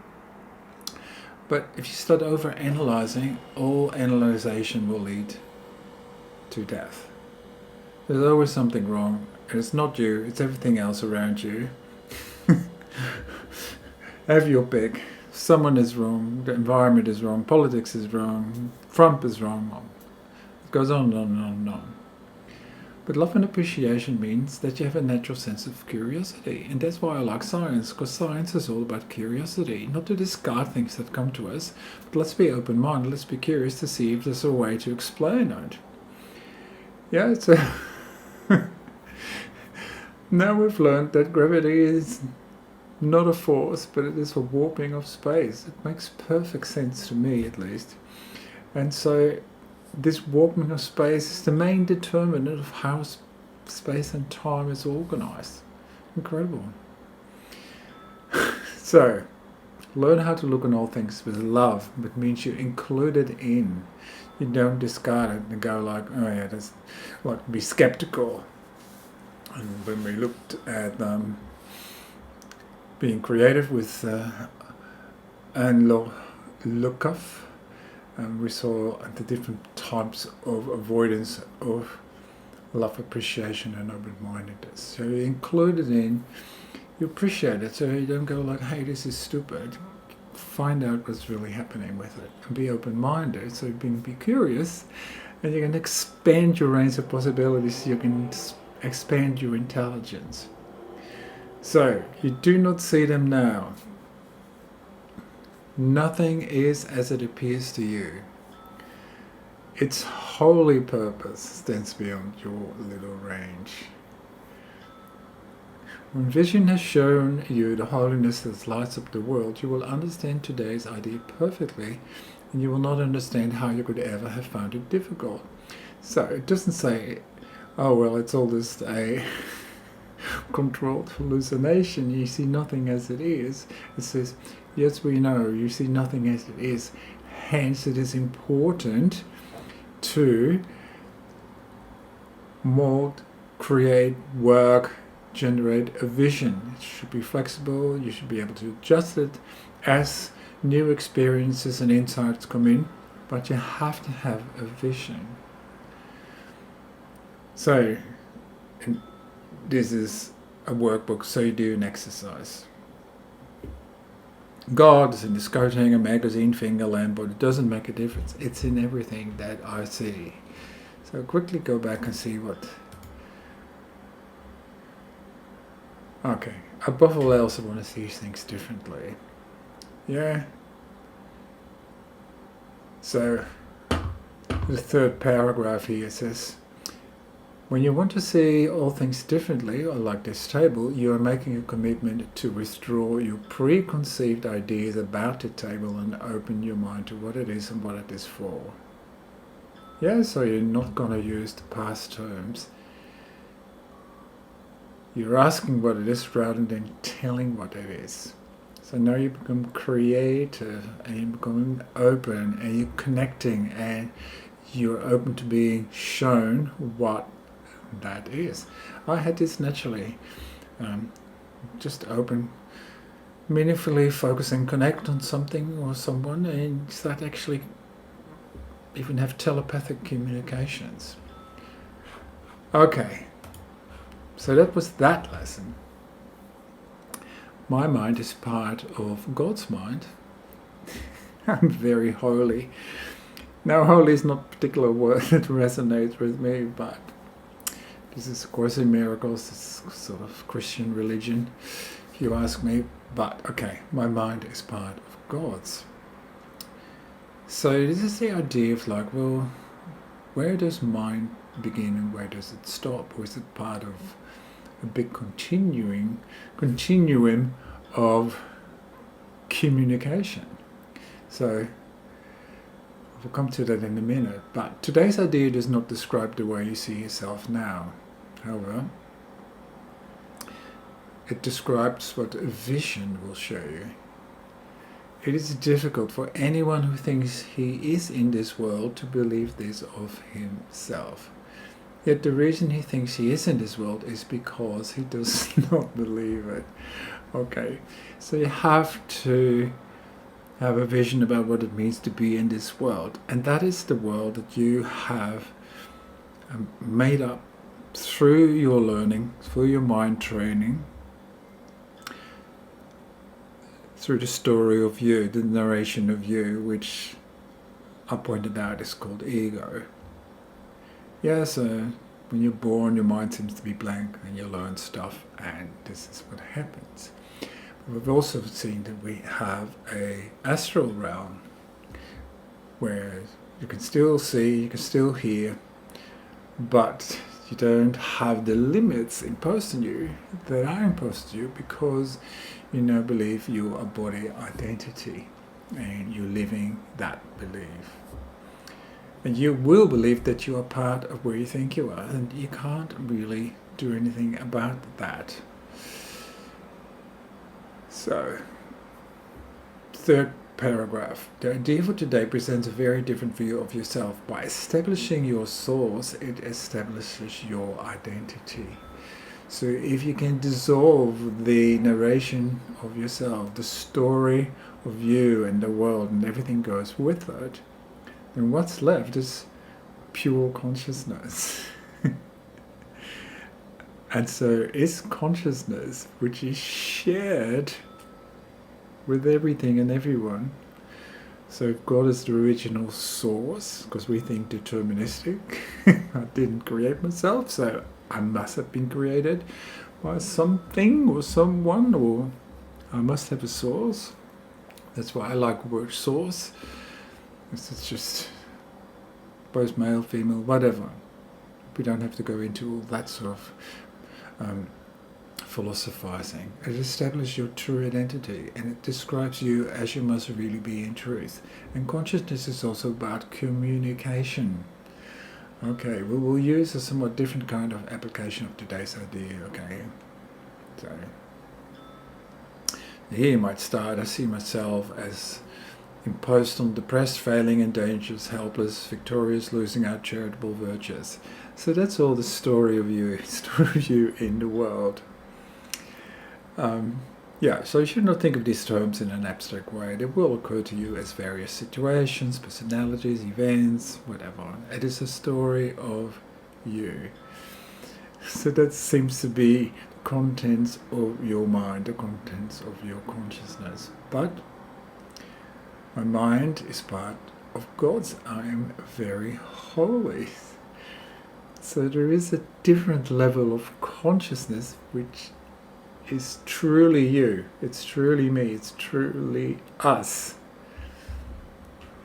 Okay.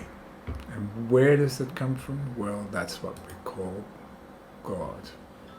So here's the third lesson. I am sustained by the love of God. Now here's the answer to every problem that confronts you today and tomorrow and throughout time. So in the world, you believe you are sustained by everything but God. So again, we need nutritions and chemicals and, recharge our bodies with electricity, so piezoelectricity, however that works. And so there it is. Your face is placed in the most trivial and insane symbols. Pills, money, protective clothing, influence, prestige, being liked, knowing the right people. On and on and on and on and on. Well, yeah, that's how it happens when you live in the world, until you take a decision to snap out of it. Which I did, and hopefully you do that as well. So all these things are your replacements for the love of God. So Ramana Maharshi for me is a perfect example. He said, no, I'm only gonna focus and work with what is real and forget about this story of myself, which is called the ego. Now, it's not about bashing the ego and ignoring the material world as it is, but the material world is what it is, and it does mean struggle, it does mean suffering, it does mean all those things. And yeah, there's ways of managing, and that's perfectly okay, but it's not your way out. So do not put your faith in the worthless, it will not sustain you. And there is a moment when you pass on, and you will pass on and end up according to the level of consciousness you have in this present earthly life. Only the love of God will protect you in all circumstances. For example, Papaji, he wanted to be a devotee of Ramana Maharshi, and Papaji said, no, go back to your original town, pick up your family, and then, look after them. And the family in Pakistan, they were Muslim, but he was a Hindu, and he traveled in a train full of Muslims, and he had a big sign tattoo on, I think, his hand or his neck, and should have easily be singled out by the Islam people for being a Hindu, and that usually meant death. They would just kill you on the spot. But nothing happened. It was just divinely protected. So great story, and hopefully you can be inspired by it. And many a times I've been in situations where I was divinely protected against all reasonable thinking. Okay. So, I am sustained by the love of God. So these were 3 different lessons, and you can journal with that, reflect on that, meditate on it if that's what you do, and create this vision of the power greater than you. And so,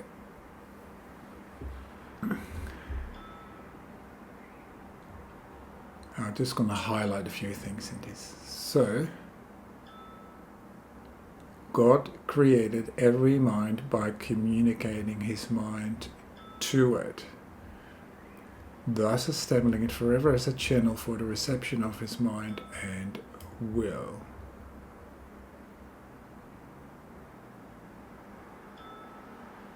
Since only beings of a like order can truly communicate, his creations naturally communicate with him and communicate like him. But it has to be on the level of that. So the story of yourself, your ego, cannot communicate with God. So if you feel like you desperately want to be in communication with God, then you have to see this may be your egoic voice talking to you, and it will never be able to communicate with God, because you must be of a like order to be able to truly communicate. So it says this communication is perfectly abstract in that its quality is universal in application. So similar like a light wave goes out to all parts of the universe and keeps on extending itself forever. There's no end to it. It keeps on going forever. It's never stopped. This is like the communication of God. It's perfectly abstract. Its quality is universal in application. It's not subject to any judgment, any exceptions, or any alterations. Similar like light. It just keeps on shining. It doesn't do any of those things. Judgments, exceptions, alterations. No. Okay.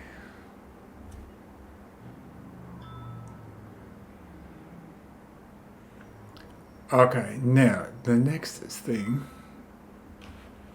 God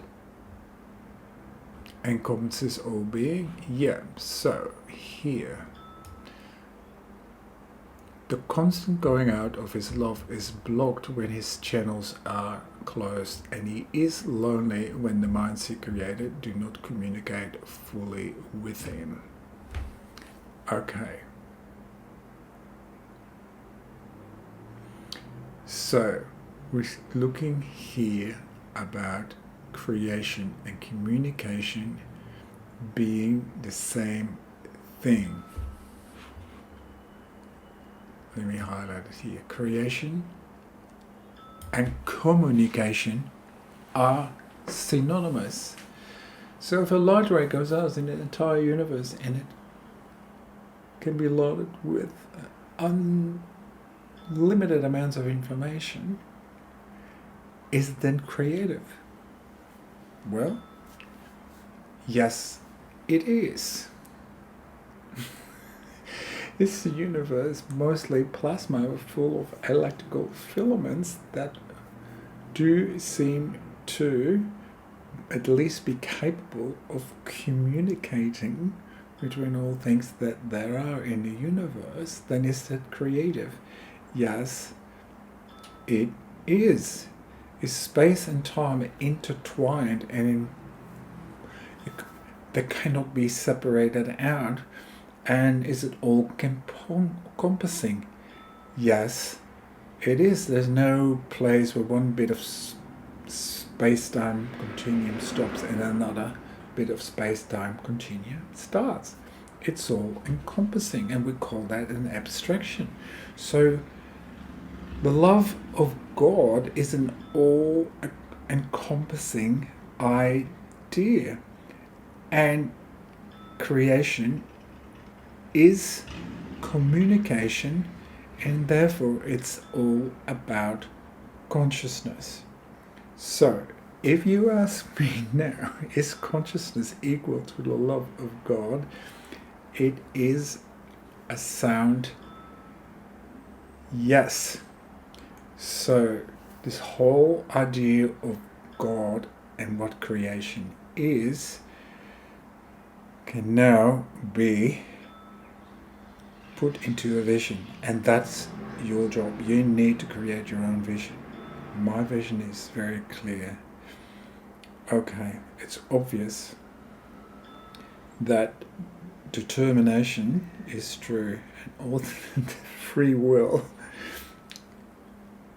is a delusion, if you ask me. So what then is the, well, there's perfect creation, which is communication, and it's for me to lift myself, maybe is the word, although that's pretty stupid. So where do I lift myself up to? But it's to be on a level of communication that is like the communication that is the original creative communication coming from the single source of reality, which I may as well call God, but it's not the God of the Bible, it's not the God of the New Testament even. It is this God, as I just slightly try to describe. So it must be simple, stupid. A single source of reality, creation and communication are the same thing. There's an immense amount of information available, and like in podcast, the guy runs to the astral realm, and he was introduced to this library where he noticed that nothing was lost, everything is recorded, past, future and present. Everything is recorded, and so information also can be communicated, and when that happens, that is what creation is. So if your channel is closed, you're not naturally curious, you don't want to learn, you don't want to open up, you don't want to share, then your channel is blocked and God will know it. Well, that doesn't mean that God suddenly stops being. What it does mean is that creation is not at its full potential that it can be. So some people say like, well, God uses you to unfold all that is possible within the universe. I don't see it that way. I see it's like, no, we all must step up to the plate and be like God. That was the original creation. A corn plant only creates new corn plants. A single creator only creates new creators, not anything else. That's plausible to me. So, when I'm on planet Earth, I'm highly restricted. It doesn't seem to be able to do that. So, this is what enlightenment and awakening is all about. But you cannot avoid the little fundamental bits to get there. So that's why I'm sharing also all the tips on mental health, setting your boundaries, for example, creating a vision like I'm doing now of what God is, what consciousness is. Now, next, light with a capital L. The focus of my work is on public installations, and one of my driving passions is this idea of exploring nature and trying to find hidden data within nature. And it seems to me that there's this latent potential everywhere, all around us. Everything gives out some kind of data, whether it's sound or smell or vibration. And through my work, I've been trying to find ways to harness and unveil this. And so this basically led me to a subject called cymatics. Now, cymatics is the process of visualizing sound by basically vibrating a medium such as sand or water, as you can see there. So if we have a quick look at the history of cymatics, beginning with the observations of resonance by Da Vinci, Galileo, the English scientist Robert Hooke, and then Ernest Chladni. And he created an experiment using a metal plate, covering it with sand, and then bowing it to create the Chladni patterns that you see here on the right. Moving on from this, the next person to explore this field was a gentleman called Hans Jenny in the 1970s, and he actually coined the term cymatics. And then bringing us into the present day is a fellow collaborator of mine and cymatics expert, John Stuart Reid, and he's kindly recreated for us the Chladni experiment. What we can see here is a metal sheet, this time connected to a sound driver and being fed by a frequency generator. And as the frequencies increase, so do the complexities of the patterns that appear on the plate, as you can see for your own eyes.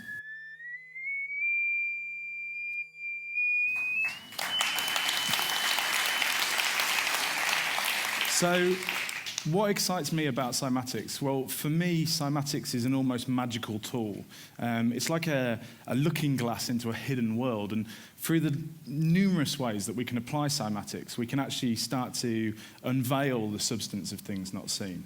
Devices like the cymoscope that you can see here are being used to scientifically observe cymatic patterns. And the list of scientific applications is growing every day. For example, in oceanography, a lexicon of dolphin language is actually being created by basically visualizing the sonar beams that the dolphins emit. And hopefully in the future, we'll be able to gain some deeper understanding of how they communicate. We can also use cymatics for healing and education. This is an installation developed with school children where their hands are tracked, and it allows them to control and position cymatic patterns and the reflections that are caused by them. We can also use cymatics as a beautiful natural art form. This image here is created from a snippet of Beethoven's Ninth Symphony playing through a cymatic device. So it kind of flips things on its head a little bit. And this is Pink Floyd's Machine playing in real time through the sinusoid.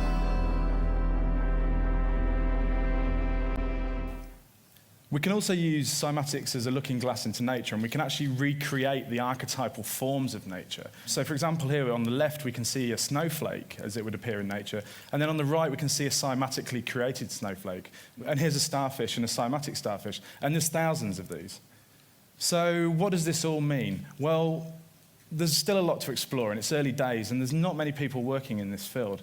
But consider for a moment that sound does have form, and we've seen that it can affect matter and cause form within matter. Then sort of take a leap and think about the universe forming, and think about the immense sound of the universe forming. And if we kind of ponder on that, then perhaps cymatics had an influence on the formation of the universe itself. And here's some eye candy for you from a range of DIY scientists and artists from all over the globe. And cymatics is accessible to everybody, and I want to urge everybody here to apply your passion, your knowledge, and your skills to areas like cymatics. And I think collectively we can build a global community, we can inspire each other, and we can evolve this exploration of the substance of things not seen. Thank you.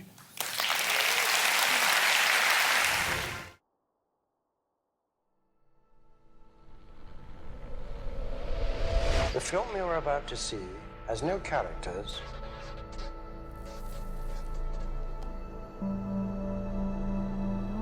If you spare a little of your imagination, it is a film to describe to you the effect of cymatic frequencies on matter.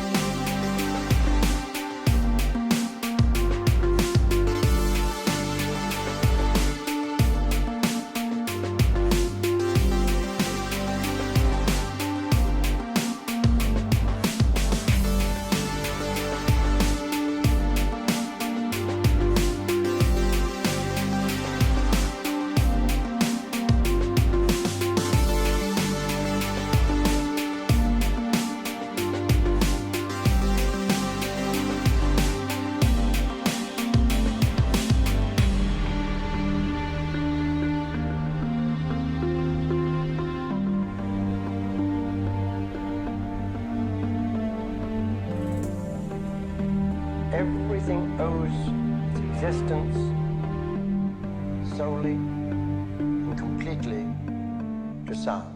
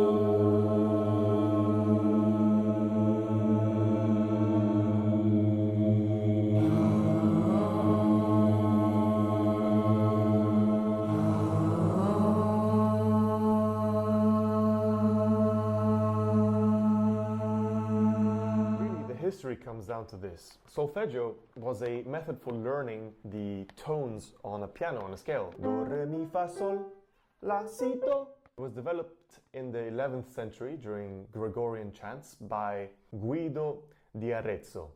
He went all the way to la. He actually paired some lyrics in Latin, and the initial lyric was the name of the note. So it's the hymn to St. John the Baptist. It goes something like this.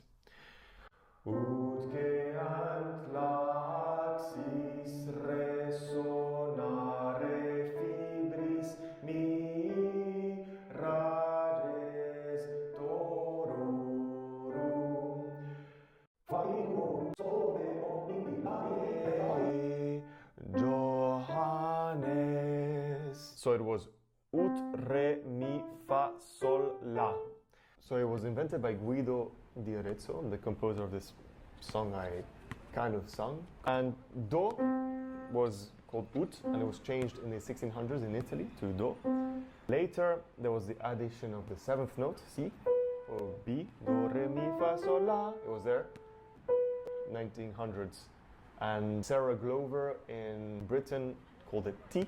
So solfege is a system to learn music, a mnemonic system. Hertz to designate frequencies comes from the scientist named Heinrich Hertz. Frequencies before the conventional naming of frequencies as hertz was called cycles per second, and it was named after Hertz in 1930.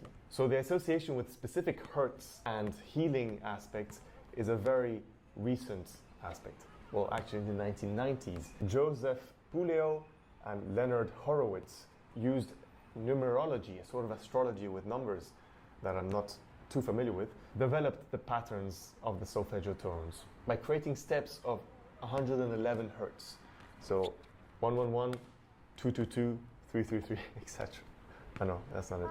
Built on a 111 hertz step pattern, 111 hertz step pattern. And it has a digital root trick where you add each of the numbers, let's say 528 hertz, and it gives you either 3, 6, or 9. So in this case, it gives you, I don't even know. So as mentioned, there's no actual medieval source between solfeggio tones, the actual frequencies, and any healing properties. Solfeggio are about syllables. The numbers are much more modern and not based on any scientific proof. Only it's a theoretical idea based on numerology principles. Looked at 62 people during a singing bowl meditation, and it significantly reduced tension, anger, fatigue, depression. A very significant observational study. Also increased spiritual well-being. This is well-being, okay?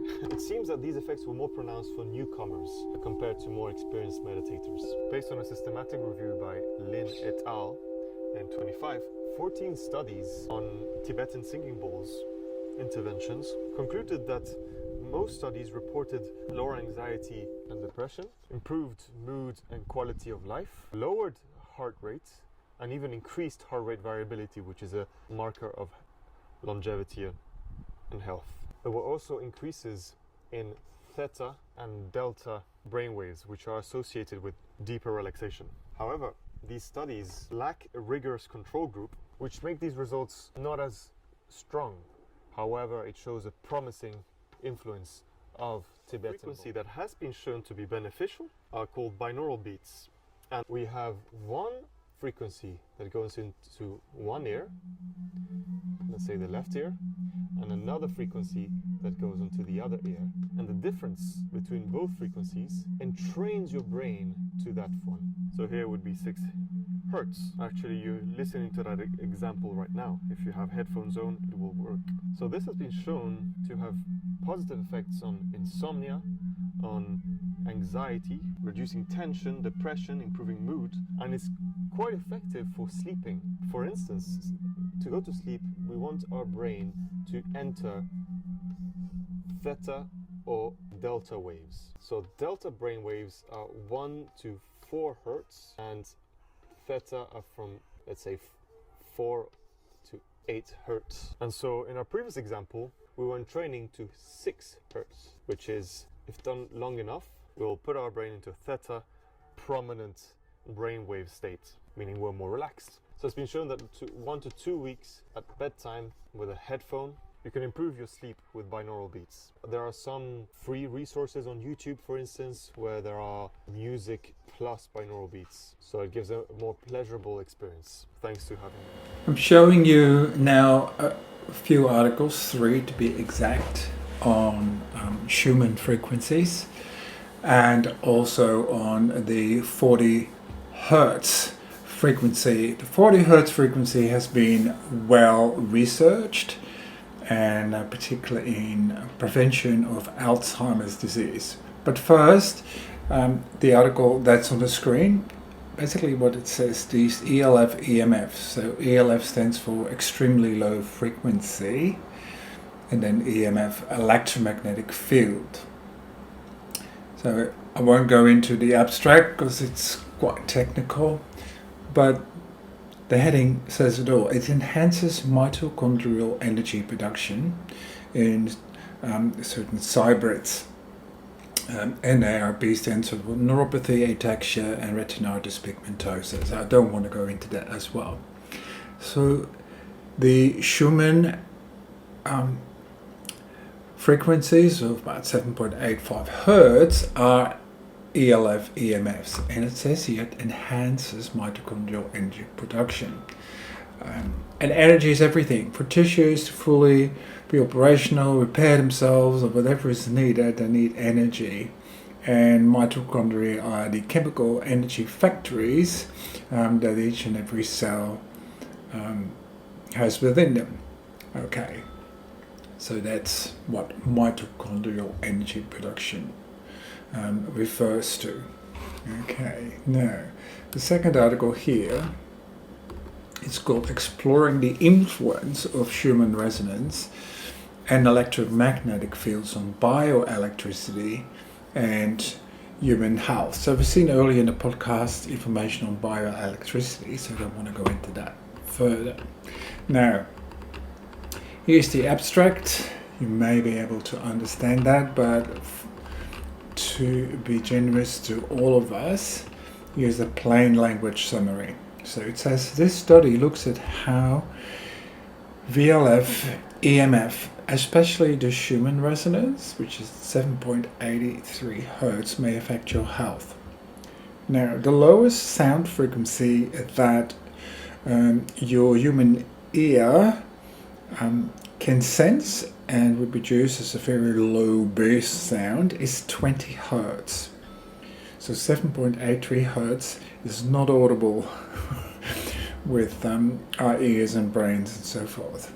So these natural frequencies come from the Earth's atmosphere and may play an important role in how our bodies and cells work.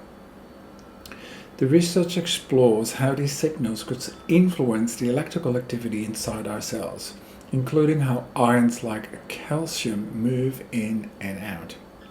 So this process is essential for brain functions, for heart rhythm, sleep patterns, and overall health. So the study suggests that human cells may have evolved to respond to these natural frequencies. Now, changes in or the absence of these signals, such as when we're exposed to artificial electromagnetic fields from modern technology, might disrupt important processes in the body. For example, the paper highlights evidence that some low-frequency signals may help stop cancer cells from growing or improve healing, while unnatural frequencies might do harm. A key point is that our brain activity seems to align with Earth's natural electromagnetic rhythms. And this could explain why changes in these fields can affect our mood, sleep, or concentration. Now, the study also points out that future space missions should consider stimulating these natural frequencies to help astronauts stay healthy outside Earth's environment. In short, this research helps us understand how our bodies interact with the invisible electromagnetic environment around us.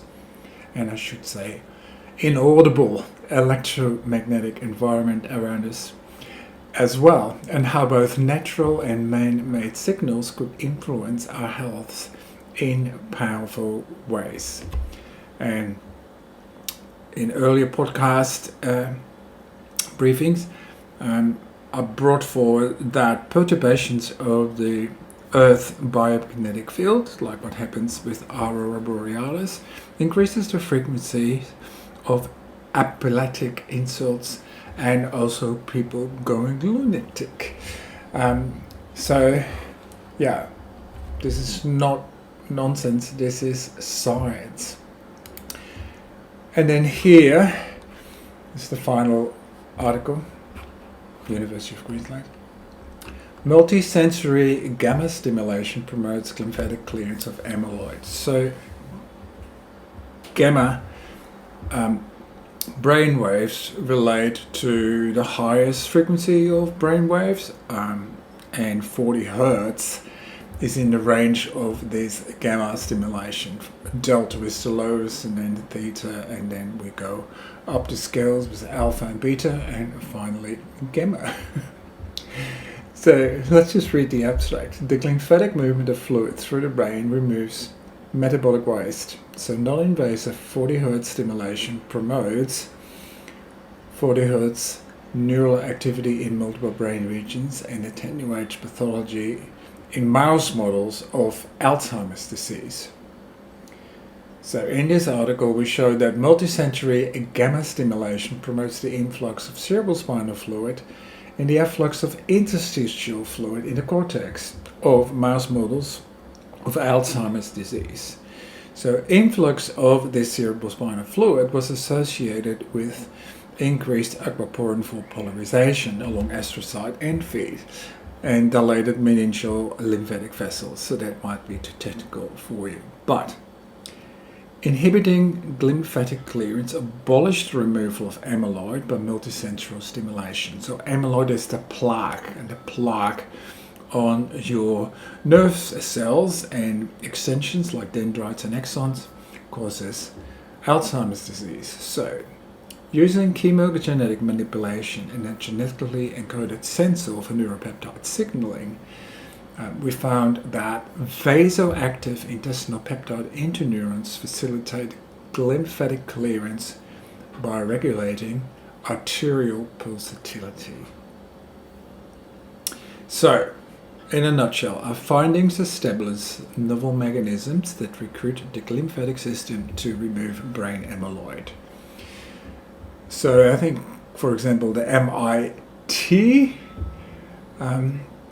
Massachusetts Institute of Technology in Boston, used non-invasive 40 Hertz stimulation for an hour each time a day, and over 6 months' time it proved in these mice, for example, that Alzheimer's disease had been prevented and the amyloid plaques was significantly removed, and therefore no Alzheimer's disease. So with all of these frequencies, the solfeggios and all that, we'll have a look at it. But 40 Hertz is very promising, and there is evidence that it works particular on the gamma brain activity because it's in that range and prevents Alzheimer's disease. So that's number one. Then we've seen that these very low frequency electromagnetic fields, like the Schumann frequency of 7.83 Hertz, which is the biomagnetic field around the Earth, has a very positive health effects. None of the others have any evidence that they do have any effect. So all of these things available on YouTube with solfeggios and everything, I would not touch it. But binaural beats, yes. So you can't hear 7.83 Hertz, but if you put, say, 40 Hertz in your left ear and 47.83 Hertz in your right ear, then your brain starts synchronizing with the difference between the frequencies on the left and frequencies on the right, and that can have very, very positive effects for you.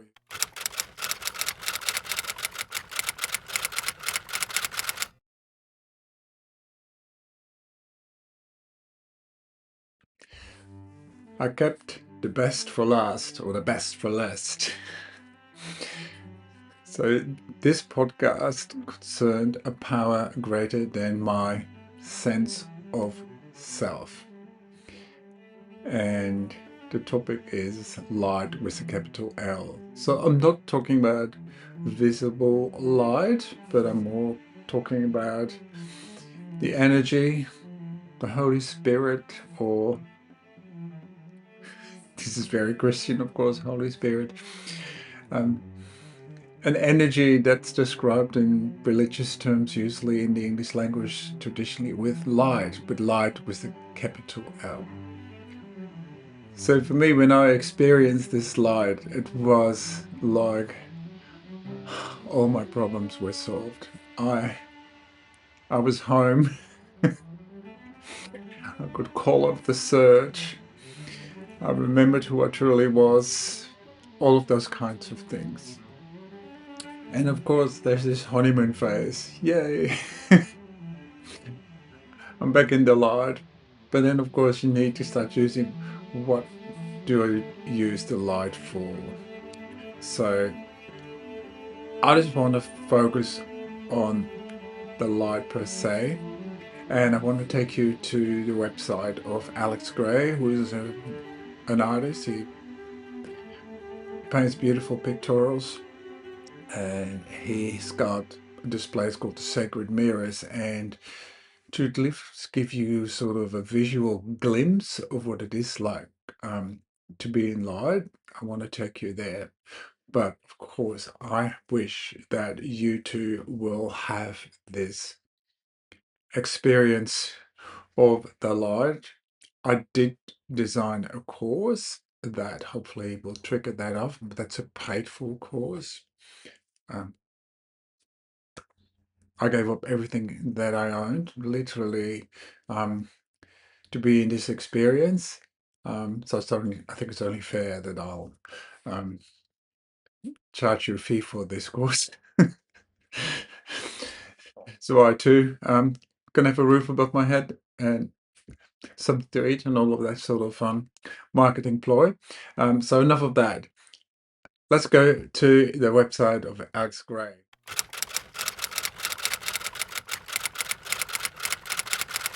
And here it is, the website of Alex Gray. So alexgray.com, that's website name, and you can find the Sacred Mirrors under the Art tab. And here's a picture. So let's open in. Whoa, it's huge. Okay, well, we can take a little bit of a tour. So you can see here, there's all of these pictures.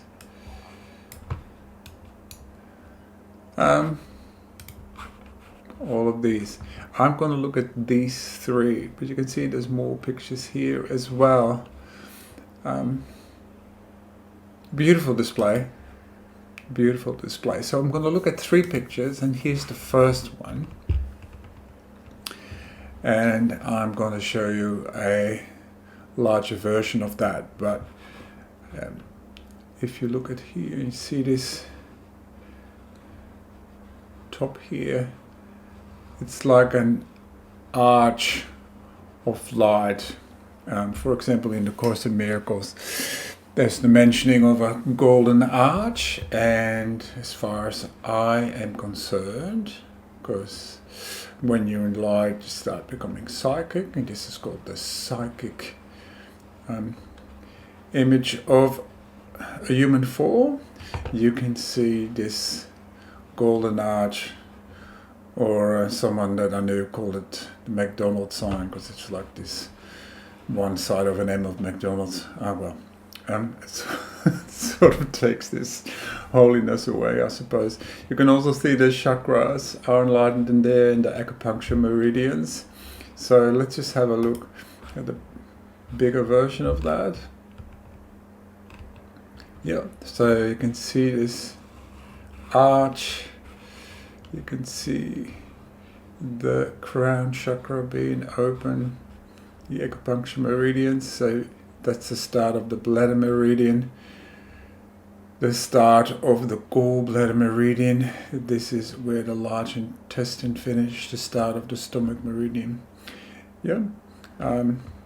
Kidney 27, the end of the kidney meridian, the governing vessel. And you see the Sanskrit, but also the Hebrew script, and so forth.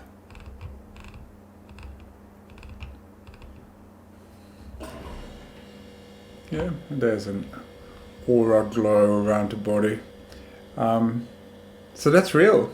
Yeah, when this is activated, you can actually feel it. But everyone has this. This is not like, oh, you need to go to a special school or academy or guru to have this. But you need to be awakened to the presence of this. So that's the psychic one. Now, if you take it one step up in energy levels, and here we have the spiritual energy system. Now you can still see the chakras, but you also see the crown area is way open, and there's a continuity of this energy that travels out of the top of your head and then comes back down in. Now that's what I was talking about before, when the spiritual light with a capital L comes in. You can also see that if you take an image of that, you can make a physical representation of that, which looks quite like the crown they gave in Europe to kings and emperors, so to speak. So interesting. Let's look at the bigger picture here. Yeah, so we see the human form has sort of faded away a lot, and here we see these energy bands traveling over the body, like what Rubens Faria was referring to, what he learned from Fritz when he activated his spiritual eye here, and he started activating his psychic capacity to see this spiritual energy. Yeah, and when you're in light, you can really feel that light as well. Here's still some of the chakras. You can follow it all the way down. Yeah, so when you experience this, hallelujah. I hate to put the description to it because it's so personal, but also when you're in light, you're no longer in observation, so you're not really sit there and recording this and measuring it like a scientific experiment. And then the next step up here is when you're in connection with the universal energy, and you see the human body there is faded away completely, and that's just energy.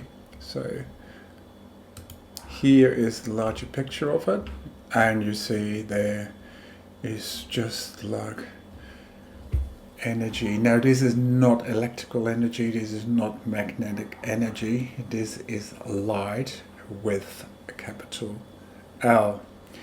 So Alex conferred with reputable psychics who can see these universal mind ladders, for example, and they confirm that that's what they see. This is a true pictorial of that. So a picture tells 1,000 words, but of course it's the experience of this that makes all the difference. So enough said. If you're really interested in experiencing this and having it awakened, I do have a course. It's on my website. The projectlove.app is the web address. Yeah, that's if you're interested. But yeah, maybe go back and forth on the video on this podcast and have a good look. And you can of course visit alexgray.com website. And that's all, folks.